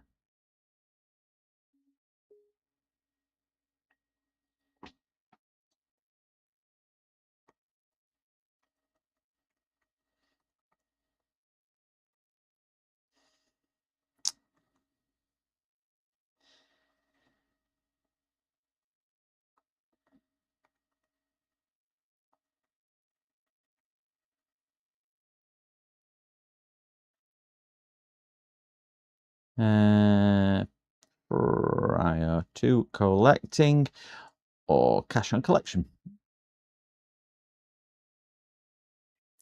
Let me know when you wish to collect. All done. Let me send her a picture of it all working. And then we are all aiming off the same hymn sheet. Send her 2 pictures. Can't do it because she's on Android. There we go. Can't send her it. She's on Android.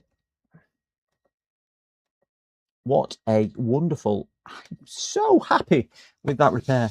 That's so much better. So much neater. So much prettier. I'm so glad I invented that. That's what I'm going to tell everybody. I invented that. Just inspired. Never heard of him. Never heard of him. No idea who he is. Oh dear. Come to next. Thank you again, and Julian, for that. Really do appreciate that. Brilliant solution to a problem not a lot of people, certainly in my area, deal with.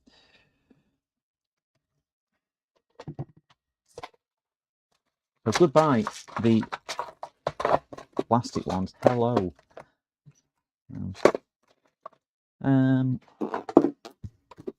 Just hinge one back on the shelf. We're going to do an AIO next.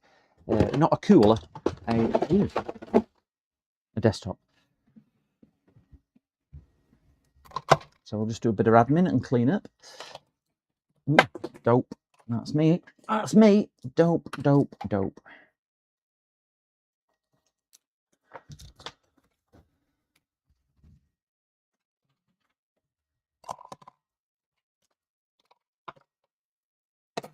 Don't need the spare screws. File those up there.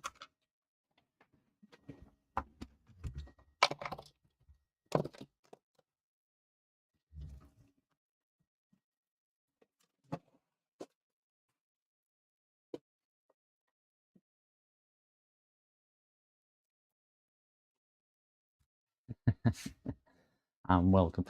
I'm just going to put this outside because this is, again, it's got a few shards of metal and I don't want to put another computer down here. 2 ticks, gents, and scratch something.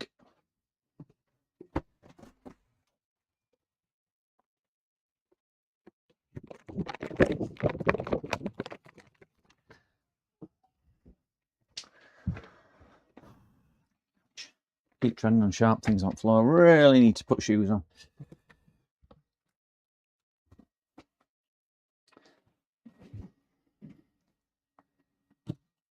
Right, we're going to do that all-in-one next, which is no power. We're going to have to strip that down. It is quite a big all-in-one. It's probably, I don't know, 20-odd inch screen, 28-inch screen. So we're going to have to strip that down. So it's going to be like working on a desktop on here. So we'll get that done. That's no power. I'm suspecting it's either a board short or a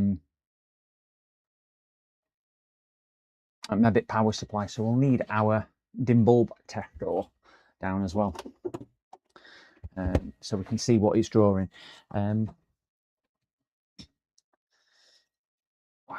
It's that time already. Yes, click on there and click there.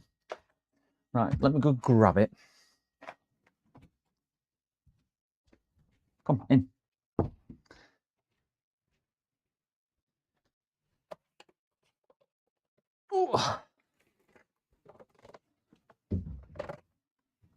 No good standing outside looking at me.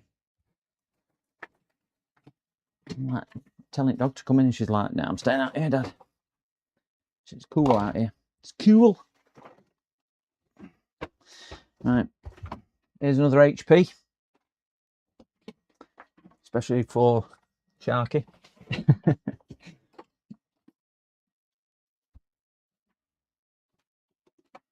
Oh, first thing we need to do is figure out how to get this blinking stand off it. It's huge. I think it's a quick release one. Ooh, bit better. Just ordered some of those screws for the laptop that I don't hot glue. That we'll use. But yeah, That's an Acer. It is. It's spelled D-E-L-L, Acer. Oh, he's still left one of his little dongles in. Yeah, Edinburgh. I think it's. They've worked out so much easier than the way I were doing it as well. For a few steps, I really do think that is well worthwhile.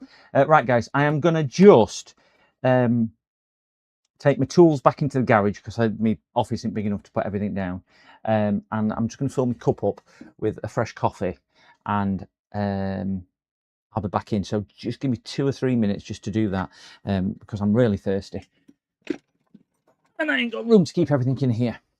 Keep an eye out, dog. Don't let it go outside.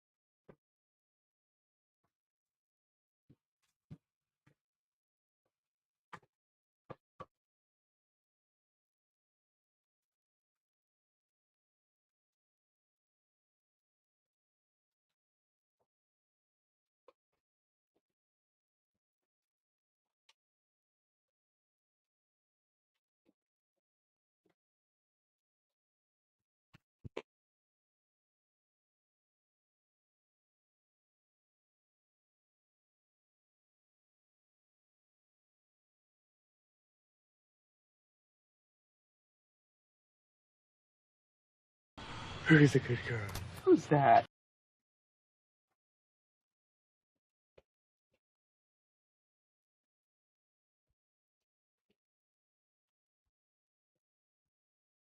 We are back. Thought I'd grab some lunch while I'm at it.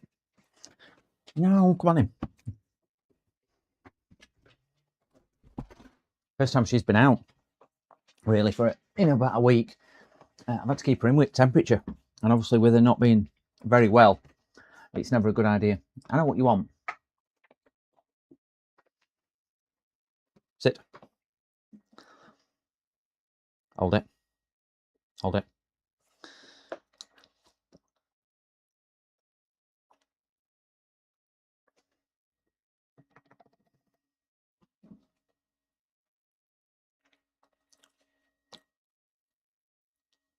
Hold it.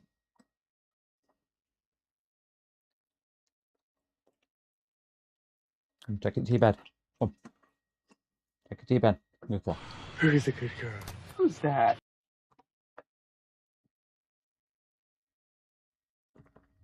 Right.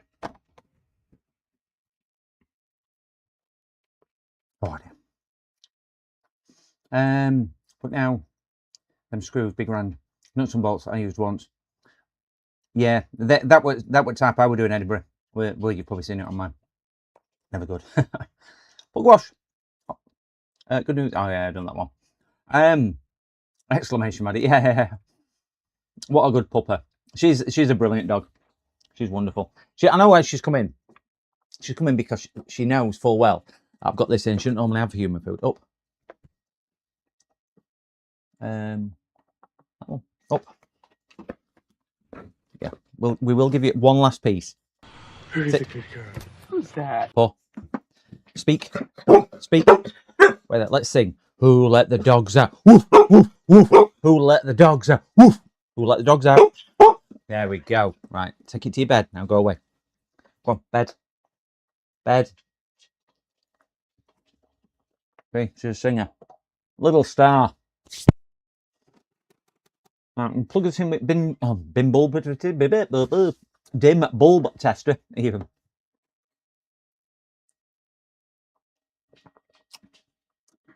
She's trying to steal the limelight away from Bronson. That's what she's trying to do. Right, let's grab a couple of power leads. One into dim bulb. And then, oh, one from dim bulb into here. Try and get everything in shot, actually. Let's leave that in. I told him to check him out. He's still left it in. So, if you're not familiar what a dim bulb tester does, that makes two of us. It will, you basically put the, so power front wall comes in here. And I'll just unplug that for a second. We'll turn the unit on like so. And it will give us a readout on here of our mains voltage, which is difficult to see, but it is 234 volts. I wonder if that'll change when my solar panels kick in, because obviously it pushes a bit more. That's interesting, wasn't it? Because solar panels obviously kick in a little bit more, and it's 31 degrees, which is a bit toasty in here, and the rest of it's just irrelevant stuff. So you then plug your load into there, and we're going to leave it on these two down. And what it'll do, if there's a short, it basically puts a short through the bulb to illuminate the bulb to stop it blowing the electrics. Or that's how it should work. So we'll just turn it off. We'll plug that into there. 3, 2, 1, on. Well, that's good. It has not illuminated the bulb. Brilliant. Brilliant. So it means there's no power side short, e.g. on the hot side, the 240 volt side. Looking for, trying to feel for the on and off switch here. That's all right. Come on, where you hit it, Mr. HP. Blinking aces, they're all the same. You can never find on and off switch. There we go, it's under there. There's also a current meter on here, which is really good, which means I can see what it's trying to pull in the current, and it's not pulling a thing. Not pulling a thing. I'm just going to make sure I have got mains voltage at the plug just before we take things to pieces, just so I'm not going, it don't work, and it's because I've picked up the wrong power cable.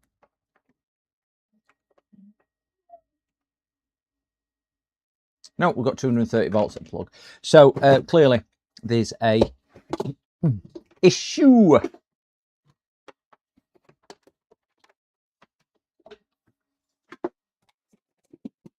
There's an issue with that.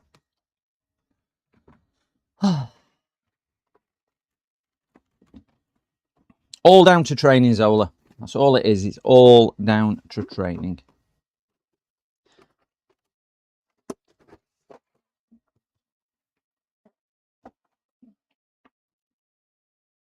So power supply is going to sit down here, I would imagine. Or is that the power supply up there, do we think?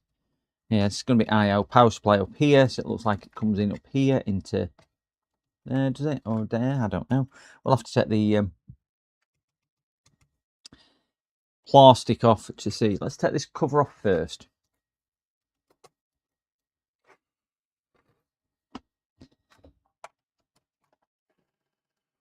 Just see if that reveals anything.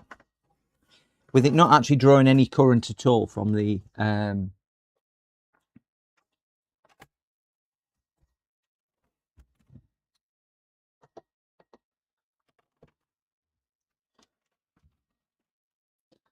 socket, it would say to me that power supply's gone. Because if it was something short on the board, we might get some type of drain or current draw. Because obviously a short will be putting whatever it's getting after the power supply to ground.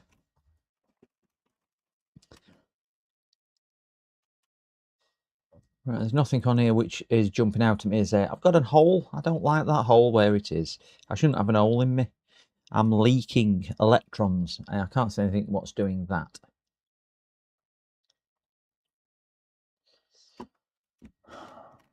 Right, so power supply connected up here. So let's plug it back in and see if we've got anything coming out of power supply at all.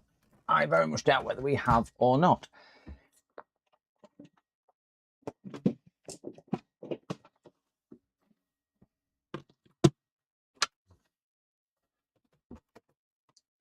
Let's get a multimeter on screen, which is that one there. And multimeter is that one. Minimize that. COM port 5, I believe it is on.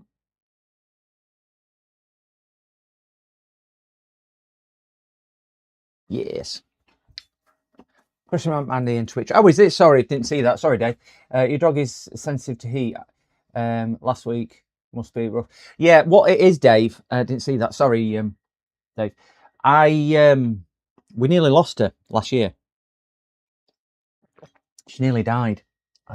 She's a really, really high energy dog. She loves the ball. I'm absolutely love it. That's how I trained her. So she lives for the ball. She's not very old. She was about 3 last year. She's just coming up to 4 this year.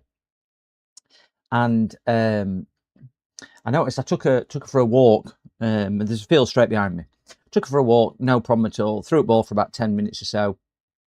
Bear in mind, this dog comes running with me, and she even comes cycling when I'll do like 15 mile on bike. She'll run at 30 mile an hour, not for long, but that's the maximum speed, 30 mile an hour, and then she backs off a bit because she can't keep it up. So she's a high energy dog. She loves it, absolutely loves it. We've got some special shoes for her feet for running and things like that. So I take it very, very seriously, and I train my dogs very well. So, you know, it's not like any other reason. So yeah, I took her out last year, and it wasn't hot at all, probably 19, 20 degrees, something like that. It wasn't a warm day. And coming back round, she's walking in front of me because I said to her, go on, and she knows the way, so she'll walk in front of me. And she was just a bit lopsided. And she come to the front of the house where my office is here, and front door's next to it. You see where the front door is there. But she went that way and kind of outside the house and kind of got a bit lost. I'm like, where are they blinking at you going? Where are you going? She came, and I'm shouting. She comes back out and then walks out straight. I'm like, come here. What are you doing? Anyway, gets her, brings her in the house. Didn't think out of it. And I'm stood in the kitchen, and I thought I'll just wash pots. So I'm washing pots, and she's trying to get between my legs and everything, and just not her at all. I'm like, what's with you? And I thought there's something wrong here. And I thought she's falling over and collapsing. She must be overheating. Took her straight outside, hosed her down with a hose pipe. She stood there for about 6, 7, 8 minutes. She normally doesn't like it, but she stood there, and she realised because she'd come to me. So anyway, I took her to vet. They referred her to a specialist. Several £1,000s later, after they'd done brain scan, neurological scans, eating things, blood tests, they did everything on her. She got full MOT, full works. They said she's got something called Labrador collapsing syndrome. And if you Google it, you'll see it on YouTube. There's one video on there which isn't really what she had, but there is another one where they just fall over like they're drunk, completely drunk, can't stand or anything else, and they drag the back legs like they've had a stroke. And in essence, what it is, the dogs can't regulate the body temperature, and it develops from about 2 to 2.5 years of age, only in certain dogs. This particular strain affects Labradors, and she's a Labradoodle. I had 2 labs before her, never had a problem with them. So it is a bit hit and miss, and they do affect other breeds as well. But what it does mean is if they overheat, e.g. exercise or in warm weather, not even excessive exercise or excessive heat, what it basically means, if you can't cool them down quick enough or they overheat too much, they'll just die. They'll go into seizure and die. So now, unfortunately, she absolutely loves playing with ball, and she's such a friendly dog. You'll see her on stream. All customers love her. She's you know, she likes everybody. She thinks everyone comes to see her. She'll walk out at the door. She went to neighbour's house that way the other day. I'm like shouting, where the hell she's gone? And girl next door stuck around. She said, oh, she's in here. She said, we were sat watching TV with door open because it was warm. She says she just came into the living room, sat down, poured me for a stroke, and I'm stroking her. I'm like, oh, you shouldn't really do that, Maddie. So she's that type of dog. She walks to the other side, and she'll go in their back garden and stand at conservatory until they let her come in. Doors will be open, but she won't just let herself in there. So she's a pleasant dog, but she just loves to exercise. So I take her running when it's cold. I haven't took her on any bike rides at all now because I think that's probably too much. And I'm really reluctant to play with ball. But one of her friends is a greyhound. And she tries her best to keep up with greyhound. She's got no hope to keep up with greyhound. But greyhound kind of plays with her a little bit. and it'll slow down for her. And you can see as they're running for the ball, Greyhound realises that she's way in front, so kind of backs off a bit, and Maddie catches up, and it's like that until they get to the ball. But they play really well together. But she loves it. But you know, when she was younger, before she had it, we'd go 20, 30 minutes playing with ball continually, not a problem at all. When she got tired, she'd lay down. Now I'm reluctant to play any more than sort of half a dozen throws. It's always at the back of your mind that fair dues I can get home and get a call, but what happens if I can't, or it's too late, or yeah. So with this hot weather, what we've just had, is this? I've cut her. Just try and keep her cool, but you shouldn't wet dogs, which is another thing as well. You should, unless it's running water to cool them down, you shouldn't wet a dog because it can insulate them. So it's certainly not wet the back. You should wet the belly if you're going to cool them down. But yeah, she's not been a happy pup with it all. To the fact that I've had to let her come upstairs 2 nights this week, sleep on floor in bedroom because aircon's on in bedroom. So it's been like 19 degrees in bedroom, because if not, she's been stuck in 30+ degree heat. Because my living room is so warm, 35 degrees other night that living room one. It's been into 30s every night, if not more. My office has been up to 37.8 in this office. And bless her, I've been getting cool at night. She ain't, so I thought she can come upstairs and sleep on the floor, because she's not one of these dogs which has to rule at house. She likes to sleep downstairs. So yeah, it's a bit distressing when it happens. And I wanted a dog for the exercise and everything else, and I wouldn't trade her in for anything. But I feel sorry for her because she just wants to go, and she can't, because it could kill her, and she don't understand that. She don't know that, and you know they ain't got the capacity to know that. So it is really, really annoying. But yeah, there's nothing they can do. It's in their DNA, basically, it's genetics. Nothing at all that can be done for her. So it's just a case of not really letting her have a lot of exercise until she gets old and dies. If that answers the question. Yeah, wetting the belly more effective. Basically, the heat, the follicles will lift up on the back, and it allows air to release. If you wet it, they stick down, so it acts as an insulator. So running water's fine, because obviously it's trickling over the skin and moving it. But the belly, where there's not real hair, that's where you could cool them down. But you shouldn't cool them down too much, because it can put them into shock as well. But when I've done it, it's because it will either cool them down quickly or maybe not. So yeah, a bit like humans on that. But yeah, it's a case of doing that. But I cut her grade 2 to keep it nice and trim. So she's not got a great deal of hair, and if you look at her now, she's laid down here. But that's because she wants to lay near me, and whatnot. But anyway, she's an amazing dog, amazing dog. So where are we going with this, gentle people? We've got multimeter on screen. We're going to see if we've got any voltage coming in to the board. Oh, just 1 second. My telephone is message. Oops.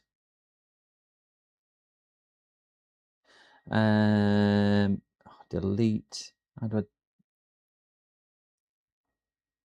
There we go.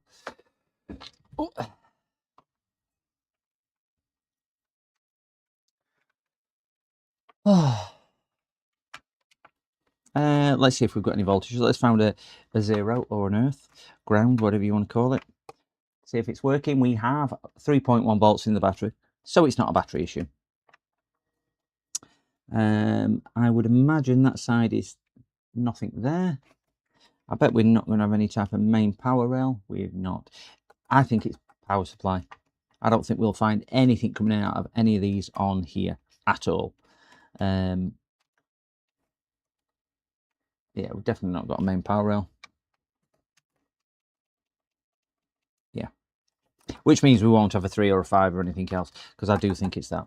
So rather than waste time doing that, I'm going to take the power supply out and see if we can figure out how to get power supply out. That is the big question.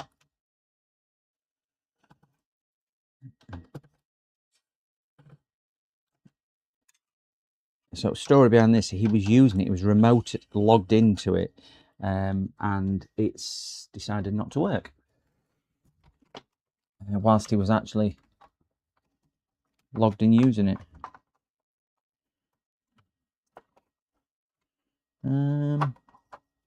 That slide up and down.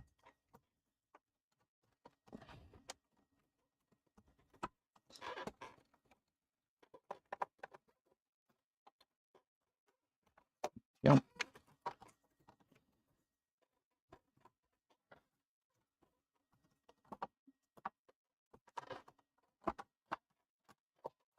There's something stopping that coming. Oh, there we go. You need to put it sideways. You nugget. That's a power supply for the fan.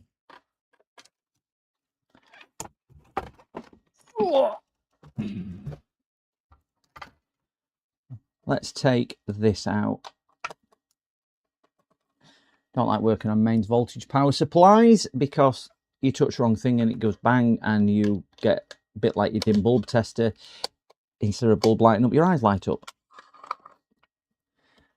And last time I worked on a power supply, we changed all the MOSFETs on the power supply. I think it was 4 or 5 of them.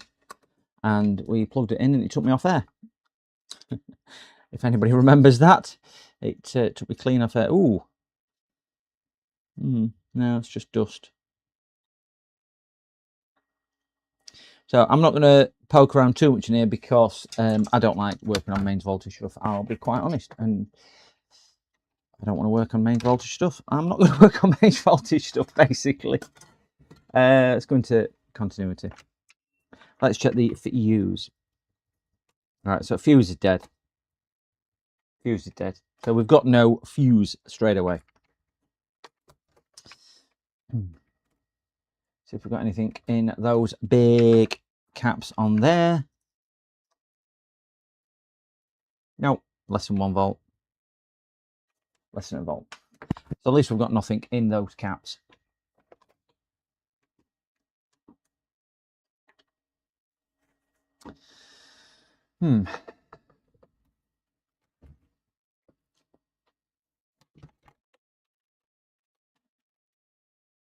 So fuse is definitely gone, but chances are that it's gone for a reason.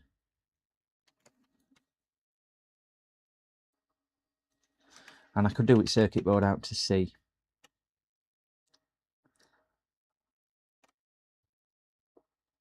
Can't see anything which has gone nuclear and gone, ooh, I'm not going to work. I've had enough producing power for this horrible HP Acer laptop. I'm not going to play anymore. I must get some work done.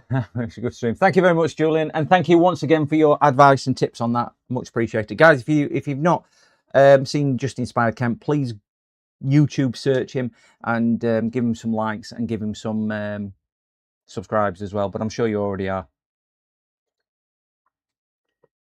An amazing creator and a nice guy too. Please do it, and you will not regret it. Let me get my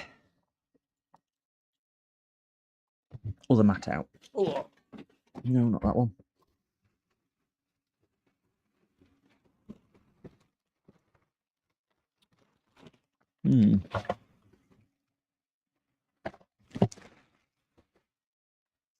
Where's my other mat gone? Don't know where my other mat has gone. Oh, not there. I mean, one of the things when I want it, I can't find it. I'm actually, before he goes, just let me find this. And I'm actually going to post his channel in chat so you can actually have a look.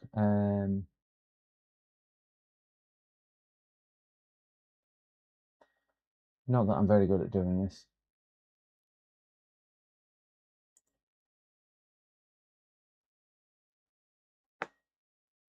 Oh, come on.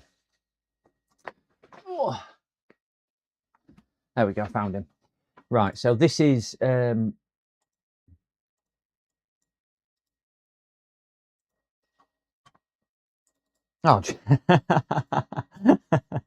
James beat me to it. I said I'm not very good at this. And he's managed to beat me to it whilst I'm still looking. He's doing it. There we go. Check out Julian.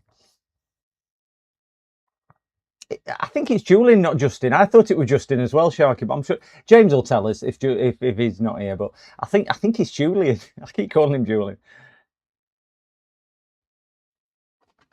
Yeah, it looks like a bridge rectifier on that one as well. I was just hoping that I could disconnect it from down here somewhere, but without taking the entire board out.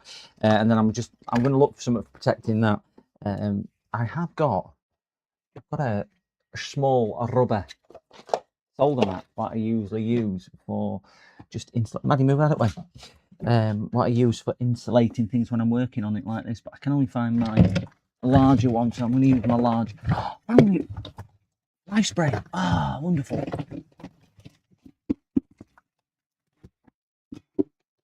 Let me use that. This is just to help protect that board underneath.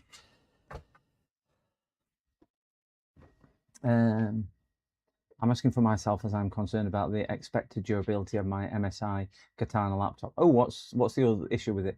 Can I have? Yeah. Oh, what was it? Did I miss what it was?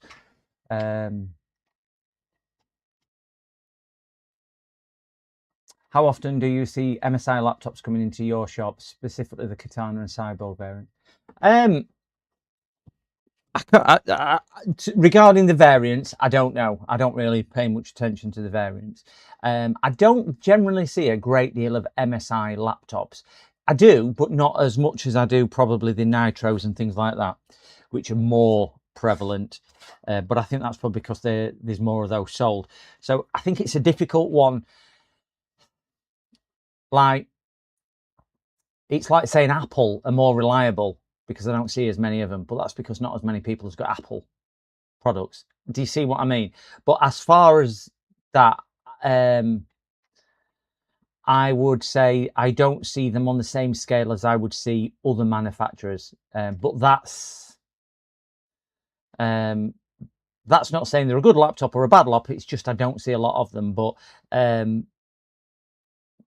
I'm not a lover of gaming laptops. I would say if it's a gaming laptop and you're going to be using it as a gaming laptop, just make sure you keep it well serviced. So, you know, on its second birthday, take it for a good service and get it done certainly every 18 months, 2 years. I would say every year. PCDD, you little shit. Because the cooler you can keep it, the longer it'll last and the more reliable it'll be. Yeah. Hey, Joseph, how are you? Oh, I need to change my microphone. Let me change my microphone.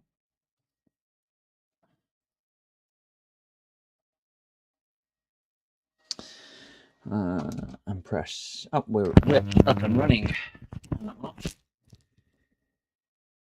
They last about 5 hours, these microphones, and if I don't change it, it'll go flat. Go. So yeah, just keep it cool and follow that principle of keeping it cool, keeping it cool. Please don't buy a can of air or anything like that and blow the fans out from the external side, because all you do is blow the debris and everything inside, and it'll just insulate other bits. You don't want it in there. Don't be tempted to put liquid metal on it. I'm not a lover of liquid metal, so we won't get into that debate. And I don't really think that the forced air fans which you fit underneath are that good either. So if you are going to get one of them, don't spend a lot of money on one. Just keep it, you know, off your knee, keep it off a pillar and things like that, so it gives it the best possible chance. But it's just airflow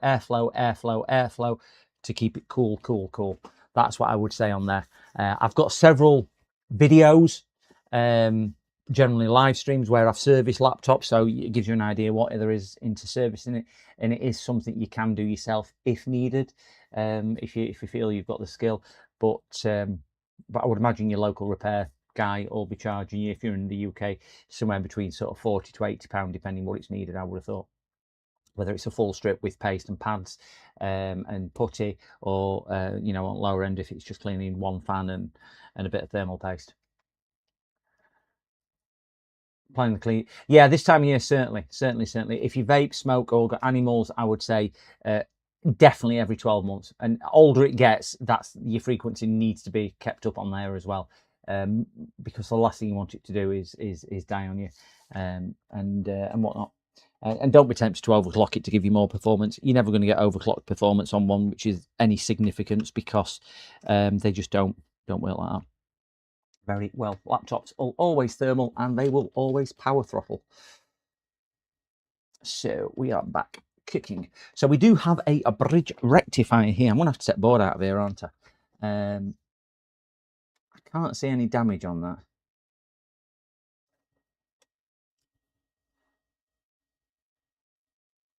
Yeah, bridge rectifier looks okay. A couple of class Ys there. That makes it sound like I know what I'm on about. I don't. I just watch. I watch Big Clive, whatever his name is, and he keeps saying, "Oh, there's a class Y capacitor there." A couple more class Y capacitors there. Fuse is obviously gone, so fuse will go because it's drawing too much current. It's a bit lopsided, but I think that's probably just what it is.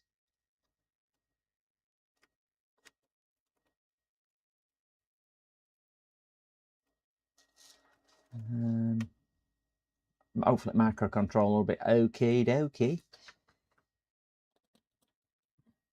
And I would imagine it's probably not going to be anything on this side, because this will be cold side, a bit low voltage side here. So I think for the main fuse to go, you're on the high voltage side to do that, I would imagine. So it's going to be this side. Trying to find out where MOSFET is. I think it's going to have a switching MOSFET, isn't it, for high side?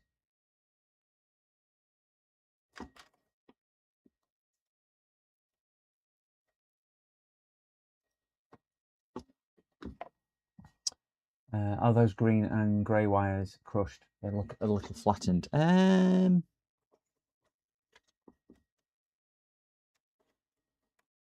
mean at this side? No, they're okay. They're okay. I think there's a bit of a kink in them where they've been over, but no, they're absolutely fine. I don't even know what they're providing. They're just a low. It's power sense on, so they're on and off, aren't they? But I mean, fuse has gone, so it's not that, and it's obviously not a board issue, because this fuse wouldn't have blown. It would have been a MOSFET which would have gone on board to lock it out if it were a board issue. So it's obviously power supply related, with it being this side here. It's a lottery. Most unreliable laptops was high-end Dells, but most reliable is also... Yeah, no, it's crazy, isn't it, Sharky?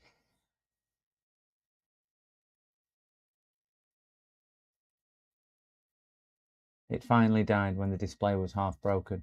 I had a 2017 Dell Latitude that some insane miracle lasted 4 years before I eventually got my gaming laptop. Wow. I've started putting thermal pads on power MOSFETs and components that get warm. Keeps the temps down. Yeah. Do you mean inside laptop solar? I think manufacturers need to do a little bit more to cool certain chips. I don't think they do a great deal to do it. Certainly on some MOSFETs and whatnot.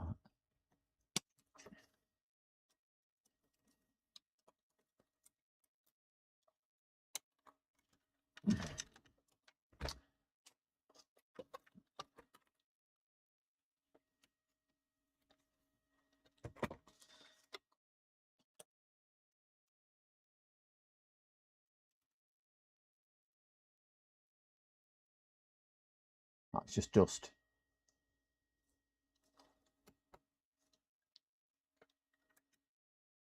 Don't like where they were all twisted down there. Wasn't let this fan off. There we go. Right, let's get this board out. See if I can make my eyes light up.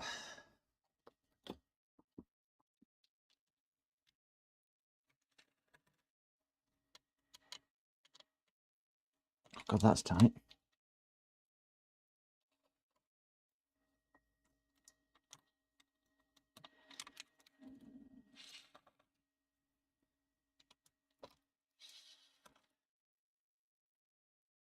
The earthing one out.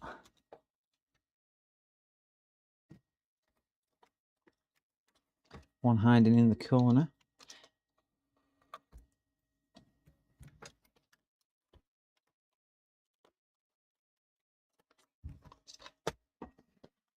Oh, we have a customer here. Give me 1 second, gents.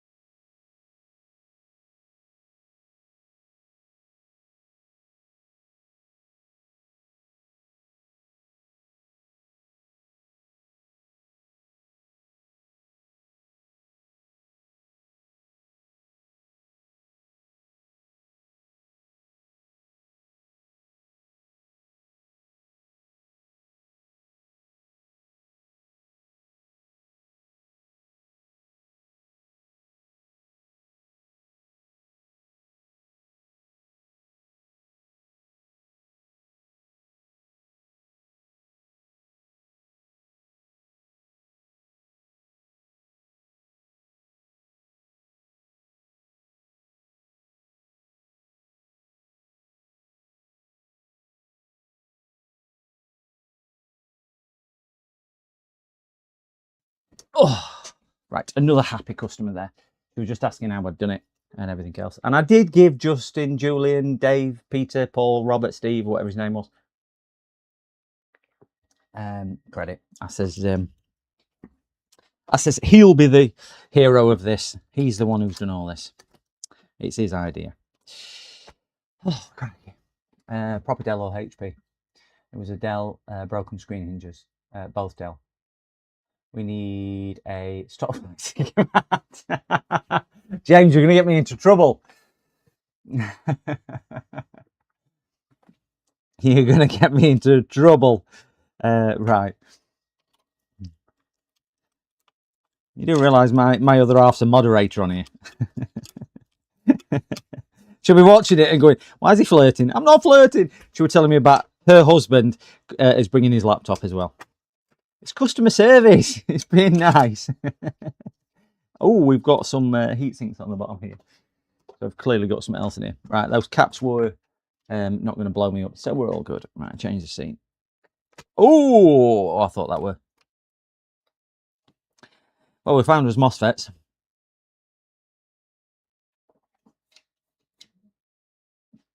Again, there's nothing. Who's that big? I'll have a look on this under microscope. But yeah, she was very happy with it, and she thanked me for doing it extremely quickly.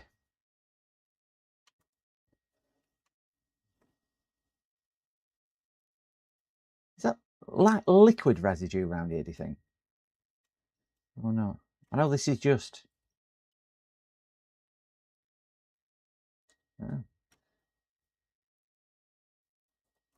melted glue.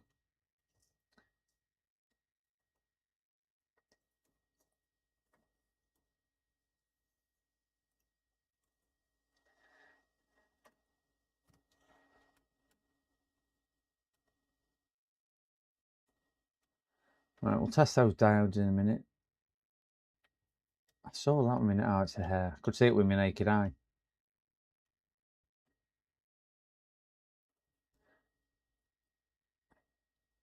We'll test them diodes and see if anything on there has gone. Yeah, I don't think this is liquid. I think it's just where silicon pads have sweated, because a lot of silicon pads on underneath of there.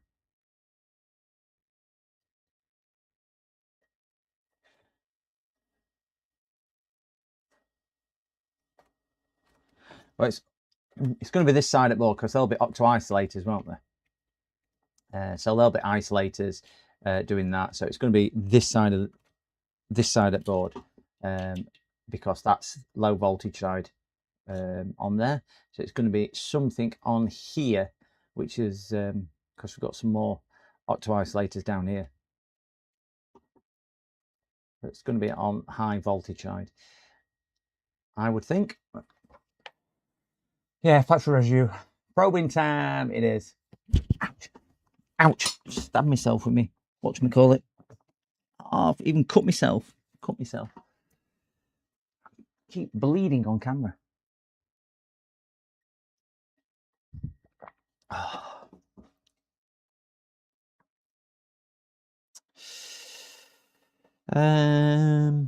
Yes. Yeah, there's no. Ooh. Now, what was that? That's interesting. Oh, that's really interesting.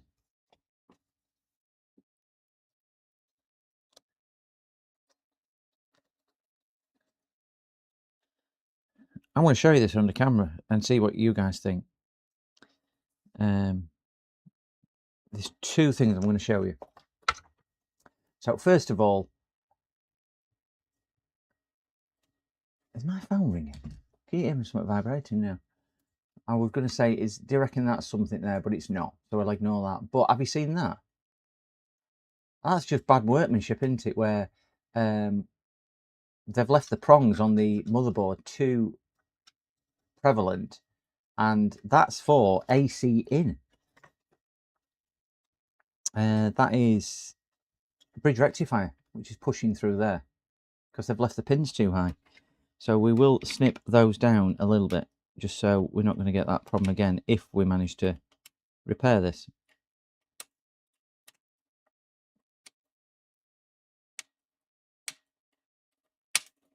So we don't want them coming through there, do we? That won't be a good thing at all. So they're now snipped down. Don't know whether it's gone all the way through, but certainly that wouldn't have been a good idea. That could have caused it to go pop if it had worked its way through in a matter of time. To that. Are they pressure marks? Oh, does that look brown?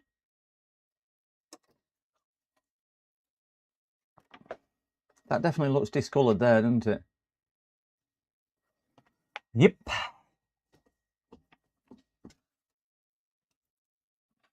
And again, that's from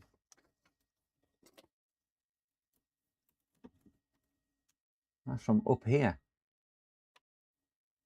With one of these components. I mean, there's certainly nothing in that area, but that looks that's them class Ys and that thermistor. Or there, no, it'd be a thermistor, won't it?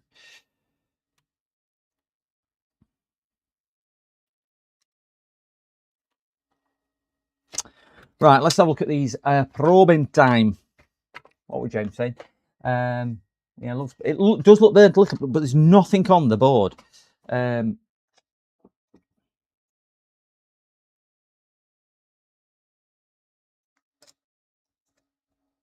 But if you look at the inside of it as well, down here, that's the heat mark on the foam there. It's not rough, so I'm just wondering whether it's dirt, because there is a slight mark on here which relates to this area of the board, which is the bridge rectifier. Because they seem fine. There's no issues with those that I can see. And I'll test the bridge rectifier. We'll give that a shot. Can I move that up a little bit? Yes. Right, James was saying about 2 diodes to check. And what he was saying, was it D2 and D7? I'm sure it was. Which are the two? Yeah, D7 and D2. Magic smoke residue on the back. Yeah. It's certainly a bit more suspicious. Getting diode mode.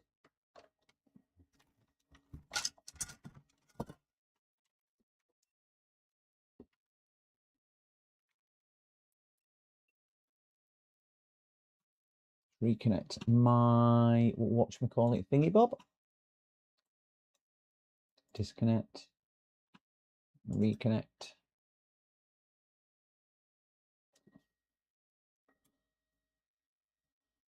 Diode mode. Yep, back in operation.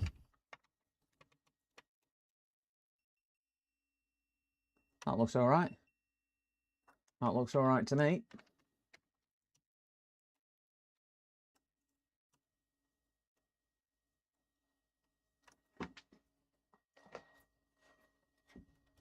That looks a bit dark there as well. That definitely looks a bit. It's just shadow. This is bridge rectifier. This is where the pins were protruding through the plastic. That definitely looks a bit dark. And I don't think it's my eyes, that. Definitely looks a little bit off colour compared to everywhere else on board.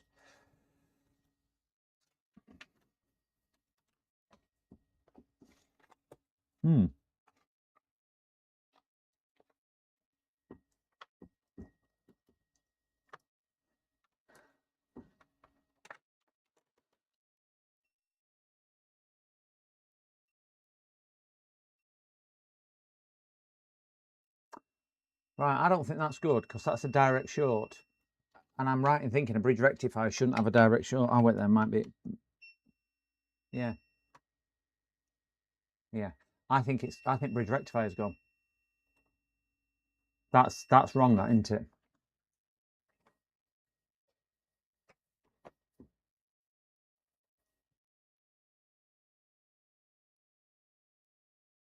Yeah. I'm thinking same, Dave. If we've got, because obviously a bridge rectifier is just diodes, so get onto the correct two, might work wonders. So we've got nothing there, which is good. Swap them around, we've got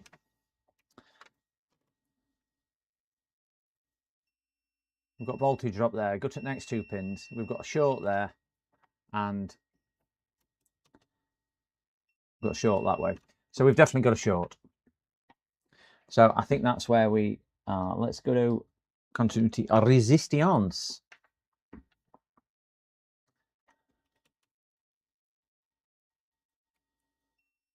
Yeah, definitely a short.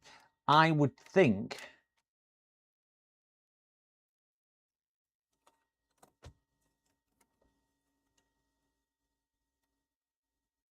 I reckon it's the bridge rectifier that's gone.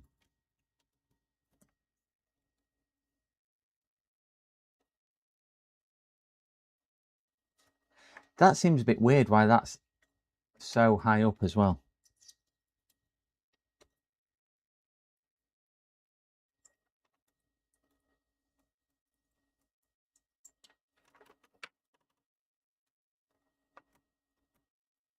Oh, guys, look at that. You see that?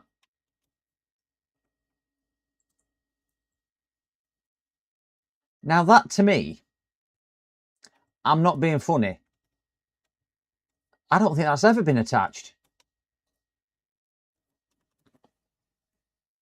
I don't think it's popped. I don't think it's ever been attached. That's not...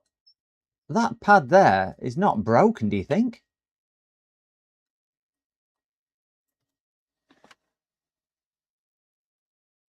It's not soldered, is it? So how's this been working?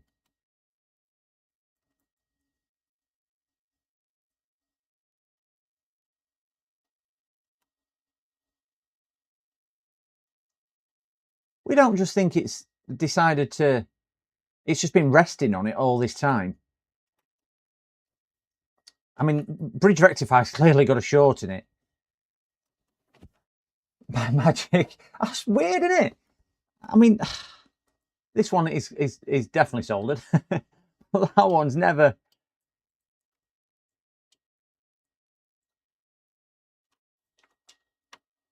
Never been attached. Which is that blob there. It should look like these. And there's just nothing in there at all. But that one, I mean, bridge rectifier's gone. Which has caused fuse to go. X2 caps for filtering will work without. Yeah, I was thinking it's a filtering cap, and it will work. It's just probably been noisy, hasn't it? But I mean, that's just poor, that, because you can see that it's clearly missing on there. But I do need a bridge rectifier, so I've got to take that bridge rectifier out. I just wish I could get this out a bit easier.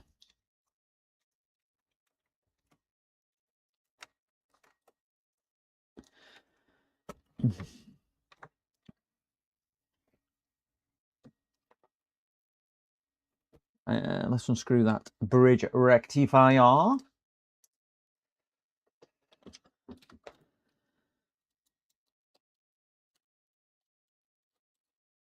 Not that I'll have one, so I might need to see if I can salvage one out of somewhere.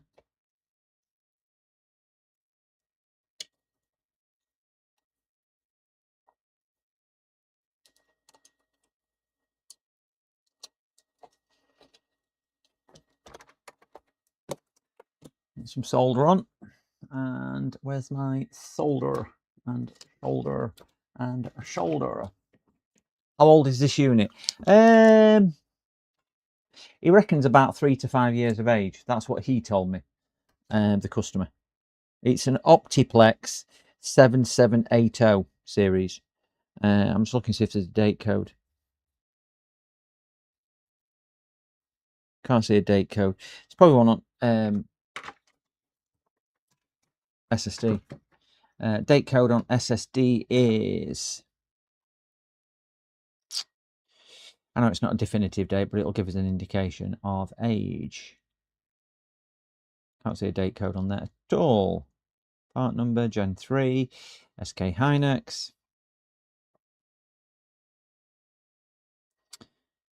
No, I can't see a date code at all on that.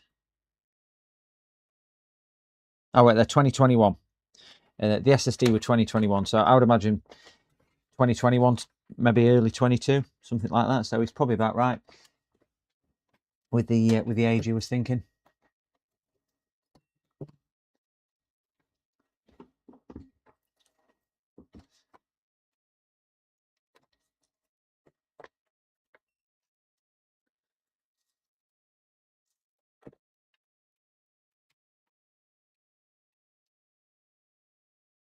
Get some leaded solder mixed in with this.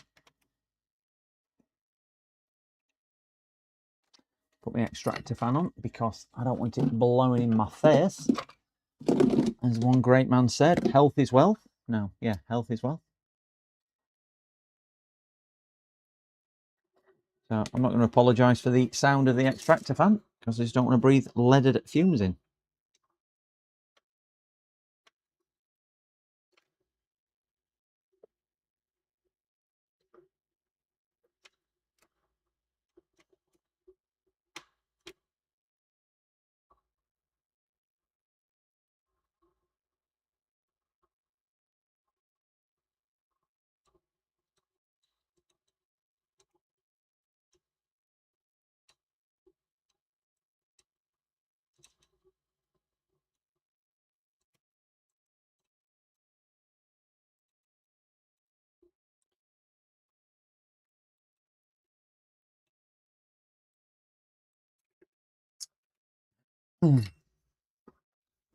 Release 2020. Ah, there you go.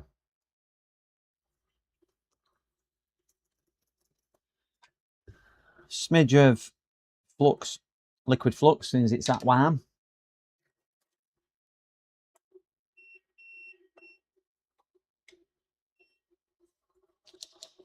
start sucking. That command I use that often.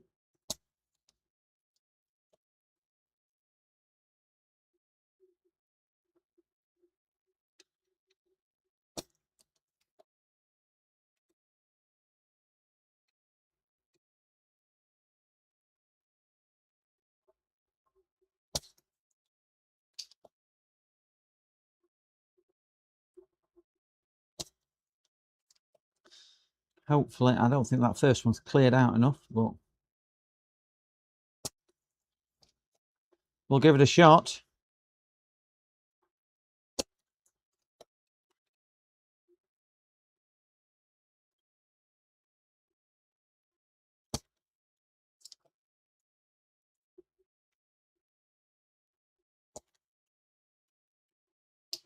Yeah, I don't think that first one's cleared anywhere near enough, so let's just put a little bit more on there. See if it'll work its way down.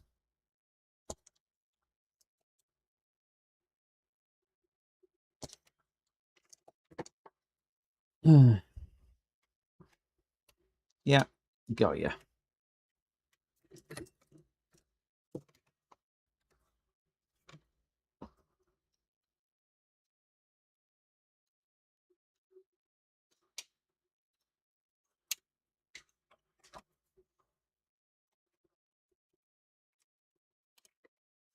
Voila. Wow, hot. Give that a clean. Cool. We will test this out of circuit now.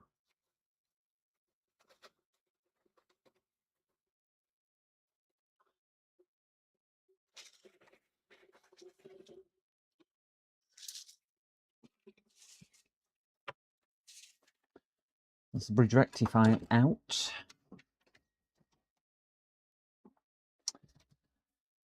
PCDD, you little shit. Good afternoon, TFN. How the devil are you?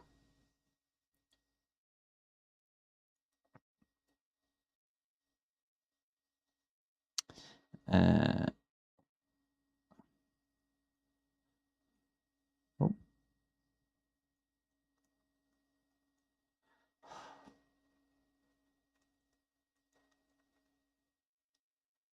Right.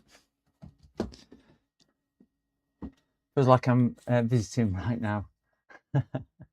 Where you bought that sucker at? That is a AliExpress one. Do you know what, Ronnie? It is brilliant as well.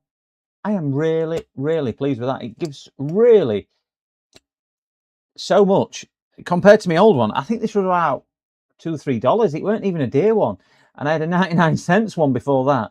But this, it's a low profile one. It's all metal, and it just works. It's got some I mean, look, if I do that, it won't even. The suction's that good. It maintains it until I release. It's really good. Really good. Like that. AliExpress. Yeah, really good. I would recommend it, Ronnie, if you need one. Hi-ho, hi-ho, it's off to work we go, with bucket and spade and hand grenade. Hi-ho, hi-ho, hi-ho, hi-ho. They were original Disney lyrics. I saw that on Alien. Yeah, it is. It's a good one. Good one, that one. Right, let's get back to diode. I don't think... Are we still on screen? Yeah. Oh, wind that down a bit. Won't fit under my shelf when it's wound up all the way. There you go. Oops.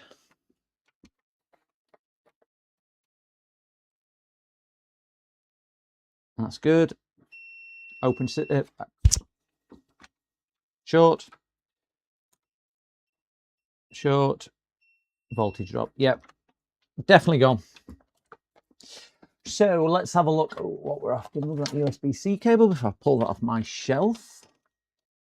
We have got a U8KA8 4298. So we've got AC in the middle. We've definitely got a short, which we shouldn't have.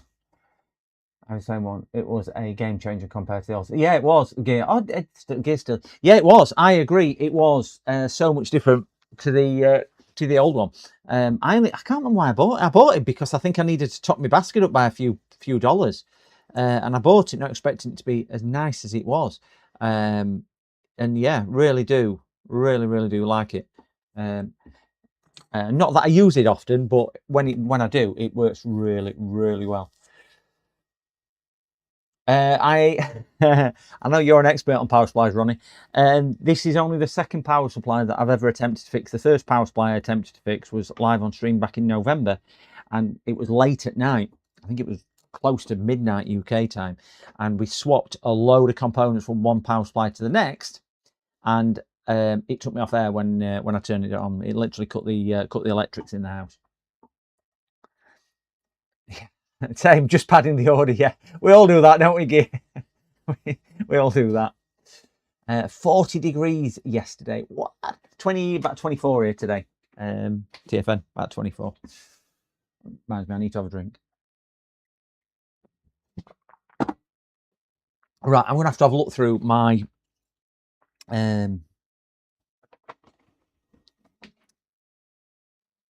parts and see if I've got a bridge rectifier. I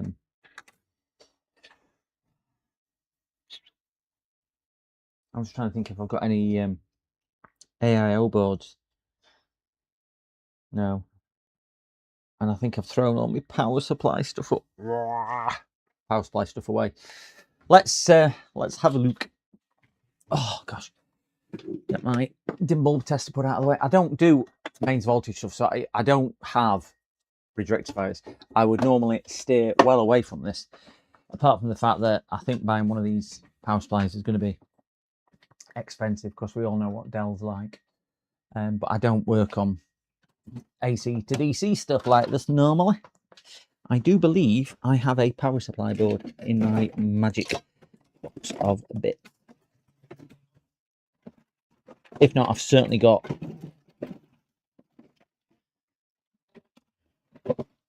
stuff on the floor. We'll need to post that stuff there to Zern. I haven't forgot. I have. I keep forgetting. Every time I look at it, I go, good, I need to post that to Zern. Right, we've got a Dell power supply there. We'll see if there's one in there.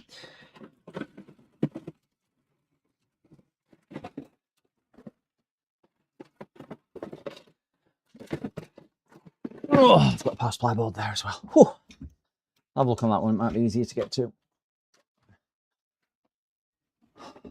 You know, James cost me so much. Only 40, shame, man. We get up to 50, 97 humidity. Wow. I will say, TFN, some of the things that James has on, I end up spending a lot as well. I try and look through AliExpress to think, what can I see what nobody else has seen? Not for any other reason apart from the fact that I just like the latest toys and gadgets, like all of us. Right, here's a question for you. As long as it's a bigger bridge rectifier, will that be okay? Again, I don't work on AC, guys, so I need to ask your view on that and thought on that, because I do not work on AC.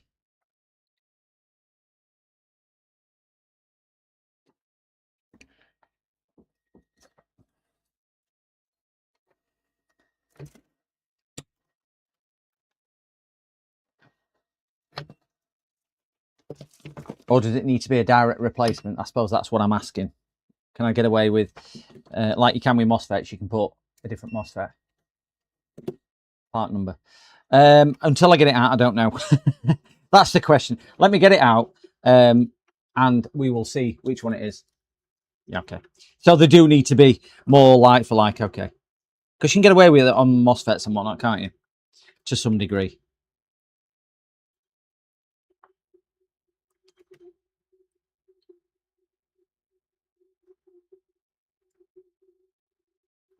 We'll just give this another drink of leaded solder. Just to lower the temperature of that leaded, unleaded.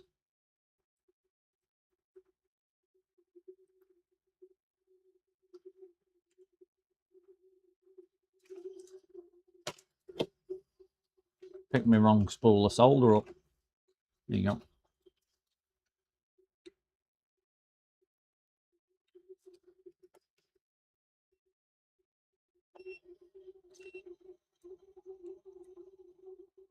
Big ground plane on that one, or a big blob of metal.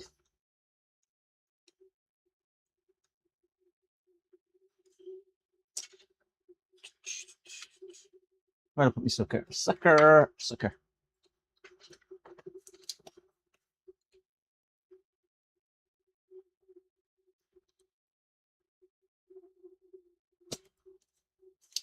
Then we do this under microscope to make it look a little bit more impressive and blurred. There you go. See what I'm doing a little bit more now, can't you?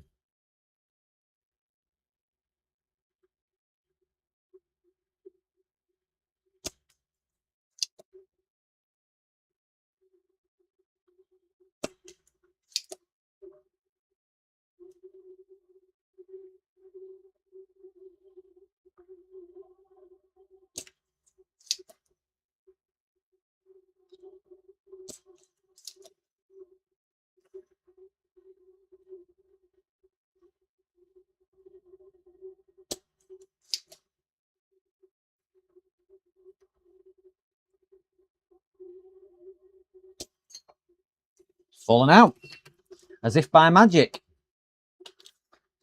Let's knock that back down.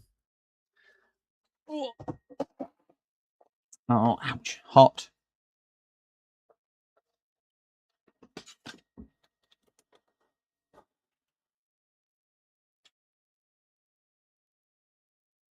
Right, I need to look them two up and see if they are similar.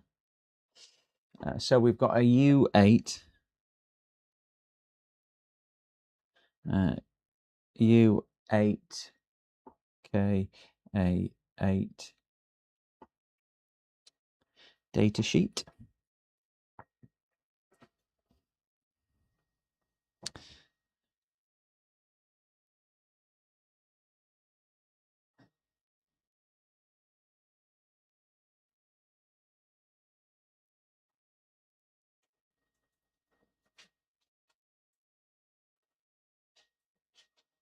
So that is a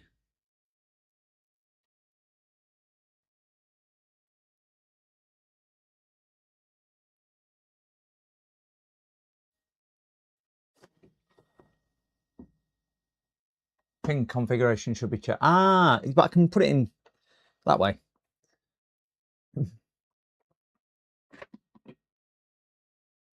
Because obviously you're positive and negative all the way around, so I'd put it in that way. Should it make much difference? I mean, I've got a Dell power supply. I could always take it out of that one if needed. Right,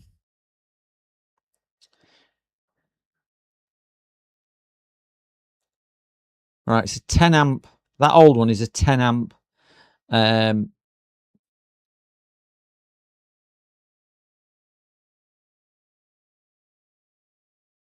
Yeah, 10 amp. No, it's microamps. Not that one. It's in Chinese. I'm struggling to understand that. And that one's got 4 billion on there.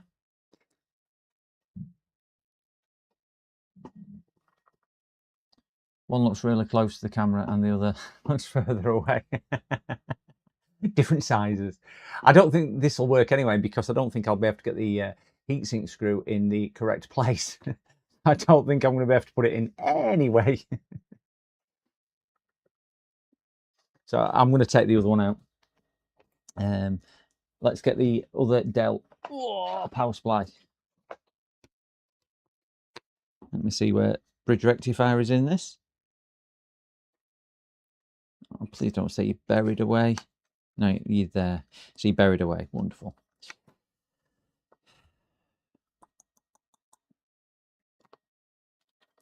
And we had wrong camera shot on, so you were just looking at top at microscope for 10 minutes.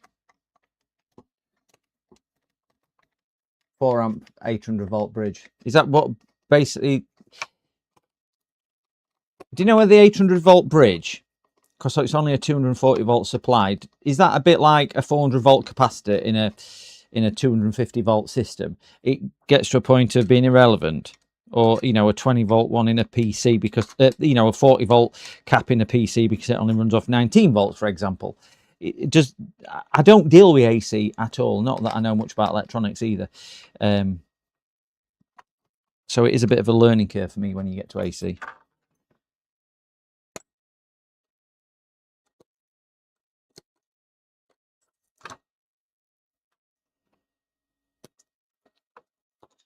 Nice big juicy cap in there.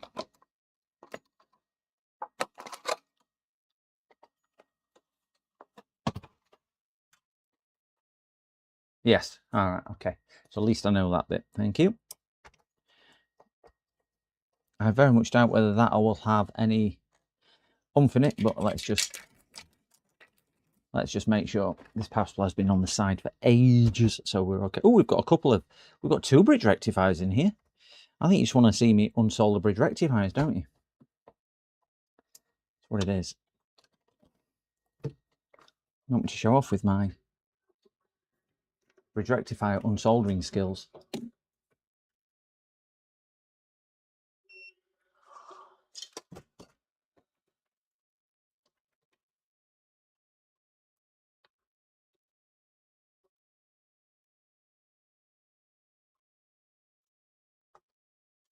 Remember to put camera on this time.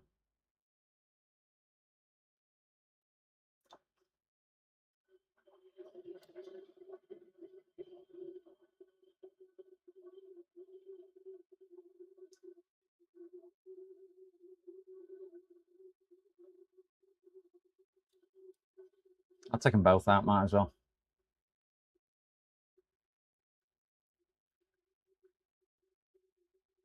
What would cause a bridge rectifier to fail? They just fail because obviously it's just diodes in it, and they just wear out and finally say, I've had enough of rectification. It's not for me. I want a different job. I want to become an open circuit. I've heard all about that, and it's so much better. Is that what happens?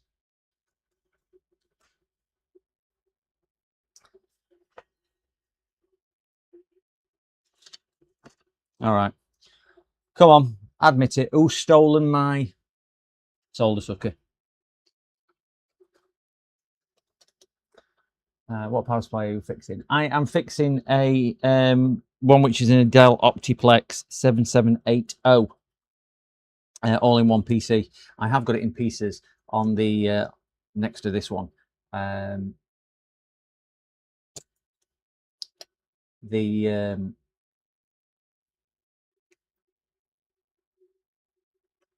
The computer's just not powering. Oops. Sorry about that. I'm knocking camera all over.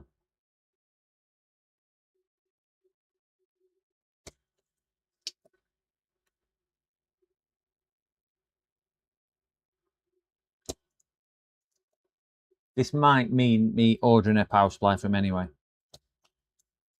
I think these are only the 2. Not like that at all. You get a better position on it. Better.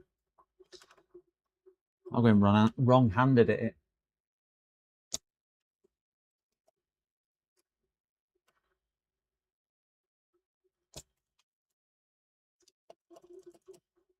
Let me solder pump needs emptying.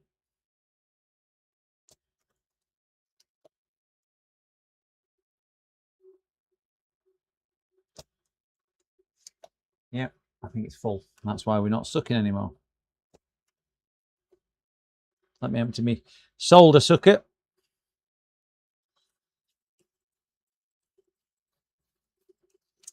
Oh yes. Oh yes. Nothing more satisfying than opening your solder sucker and emptying it. Definitely a bit gunked up in there.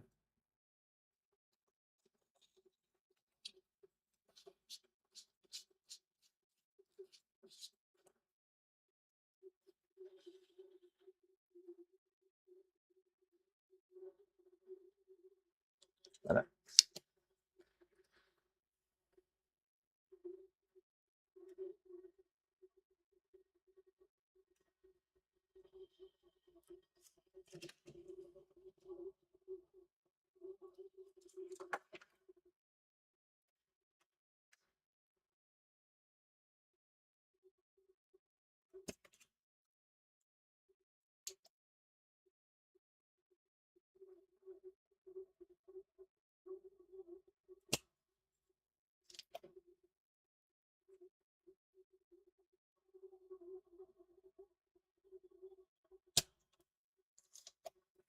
seem to be wanting to get rid of the darn solder anymore.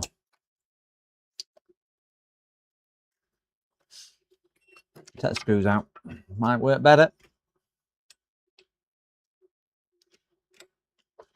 Ouch. Hot.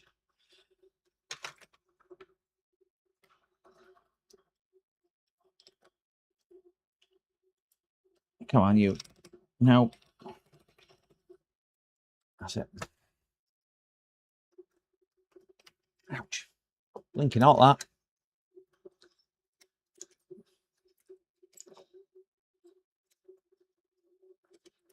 Done.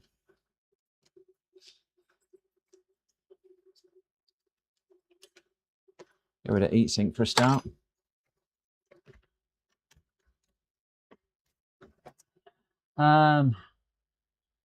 Might use a piece of copper wire to run. Yeah, I might just. There's no caps out under this. I'm just thinking. I'm just going to use hot air.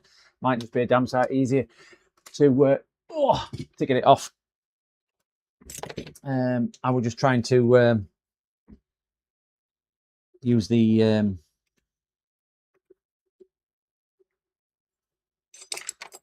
iron.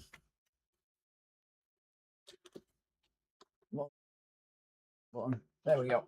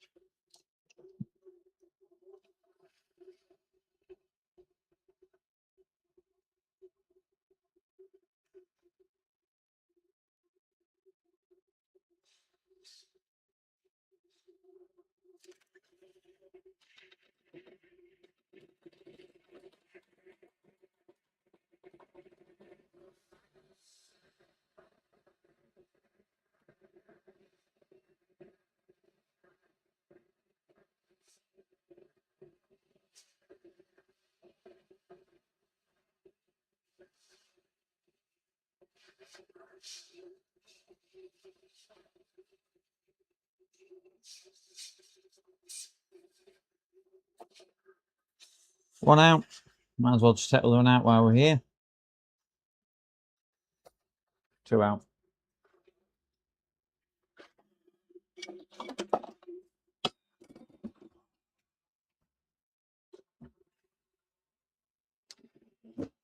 Just put that power supply to one side.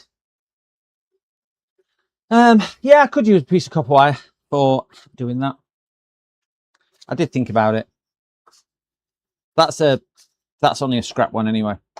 So yeah, right, where's the original? These are huge compared to the one I'm aiming for.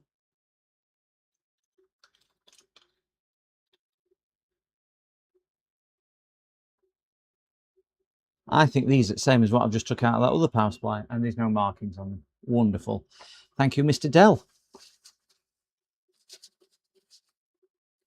So that were a pointless exercise. There's no markings on them at all. So we've got two massive, humongous bridge rectifiers there.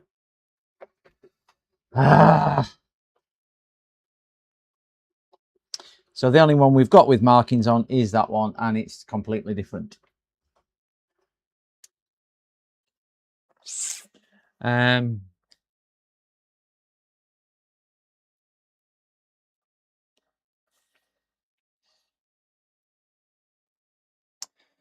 I've got all the power supplies. I've got Corsair power supplies and different manufacturer, different PC power supplies. So I have got all the bridge rectifiers inside things, but I don't really want to start stripping them down to find it's the wrong one anyway, because they're never going to be accessible for me to get to. And I've got no other, I don't normally keep power supplies, you see. I've got no other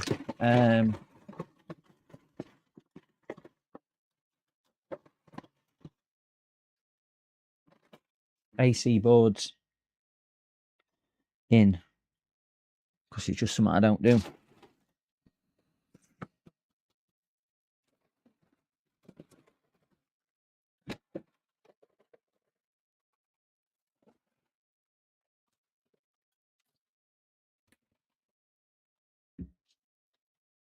Big one is fine. It will fit. Will it? All right. Well, as long as I spin it round. Because obviously AC, and so I'll just need to make sure I get legs in right way.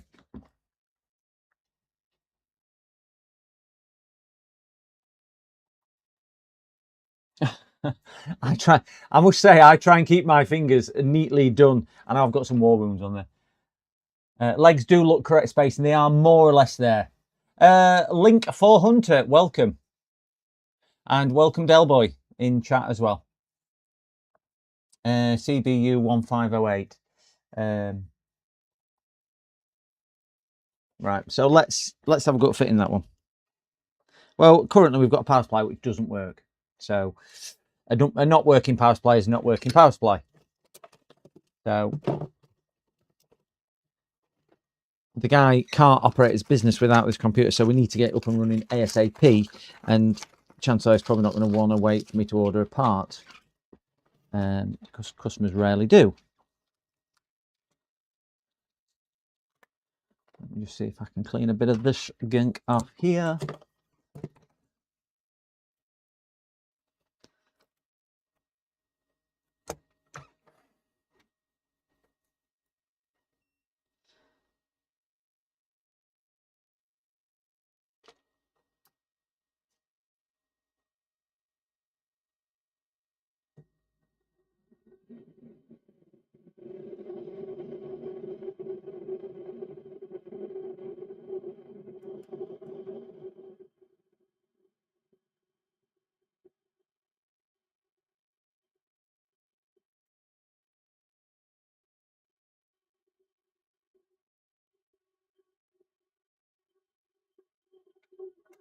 Get off.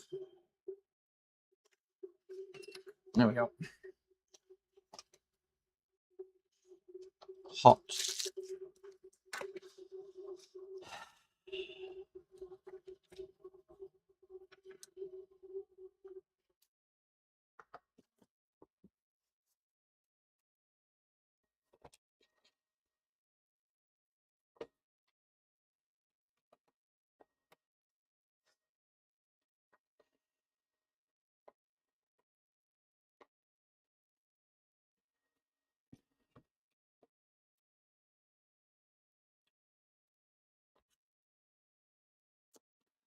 Yeah,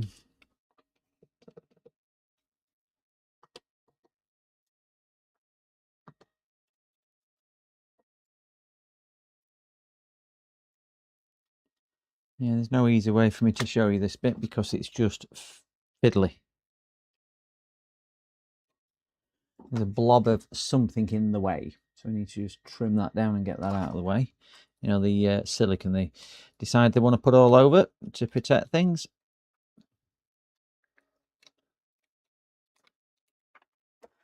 That's that out.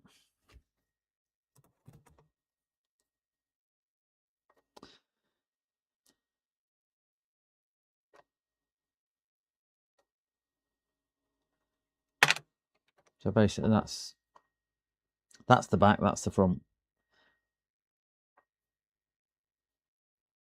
Yeah.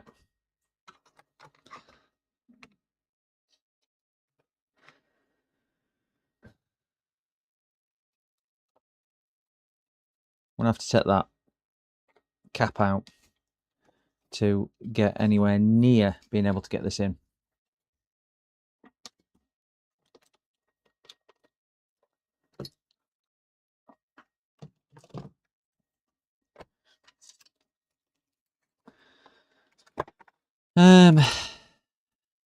That one.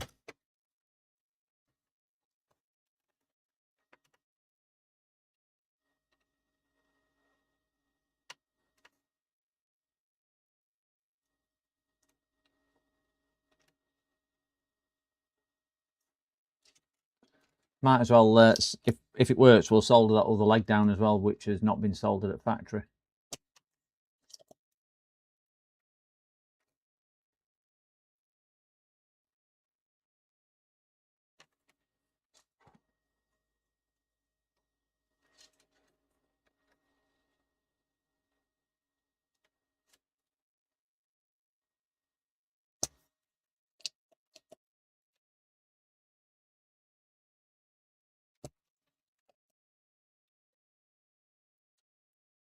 Ever since me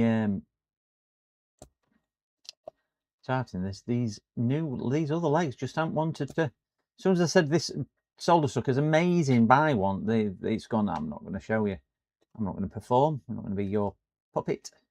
It's a puppet.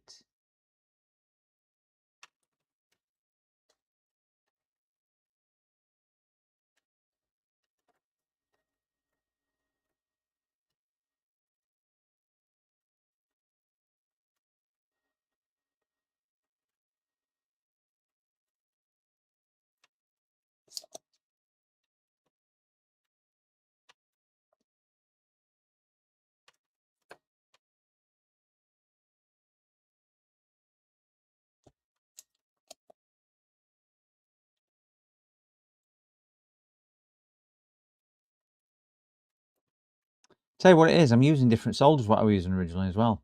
I'm using this mechanic leaded solder, and the other stuff was Kester, what Andy kindly sent me to try out. I need to just bang a bit of heat on there just to get that out, because I don't think it's going to walk out on its own.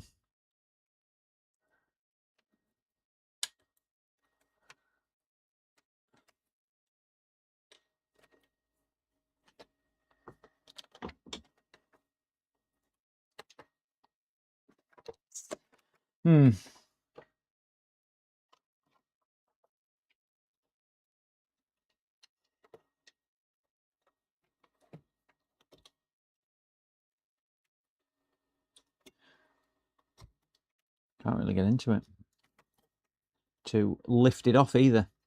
One leg's out. It's just this back leg just not wanting to play ball.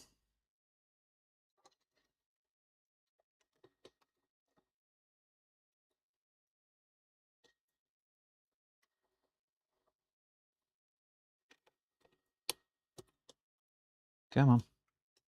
Come on. Gosh, it's siliconed in as well.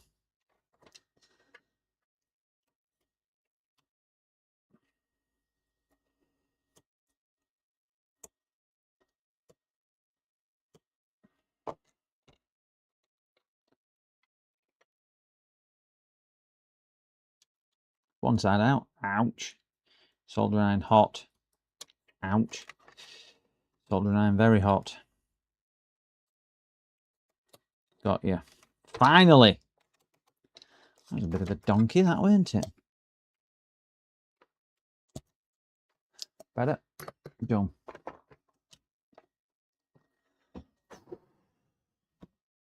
Remove heat shield. Extend legs will be fine. Even without the heat shield, you reckon?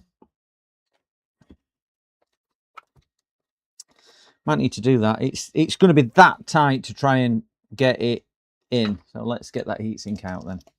I'm going to use that Kester solder though, because that solder is definitely so much better than this. Sorry for that one there.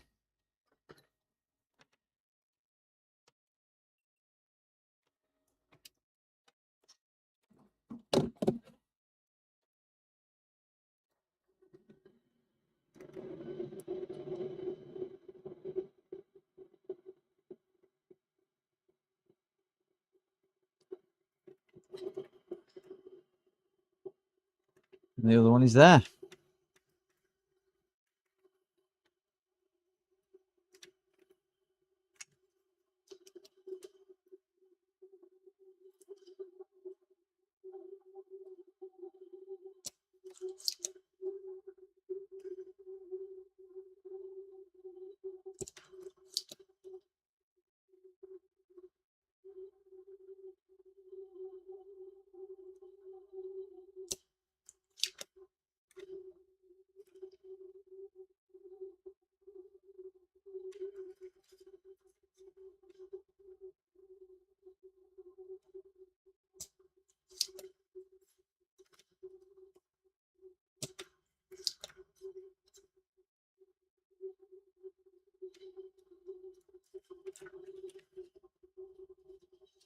Hot.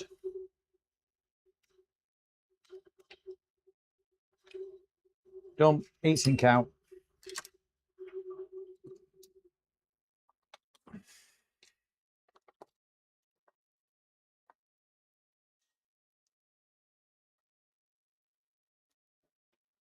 Current passing through a piece of Mac. Yeah, it's glued. Yeah, it was glued, Prodica. Oh, Twitch, yes. Welcome to Twitch as well. On there as well. Right, so I need to put this in right orientation down now, which is basically that. Slopey side that way.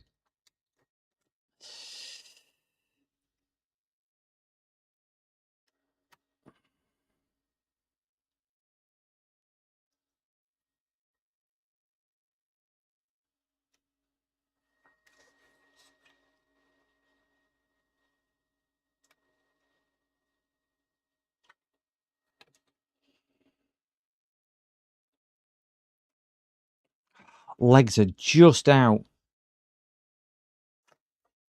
Wonder if I can bend these legs slightly.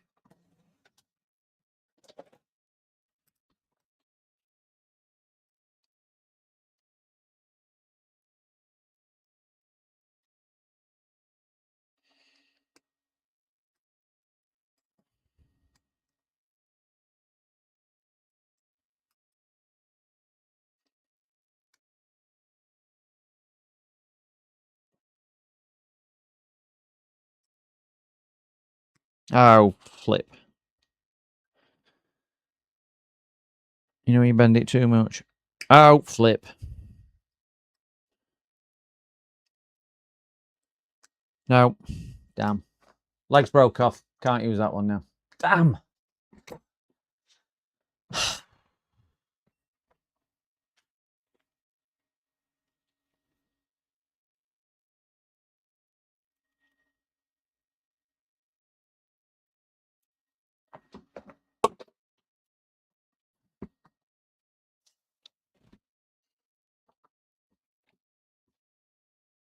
See you later, Zola.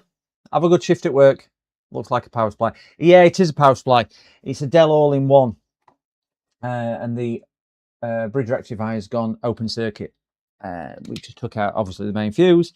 And strangely enough, what we did find was, when we started looking around, if you look down here, this has never even been soldered from factory. But it's only a filtering cap. So it shouldn't make much difference. But that's... that has gone, and I can't use one of them other rectifiers because they've got no markings on, so I don't know what's what. So I don't know whether I'm putting it backwards or forwards. And I'm not wiring it up to mains to check.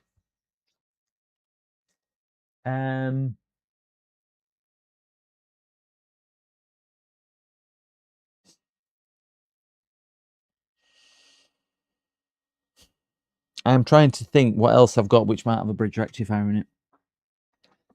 Apart from power supplies. Because I don't do AC. I've got a network switch up there which I don't use. If there's one in there, because that's a powered, as long as it's not my...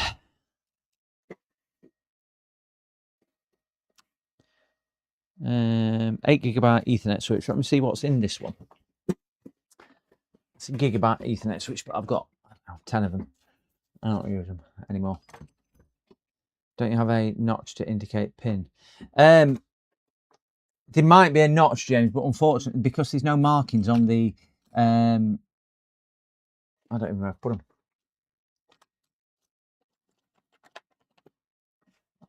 I don't know. Oh, they're there. It's the negative and positive.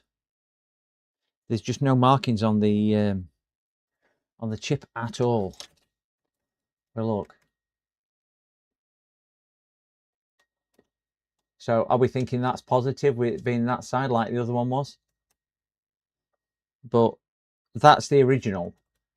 And positive is there. On one we've just broke, positive was opposite way around.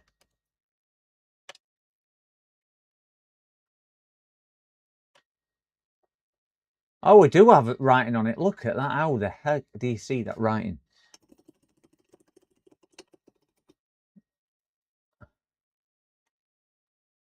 Positive. Oh, wait, they're positive outer. That's completely wrong, isn't it? So a bit. Oh yeah. So I can put them in. So basically the same way. I think this is going to have the same problems though. Oh, sorry, I'm not showing you a thing. We have just seen a positive on there.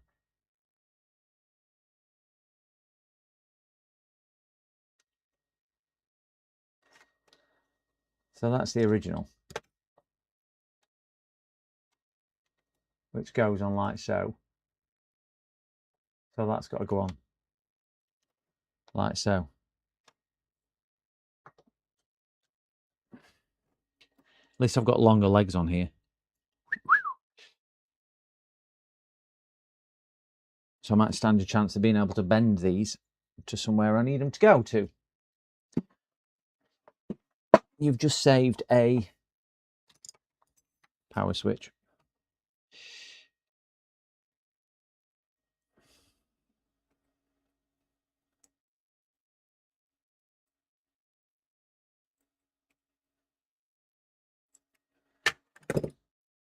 $800 8 amp. Thank you very much for that info. That's whether I can get it in the hole. Holes. These are like for threading. What I will do is heat the holes up and give them a. No, they're all very, very clean.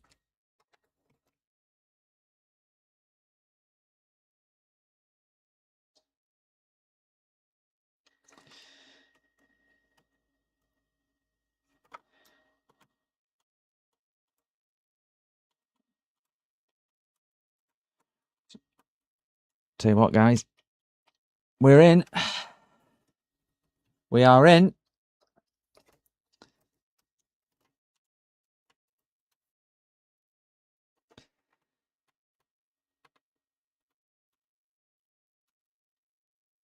I'm going to go as deep as I can because if I can get a heat sink in. I don't want to go any deeper than that because it is now starting to really bend the legs. But let's just tack that down with a little bit of. Oh, Arachnoid, hello, Arachnoid. We will double check this before I power it on.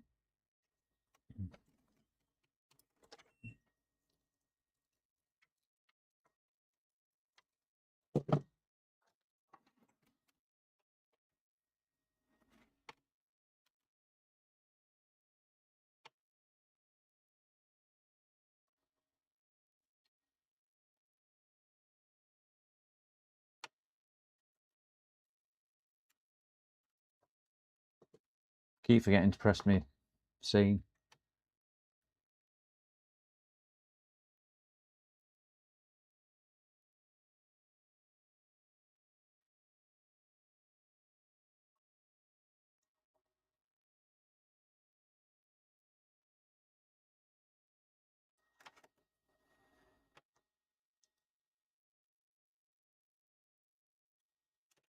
That's right, class Y caps. I need to.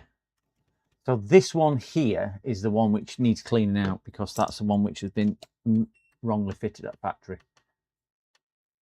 So we'll see if we can get that cleaned and that put in and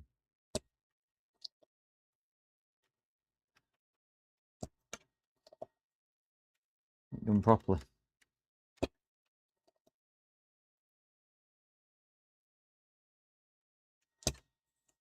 There you go.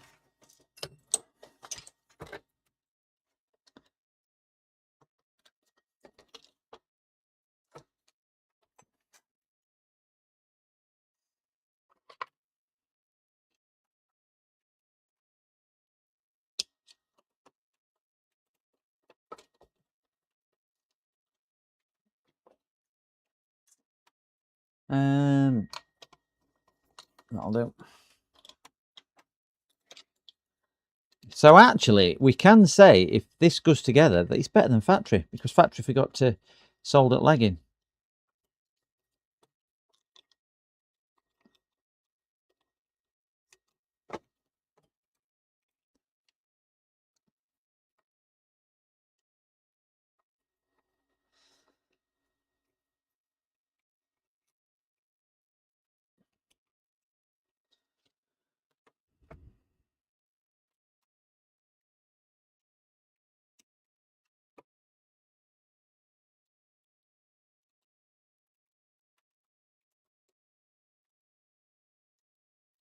Trying to get that little tiny leg in there is not the easiest place to shove it.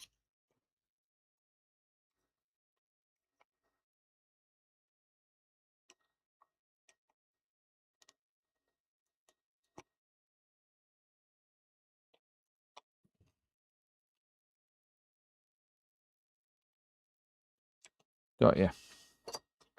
Bang a bit of solder on there. There we go.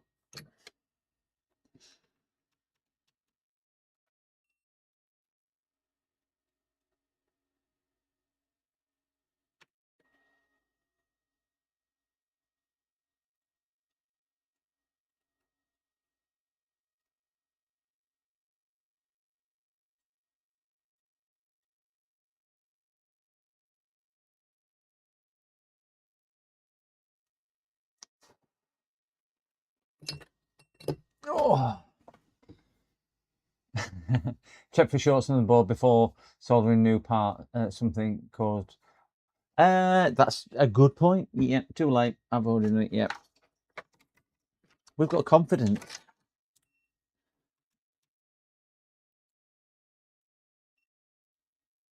Now, they're all fine. Before we had open circuit there.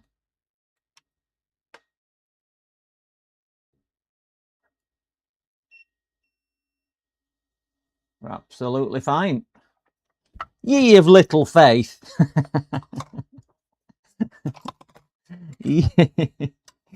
I don't reckon I'm going to be able to get that heatsink on there. I'll tell you that now.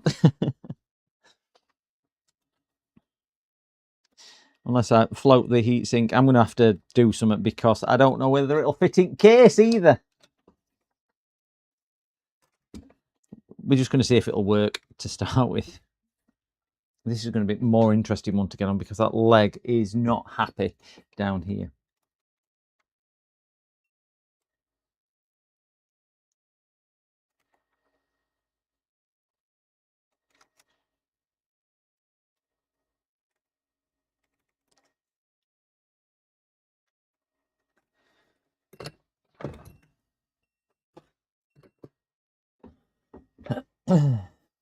Confidence is high. Repeat, confidence is high. Did you get your panels from? I got mine from City Plumbing, but Arachnoid, if you are interested in some, drop me a Discord because I found a supplier who's half the price of City Plumbing. Well, more than half the price than City Plumbing, and they simply amazing. And I said to them I would recommend them to everybody because they've been wonderful with me. City Plumbing were pretty darn terrible. So, yeah, drop me a Discord and I'll pass you their details on. They were very, very good.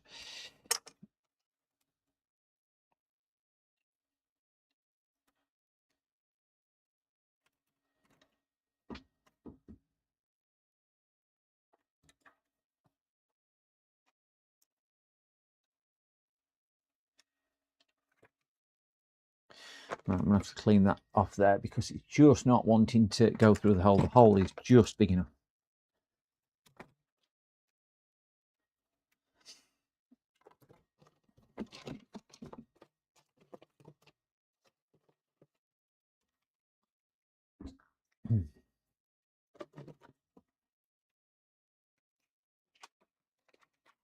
But my panels, I will say, are working amazing.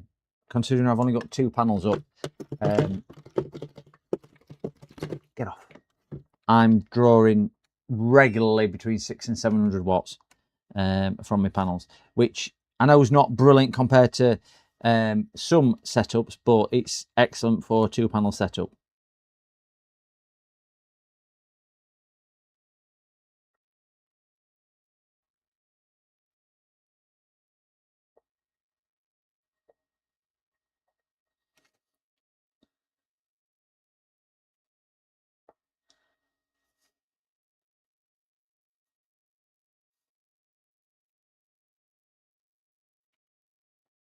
This way you need an extra hand. And asbestos fingers. Ouch! I would have thought a solder iron got up.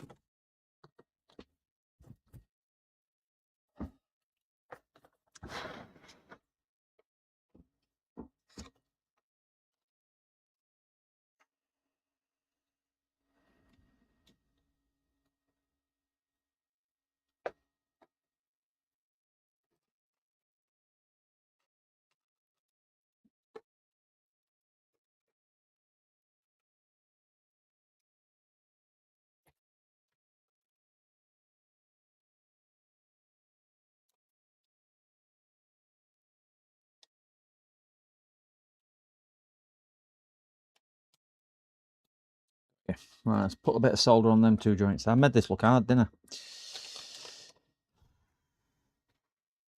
Believe me, I've not done it for any type of clickbait. It's probably going to bang when I do this. Remember, I need to put a carefully calibrated wire over the fuse as well, because the fuse is gone.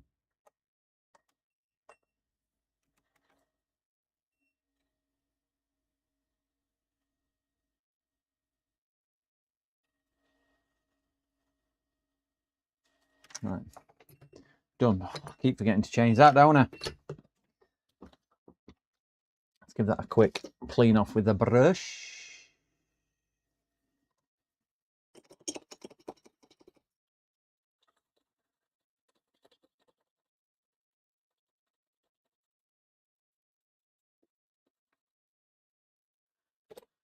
Trim my legs down so they're not going to cause any issues like the original ones did. Strange, isn't it, that it's the original ones which were pushing through the plastic, and it's the bridge rectifier which is shorted and gone. Weird, that, isn't it?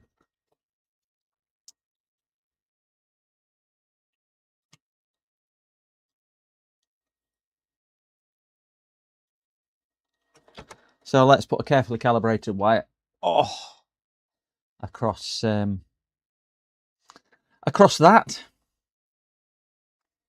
Fuse is blown. Fuse is blown. I'm just going to put a wire across it, just as a temporary measure, and then I will grab a. If this works, I'll grab a suitable fuse and get a fuse in it. Oh.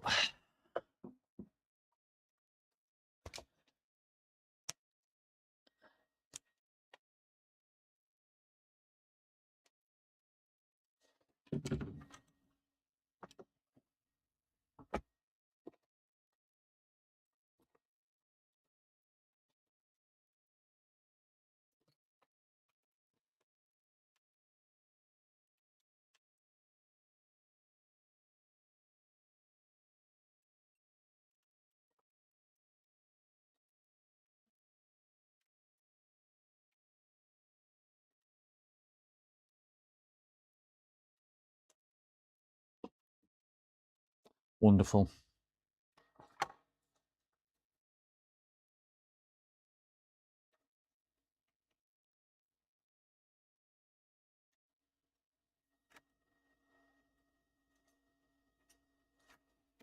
Look at that, we're doing so well. What do you mean I wasn't? I'll do. Yeah, that's on. So I've got a bit of calibrated wire there. Oh. Hey, Swarm Collective. Hello, hello, hello. I need to make a star-shaped solder point. That's in my next class.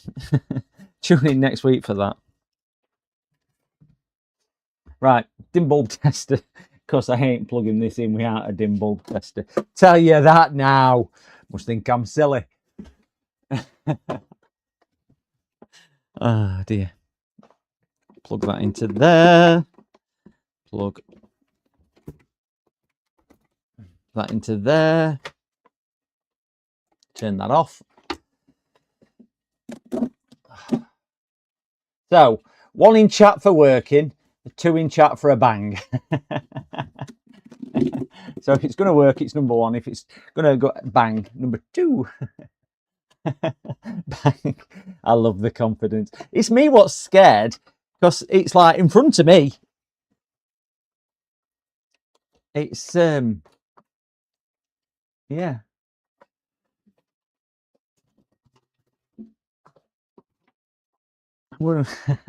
I'm going to turn it on something like this from one side.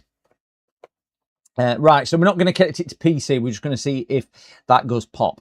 and whatever. So I will just turn that bit on to start with. Put that there because I don't think anything else is going to go. It will fizz. Well, I'm going to turn the power supply on. 3, 2, 1 on. We have bright lights. Bright light, bright light, bright light. Well, dim bulb tester's working. Oh, dear me. Oh, will it bend? Yeah, that weren't even a flicker, was it, guys? That weren't even a flicker.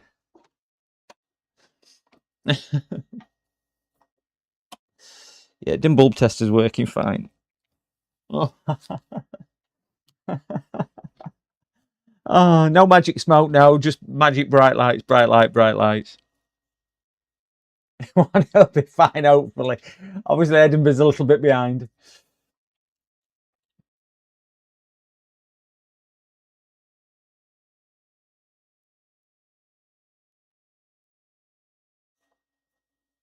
I've rescinded my confidence. Yeah, it weren't the best thing, but yeah, we are pulling. Oh, my voltage has gone down 230 volts. We're pulling 370 milliamps. That bulb is generating a little bit of heat. A little bit of heat as well. I'll turn that off at the wall. Well, that's a lesson learned, isn't it? That dim bulb testers come in useful. And it doesn't take me off air if we use one of them. Because it can quite easily take me off air. I haven't got the part for this. I'm going to see if I can get a power supply. I want to break the bad news to him that the power supply's gone. And I'll see if I can order a power supply. I think if that had nearly worked, we'd have probably done something, but clearly it's not working. I wonder if, let me get my meter leads out.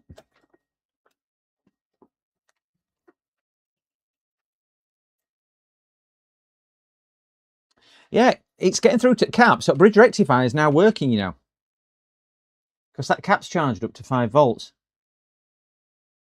And so is that one. So it's something other side of that.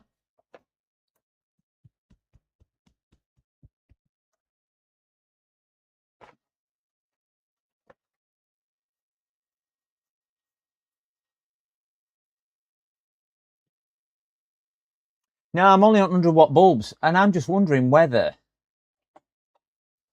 it's because I'm on a 100 watt bulb. Light on is good or bad. I can't remember. If light is on, it means there's a short and it's putting the voltage through the bulb swarm. That's what it basically means. Unless it's pulling more than the recommended output for the bulb, and then the bulb would short and go through. How do you mean, did I test the output? What do you mean, Arachnoid?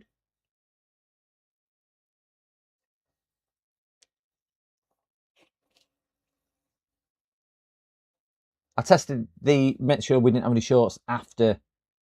Oh,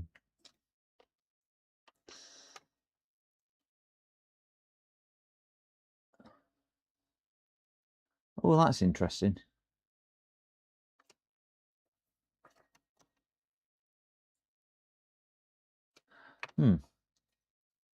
Where's my old, what should we call it, thingy bob?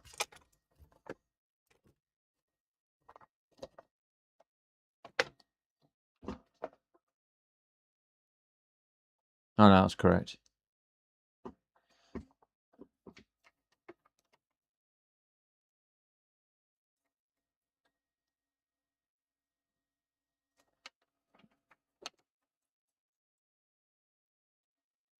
No, I don't think that is right.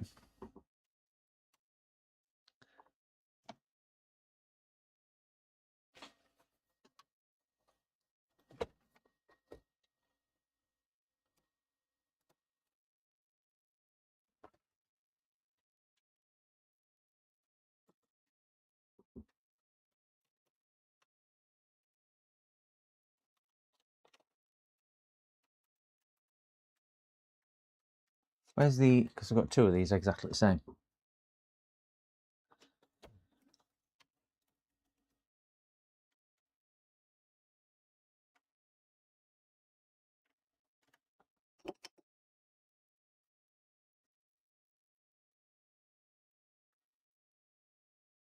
Yeah, that's definitely plus there. Can just see plus sign there. So that's the way I've got it in. But if we look at this, no, it's right way. Yeah.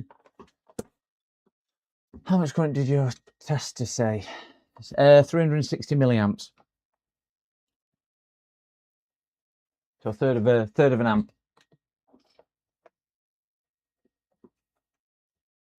For the PC supply. You mean on the low voltage side, Arachnoid? Yeah, well, originally... Well, no, I didn't, in fairness. I was just thinking, if I put this back on, yeah, we're going to get...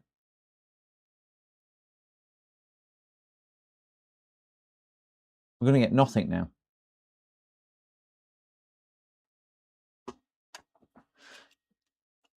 Is that fuse wire just blown?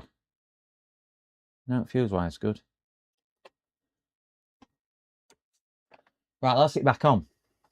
But we're pulling nothing.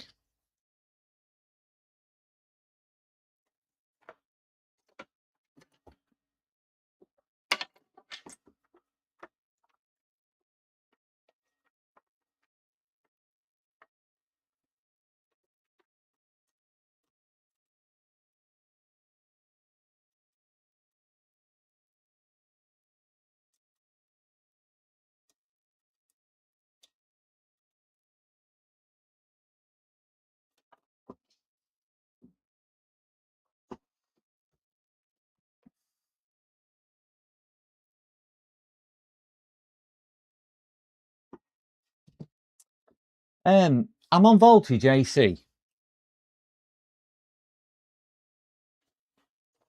Reason why it's not working is because I've unplugged it.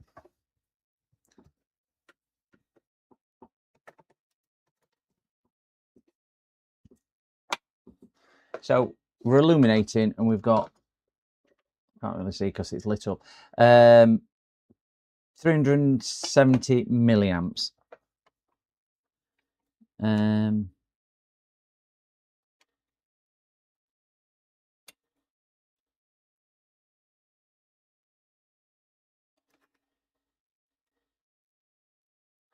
Right, if we measure,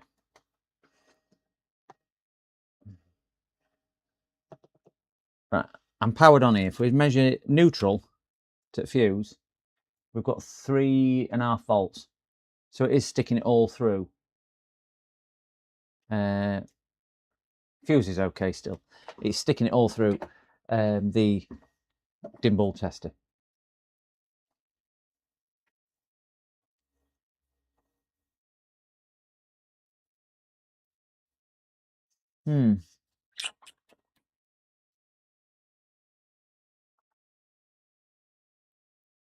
Interesting.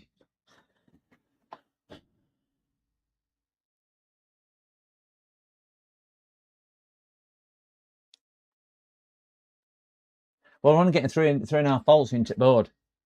Again, if we turn it on, bulbs illuminated, as you can see it glow. If we measure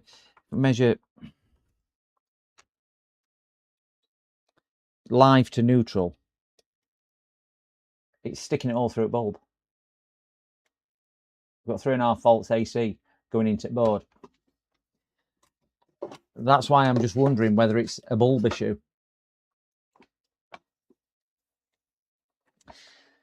So I can bypass the bulb and just use it on my RCBs by doing that. So if I turn it on now, if I flick the power supply on, it'll bypass the bulb, but it'll trip these if something goes wrong. So if I go off air, same scenario, guys. I apologise. So I'm going to flick it on now. Whoa, yep. You see that? Yeah, something not right. Definitely had a short. Definitely had a short. What I know what's blown. It's the fuse wire. Fuse wire's blown. So that's done what it was supposed to do.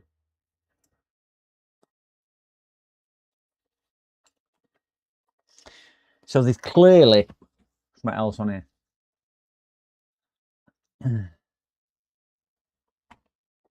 So doing bulb testing was doing its job. Oh.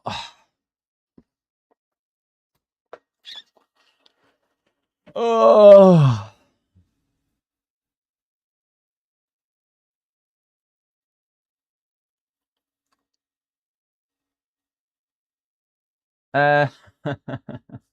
The little mustardy board one we fixed.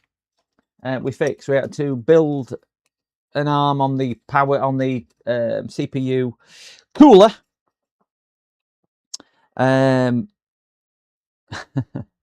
I built another arm on that cooler and we fixed that one, and that was fixed. Then we did another one which was a laptop after that, and then this is a power supply for a Dell AIO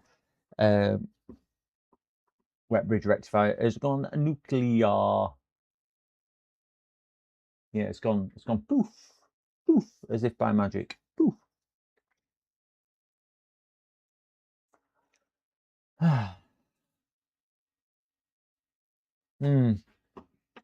Puzzling.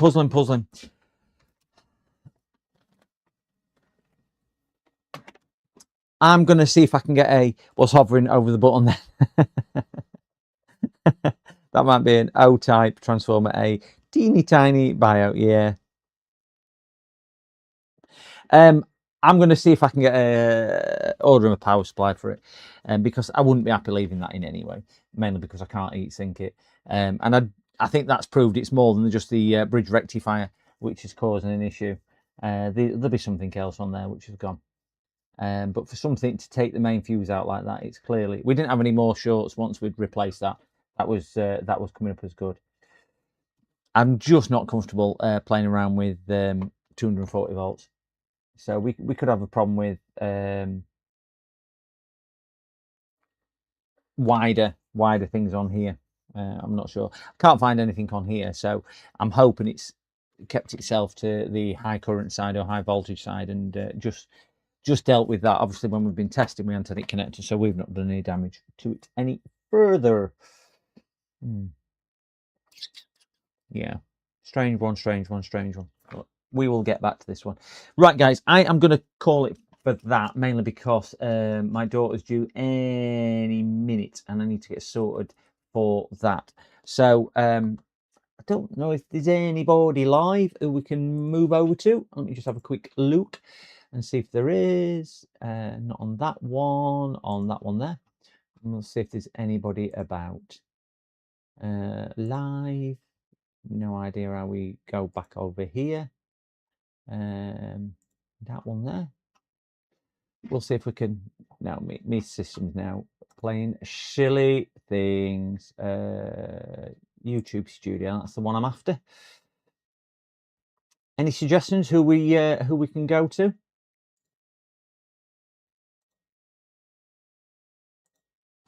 That's only if I've got them in my add a redirect. Have we got anybody in there? We do. Add a redirect. We have Andy. So we'll put a redirect onto Andy, onto Swindon. So, guys, I'm going to call it for that anyway. Thank you very much for everybody who stuck around. Thank you very much for hitting the like and the subscribe button. We'll shoot over to Swindon Electronics. I'll let you know how we get on with this, but I think I'm probably going to look for a new supply. I do have a couple more to do. I'm probably not going to stream tomorrow, but I might well stream on Wednesday. So have a good day tomorrow, guys. Take care. Thank you very much for everybody on chat as well. Thank you everybody on Twitch and YouTube. Have a really good evening. Take care, guys. See you later. Bye-bye. Don't forget, Andy's coming.